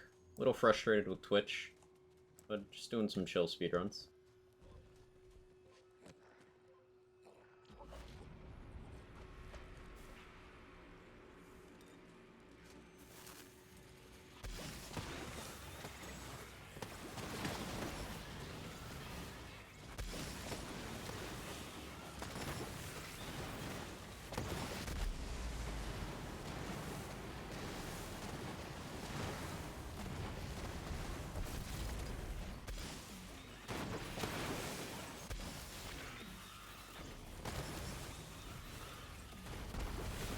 Very sloppy today. As with before, if this run ends up going bleh, then I just stop the clock before Scourge and go for that category.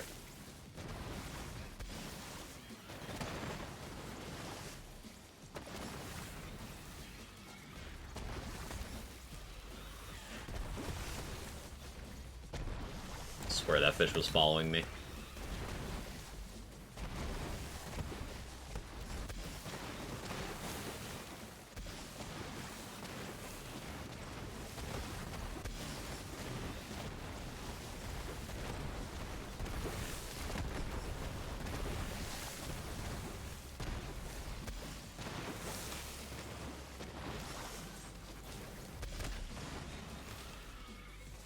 Such an unfortunate spawn. Whatever.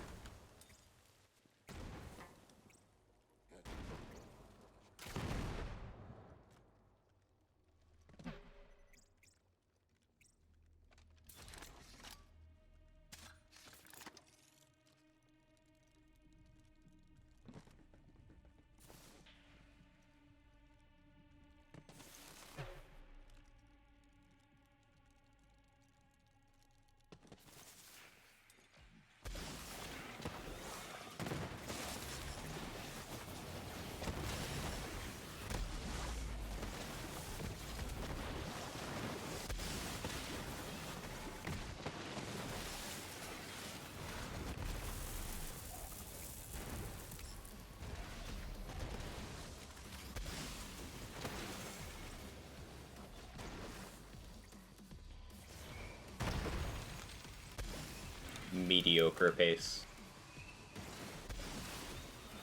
If I was pushing for record improvement for the GTD category, then I would, like, reset after the first room all the time.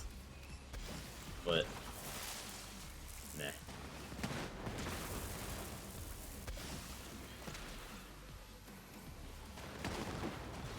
Mediocre, yes.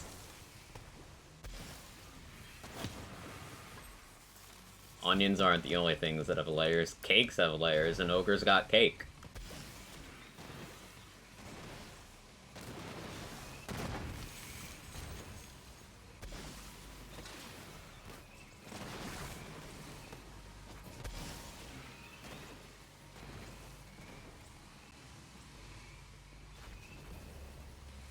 Ogre got cake. Yes, ma'am.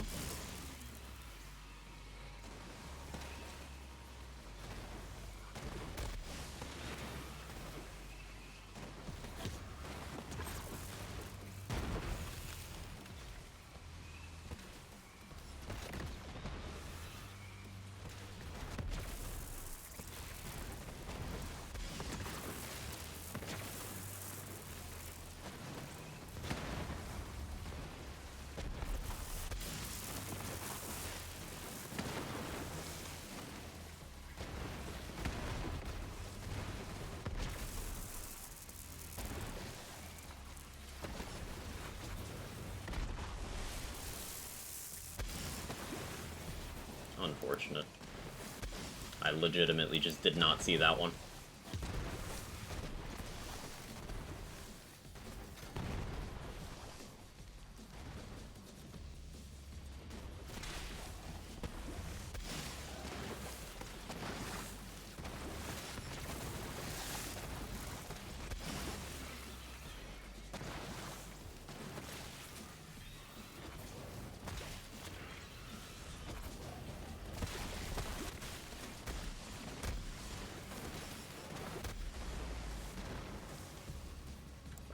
Gonna hit something?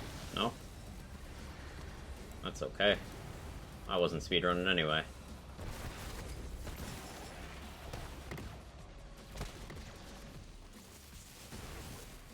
So true, bestie.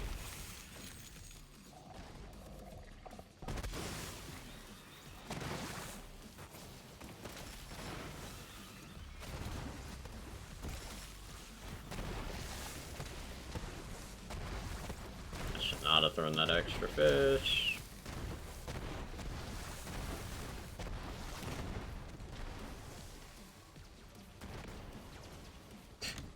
Just barely. That's why I don't do that lineup.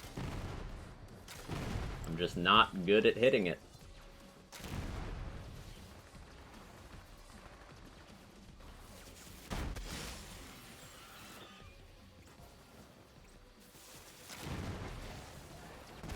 Run with scuffed pace anyway.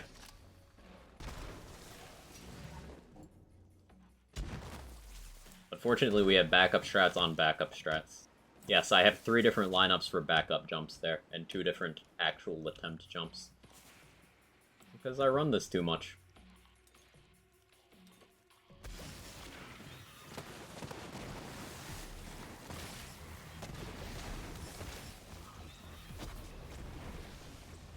Or not enough.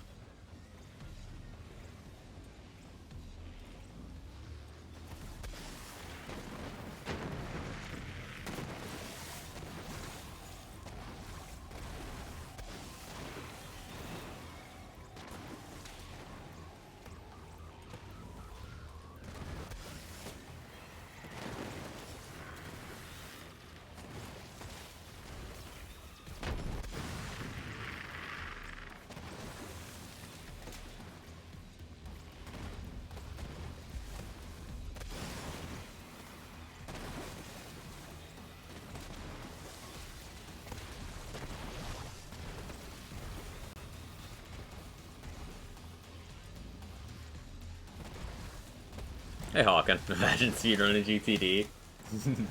This is a trash run, because I don't really care about it. I'm mostly just trying to get to Scourge.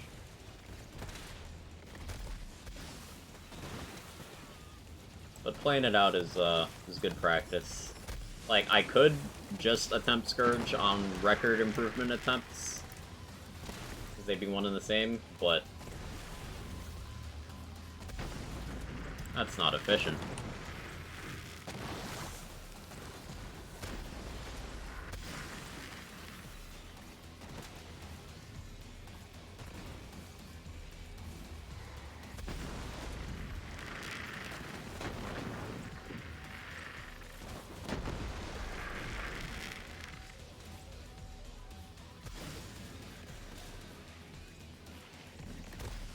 Alright, I can't do that right now, Sen. If you use some deductive reasoning. But I will.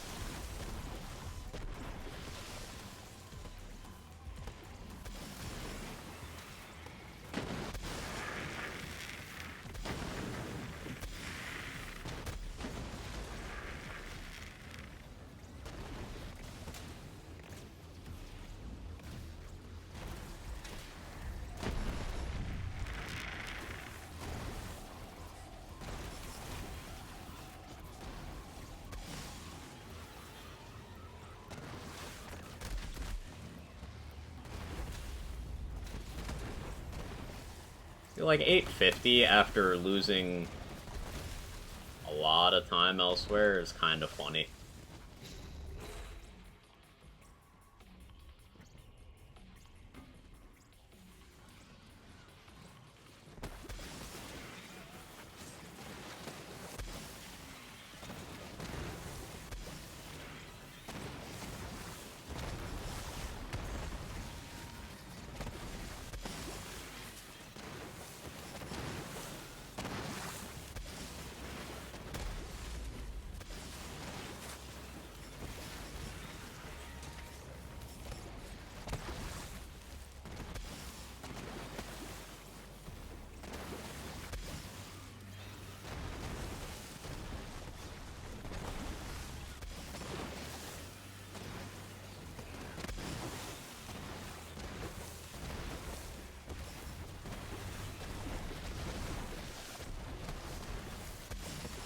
I guess I should root in that slide boost more regularly.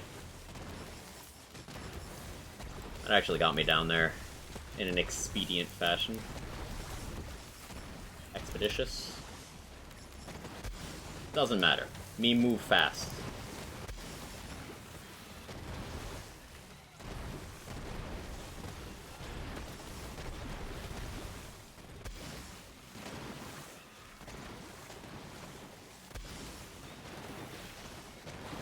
That is actually hilarious.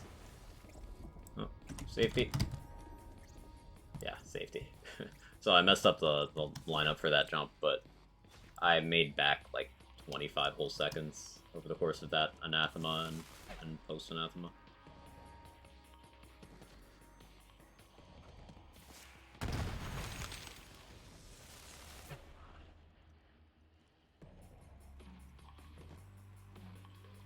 Oops, let me...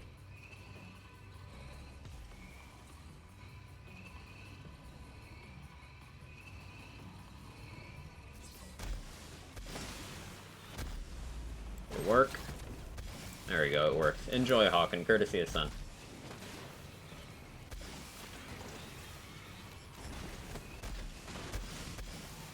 First sub 17 felt so good. Let's go! Huge milestone.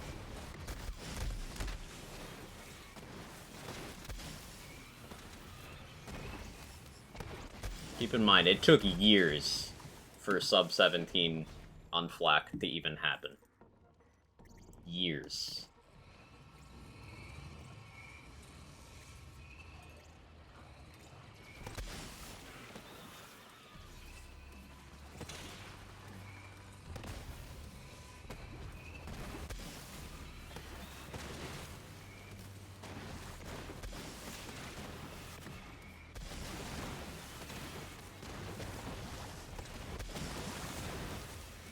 Like, this run is not on pace for sub 17 right now, but it's on pace for sub 18, which was wrecky for a while.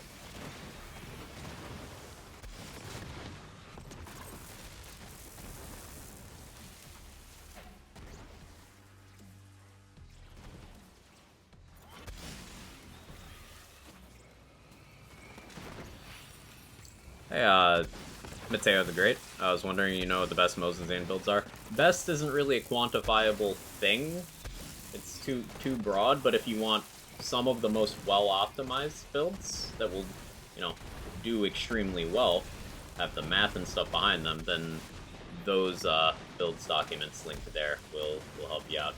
They explain everything needed for the builds, how they work, what they're all good at, and everything in there was created by top-end theory crafters, people who really dig into the numbers, some of whom are record-holding speedrunners as well.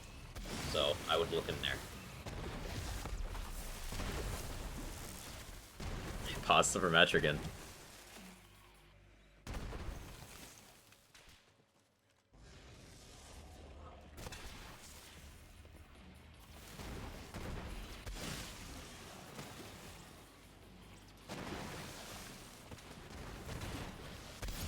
I'm gonna go back and read it in a moment.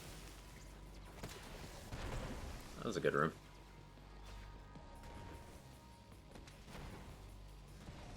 Overhaul builds on the hub. Cool.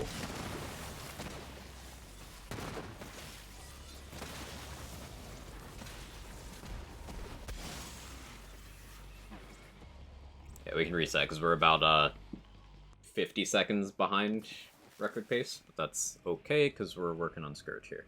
So I can read chat and stuff. Thank you for the 1 year with the 5 streak, Etrigan. Ooh, good timing. There you go, Quack. Quag is the single most fantastic and entertaining BL streamer that ever roamed this planet, the entire universe even. We, mere mortals, should feel ever so lucky that we lived in the same timeline and could outlive his prowess that will be remembered centuries from now. You are witnessing a talent like people who enjoyed Mozart's music when he was alive. Oh, me? Thank you. It's all true. Thank you so much, as always, for the resub and the shitpost. Shitpost is mwah.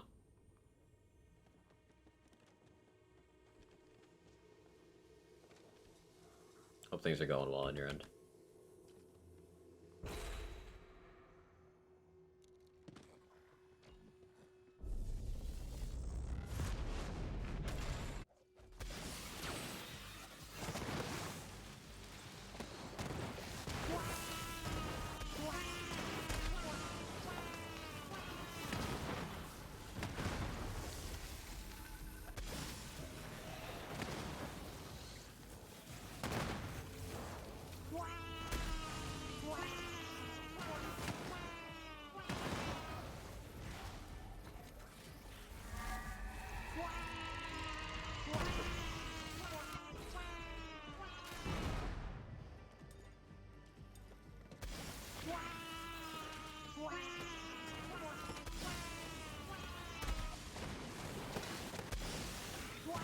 That's a lot of diadems.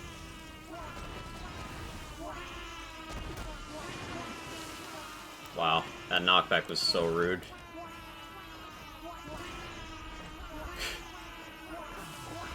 Oh, we're doing this? Okay. Well, this is a reset anyway, so...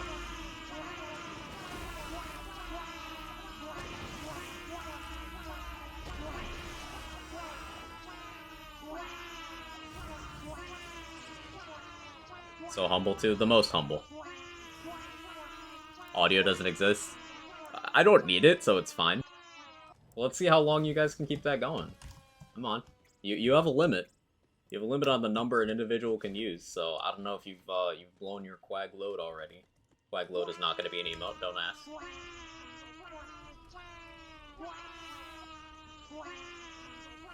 Why is there a limit? Because of this.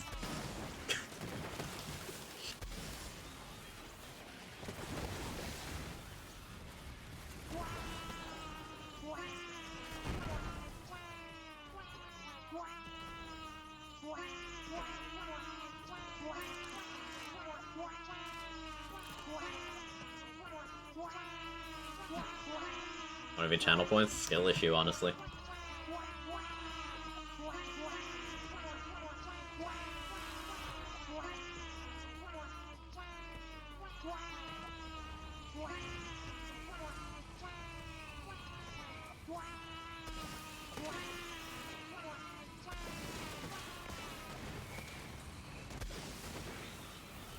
Good job.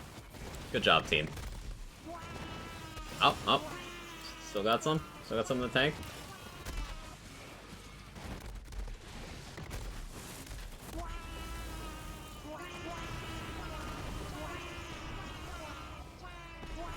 I'm helping. Oh, I'm supposed to be killing. That's fine.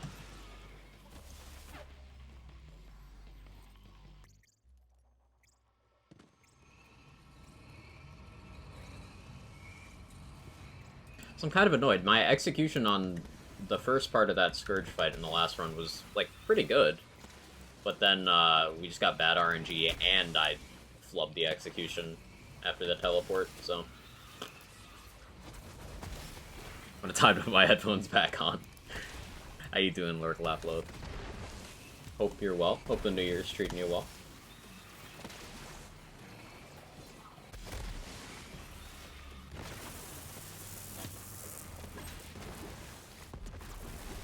The Alpha and the Quag Mega. Give Quagsire a Mega Evolution. Alright, that was a tangent.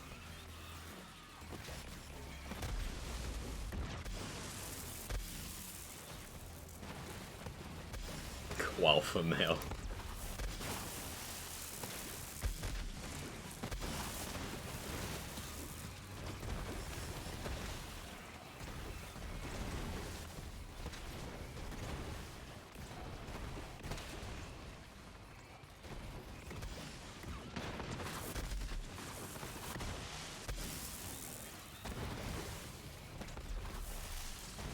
Beta evolution.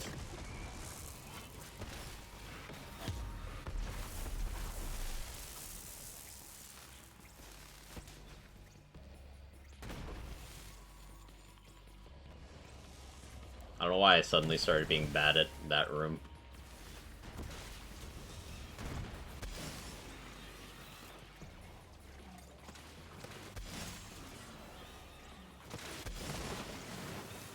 Who'd I miss? Yeah, not clean. Alright, who's lurking? Who's hiding? On racks up my sleeve. No? Okay. Good thing timer's not on. Quaglactus, Devourer of Worlds, Craigma Mail. Doing well, first day back at work since Christmas is tad rough though. Understandable.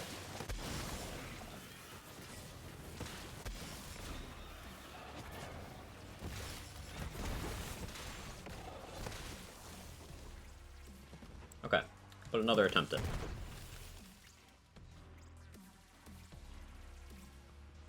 The Alpha and the Oquaga. There's a, body of water somewhere in upstate New York. I forget exactly where. It's like the Oquaga Creek. I'm not no bullshit. Always used to meme about it whenever I drove by there when I lived kind of in the area. It's Oquaga Creek, I think. Yeah. But it's Oquaga exactly how you spelled it. Right?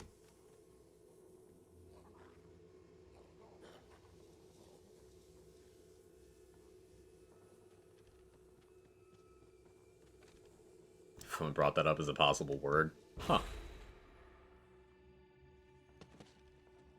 I want that.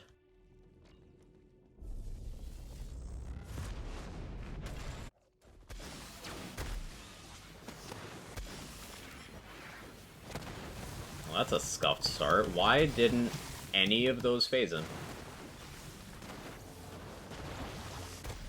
Like, I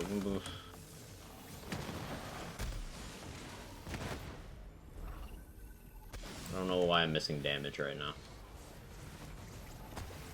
Because it also took one more diadem than it ever does.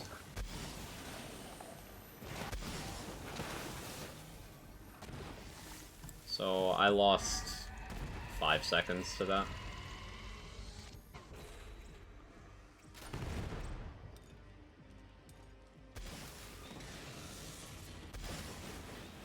Much better RNG with the spawns here, though.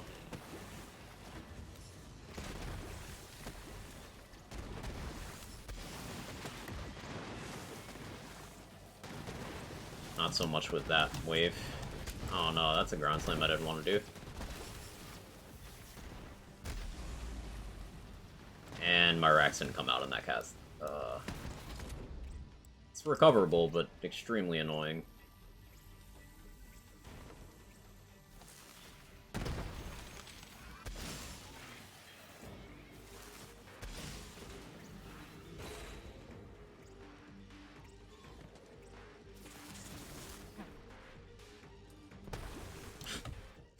Yeah, I'm gonna... Actually, no, I'll just... I don't want to do the first half again.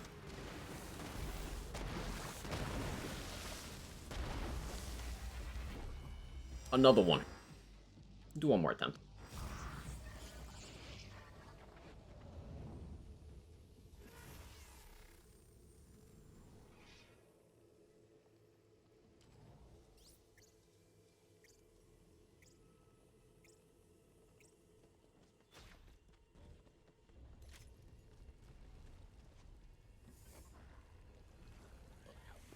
I'm being a perfectionist with Scourge, because we had a run that I was, like, okay with.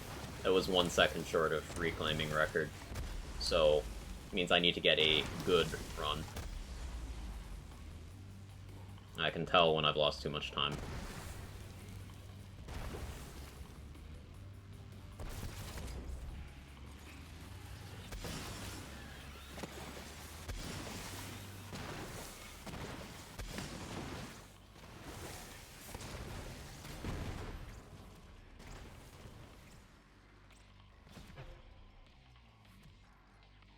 Rocket jumps are so cool.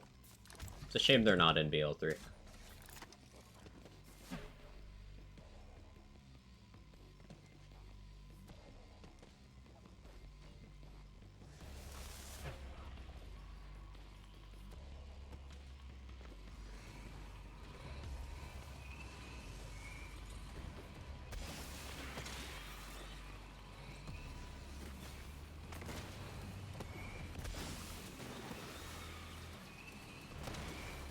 Wonderlands? No. I did not.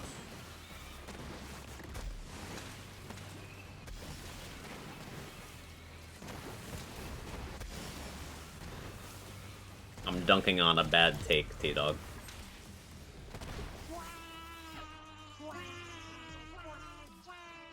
It's an oldie but a goodie.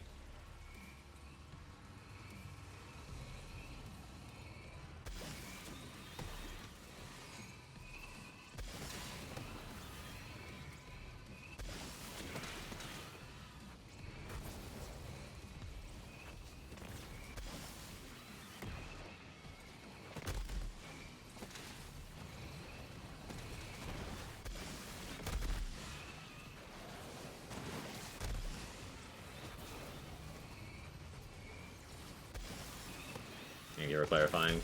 Yeah.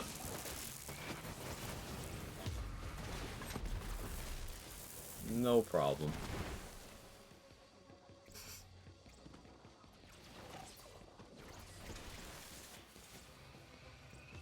We can't let them get away with this.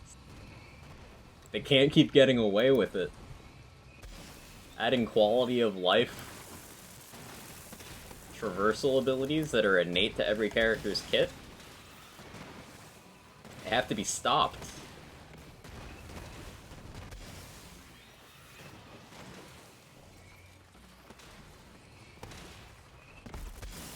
So true, bestie.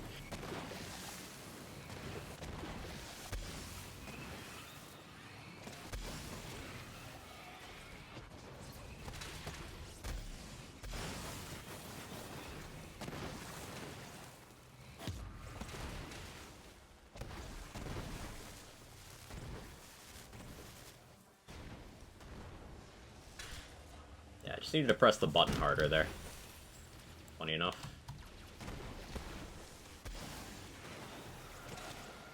Oh, that's actually helpful.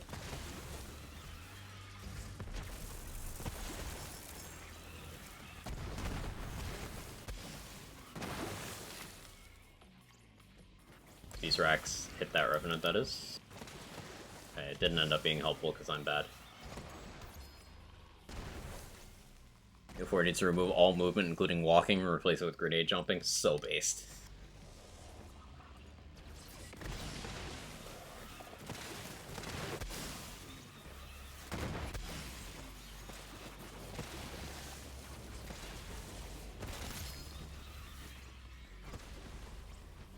Okay.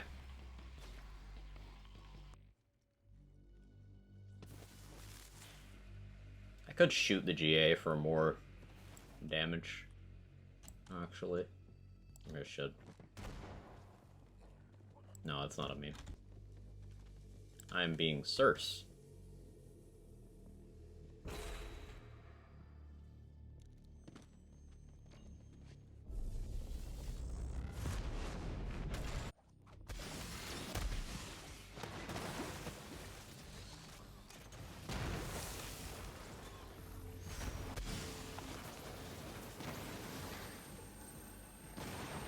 Where is my overkill?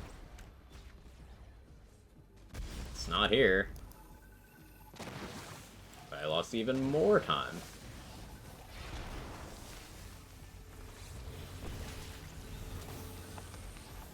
Can I go down at some point?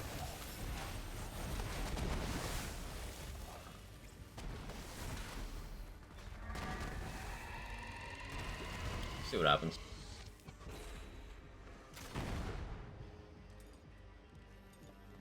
Bad RNG on that set.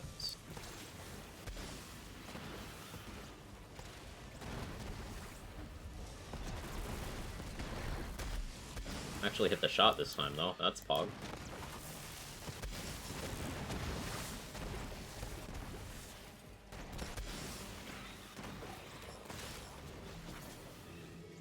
So like, nice recovery there. That room actually went pretty well. It's a shame I lost so much time right before it.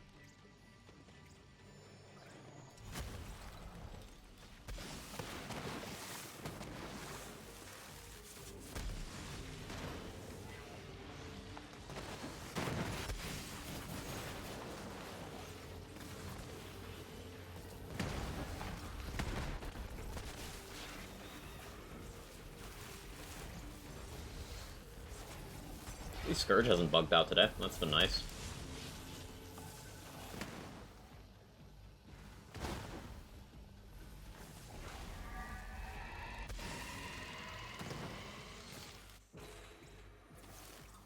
Still no fast ones today. Or no fast room 2, rather. And a diadem in here is just kind of insult to injury at this point.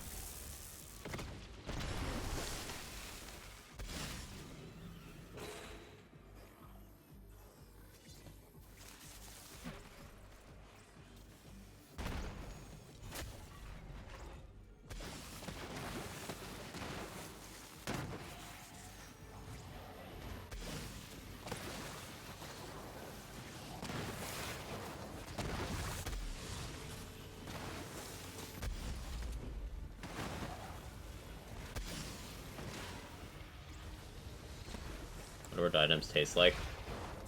I always assumed it was like red cough medicine.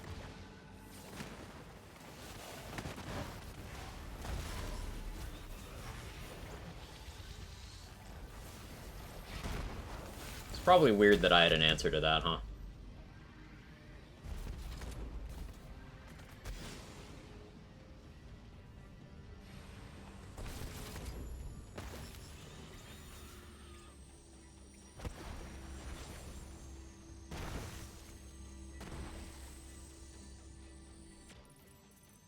Yeah, so I lost 8 seconds at the beginning of the fight.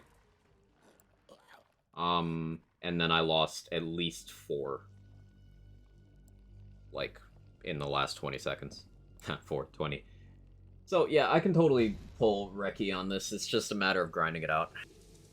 Because 12 seconds is record by 2 seconds.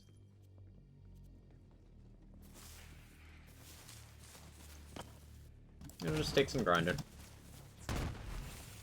Feel like it'd be overly processed craisins. Ooh. I like craisins, though. It's all watermelon flavors. It's a bit pinker than cherry or strawberry. That's valid.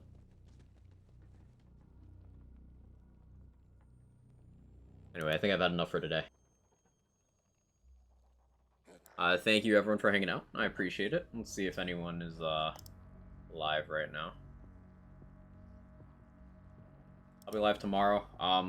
The plan is hopefully to get the thing I originally planned to stream today working, which will be a different Borderlands game.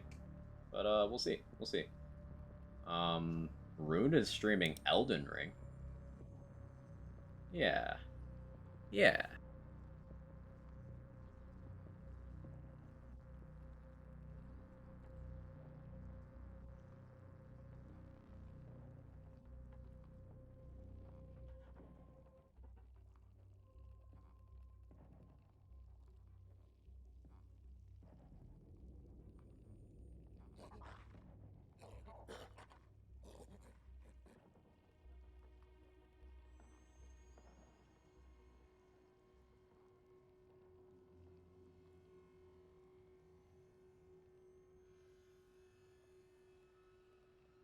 Wow.